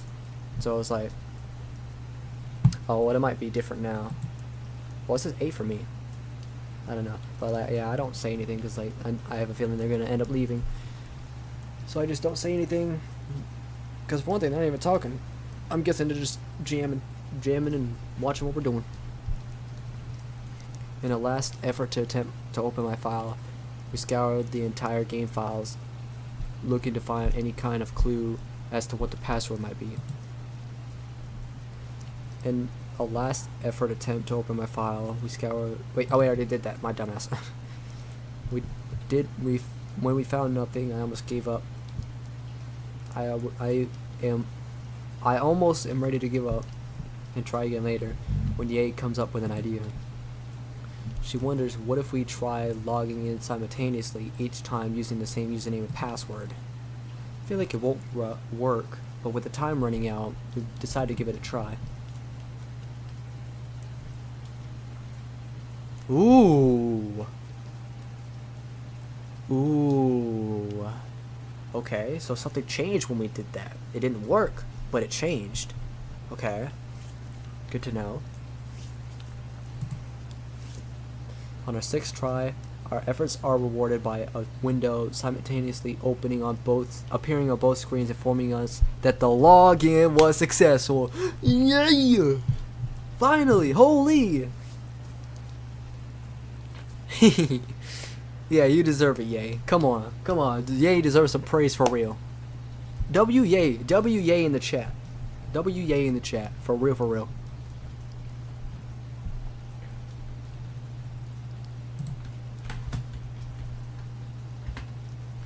Yay. You put the wrong yay, buddy, but hey, I'll take it.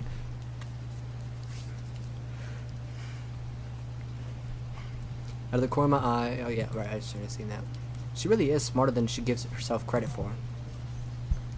Oh, let me close my door because I know she's gonna start barking.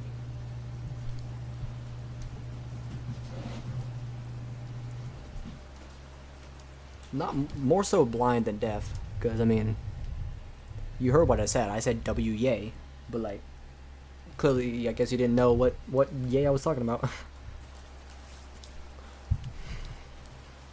I make a silent promise to myself to help her rediscover that part of herself. We then continue our work. I open Meiji's file, and we both keep both of ours side by side to compare. Monica does the same on my suggestion. We all scroll through the files as carefully as we can, and I pay close attention to everything. To my dismay, my file looks like any other normal character file when compared to Meiji's. We dutifully scroll through, though, trying desperately to find anything useful. Finally, with about 5 minutes to spare, I groan in exasperation and put my laptop on the table.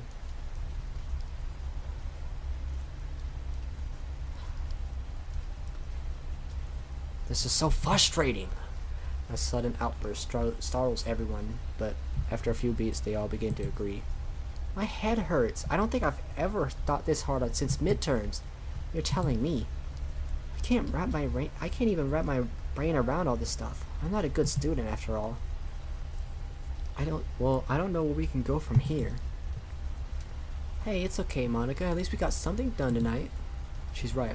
We got my file open, and Causeways looks like it's back to normal. And it might not be much, but it's definitely something. We're making progress, even if it's little by little. I see Meiji's already nodding off. Well, I feel like we've exhausted ourselves tonight. We should really get ready for bed. Natsuki, I'll show you to Meiji's sister's room and see if there's any kind of pajamas she might have for you. I'm gonna go take a bath. Oh wait, I didn't read that. History. Monica, Natsuki, and Yae all leave the room. Okay. Just then, I remember what happened to Sayori when she saved me and Meiji back at school. While Meiji isn't looking, I leaned in. After the others go to bed, stay out here with me and Monica. We need to talk about what happened at school earlier. Alright. Help Meiji to his feet and to bed. After I was finished, he immediately falls asleep with Sayori, and I walk out to the classroom. Both of us are silent. From outside the door, I can hear Meiji's bath running. After about 10 minutes or so, Monica returns alone. When she sees the two of us sitting on the couch, she walks over concerned. Hey, is everything okay? I motion for her to sit. Sit down. There's something we need to talk to you about. Something that happened earlier. Nervously, she sits down and looks between me and Sayori. Clearing my throat, I tell her about the incident between myself and Yuri, all the way to Sayori rescuing me and nearly choking me again. She explains. Sayori explains what happened from her perspective. It was my fault. I was taking a break and watching anime, and when I looked over, and saw the cult going crazy. I managed to open the door where Anthony was, and ran out to grab him. Monica goes pale in horror, and I feel my heart drop.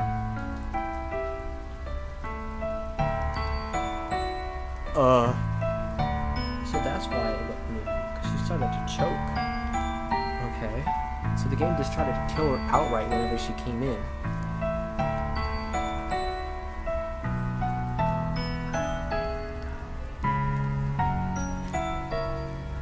But I managed to pull Anthony in the classroom.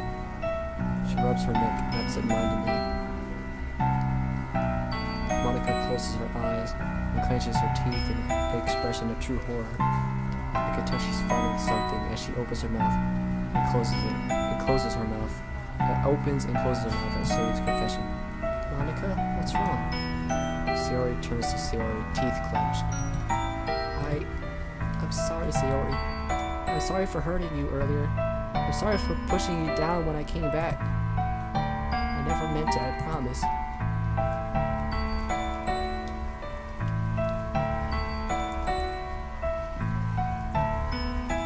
I rub her back, then look at Sayori sadly. She tried to hang herself too.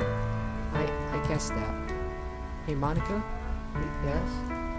Please burn that fucking rope. Yeah, that's what I'm saying. That's the last thing I thought she would say. Monica is taken aback by her use of language again, briefly pausing and looking at her. Get it out of here! Burn it! Please! Seeing you use it on yourself, I was so scared for you. I was too. Monica's lip quivers, and she covers her face with her hands, screaming out apologies over and over again. I pull both girls close with Sayori just clinging to me and crying again. God, this hurts so much. This hurts too much to see. This hurts to see so much. I can't do anything about this except be there for them be there for them as best I can. Fucking hell.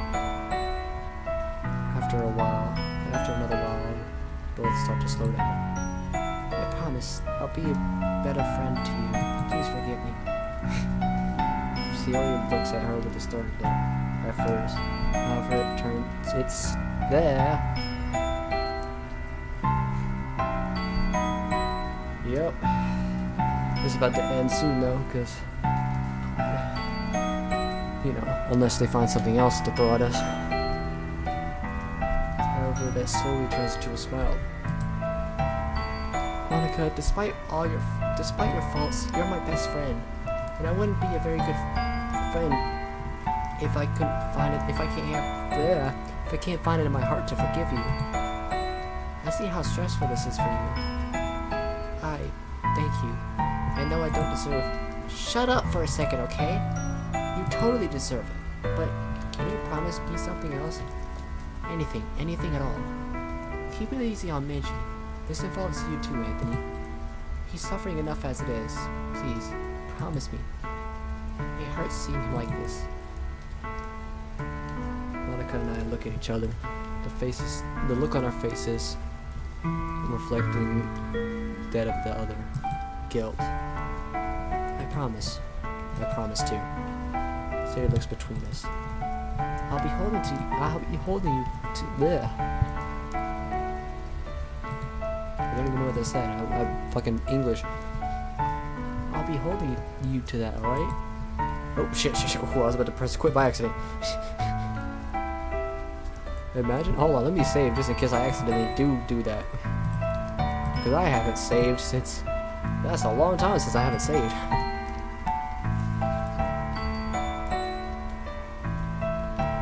She wavers just then and begins falling into my shoulder. I catch her. Excuse me, I'm extremely tired. Here, I'll help you to bed, alright? Monica helps Sayori to her feet and escorts her to her room. Let it be heard! 10 viewers in the building! Woo! Honestly, 3 viewers, if not 2 viewers, is the most viewers I've ever had in my stream.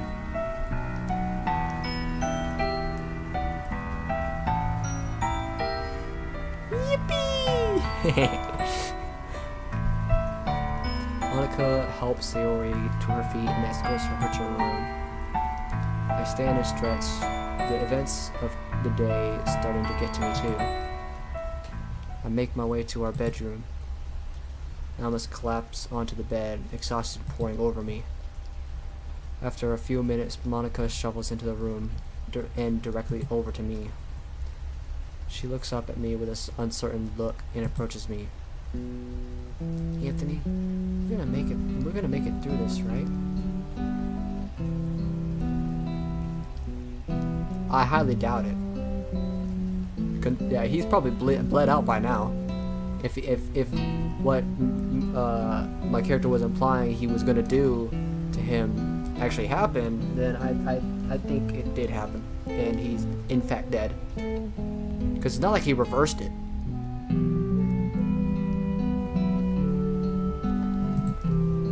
Please tell me we're gonna be okay. She comes over and lies next to me, lying her head on my chest. Yeah, exactly. Shredded. I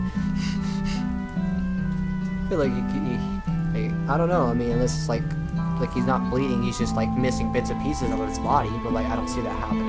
I see him actually bleeding out.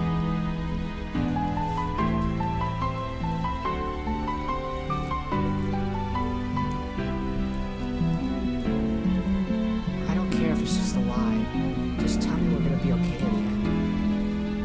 Reaching up, I place my hand on her head. Everything's gonna be okay. I promise. Her gasping a bit. She reaches up and grabs onto my shirt, clinging to it with a desperate grip. I really hope that doesn't end up being a lie. No, Monica. I'm not lying. We will make it through this. I promise. Thank you. I love you, Anthony. Please tell me you love me too. If anything is a lie.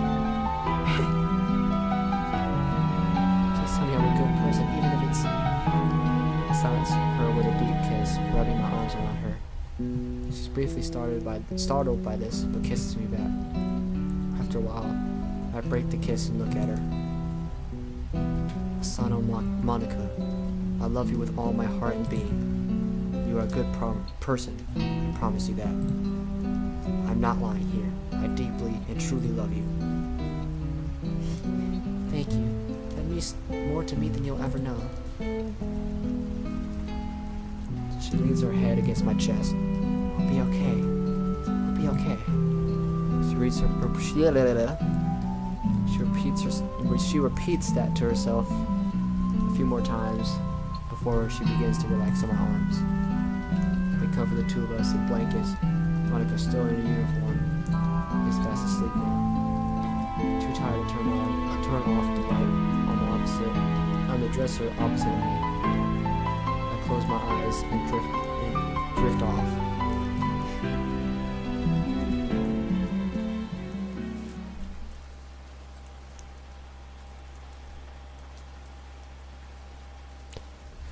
It's finally Thursday, baby! Oh my god! We hit the 5-hour mark, and it was a fantastic, chaos-filled, mystery-filled day. Yes, we like those kind of mods. That's what we love. Well, I can say this is definitely better than Act 1. What the fuck? As if I ever doubted it was better than Act 1 before, I definitely don't doubt it now. Oh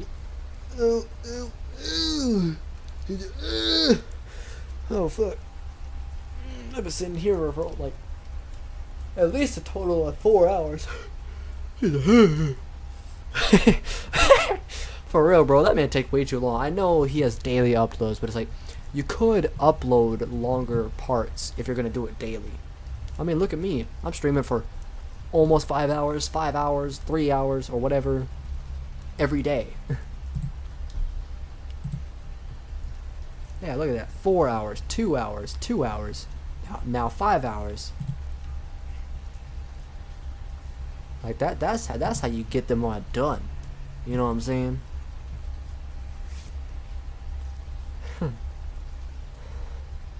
For real.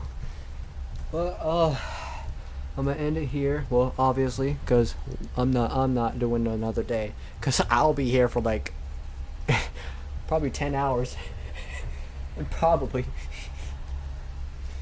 depending on the day, if the day would be longer. But I feel like it might be, but at the same time, I feel like it wouldn't be, cause I don't see 2 days being longer. Like, cause obviously it was that other day, and then today was longer than yesterday, so I don't see 2 days being longer in a row. But who knows? Maybe it would end up being. I don't know.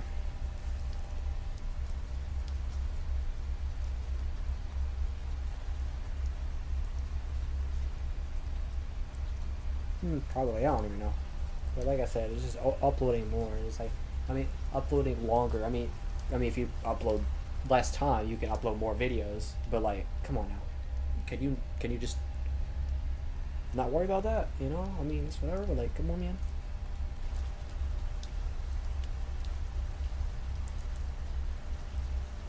For real. We aren't known, so it's like, what does it matter? I know I'm certainly not. Remember, I mean, I'm not gonna get into too many details of why I stopped uploading, because I know there's gonna be some people saying, "Oh, well, so you just gotta keep trying, buddy. I've tried." That's why I'm even live streaming in the first place. I want to go ahead and get this out for the people, but I also don't want to feel like editing, so you know. I don't know who.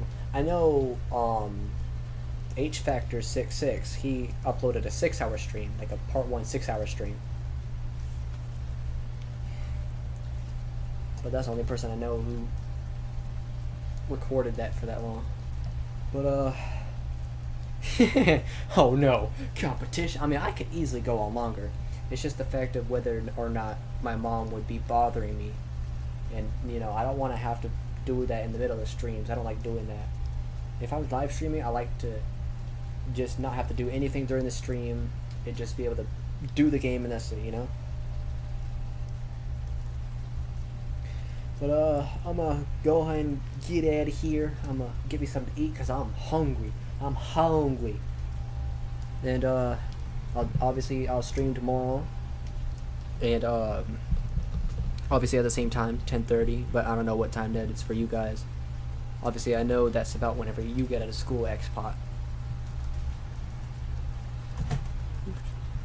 But yeah, I'll see you guys in the next one.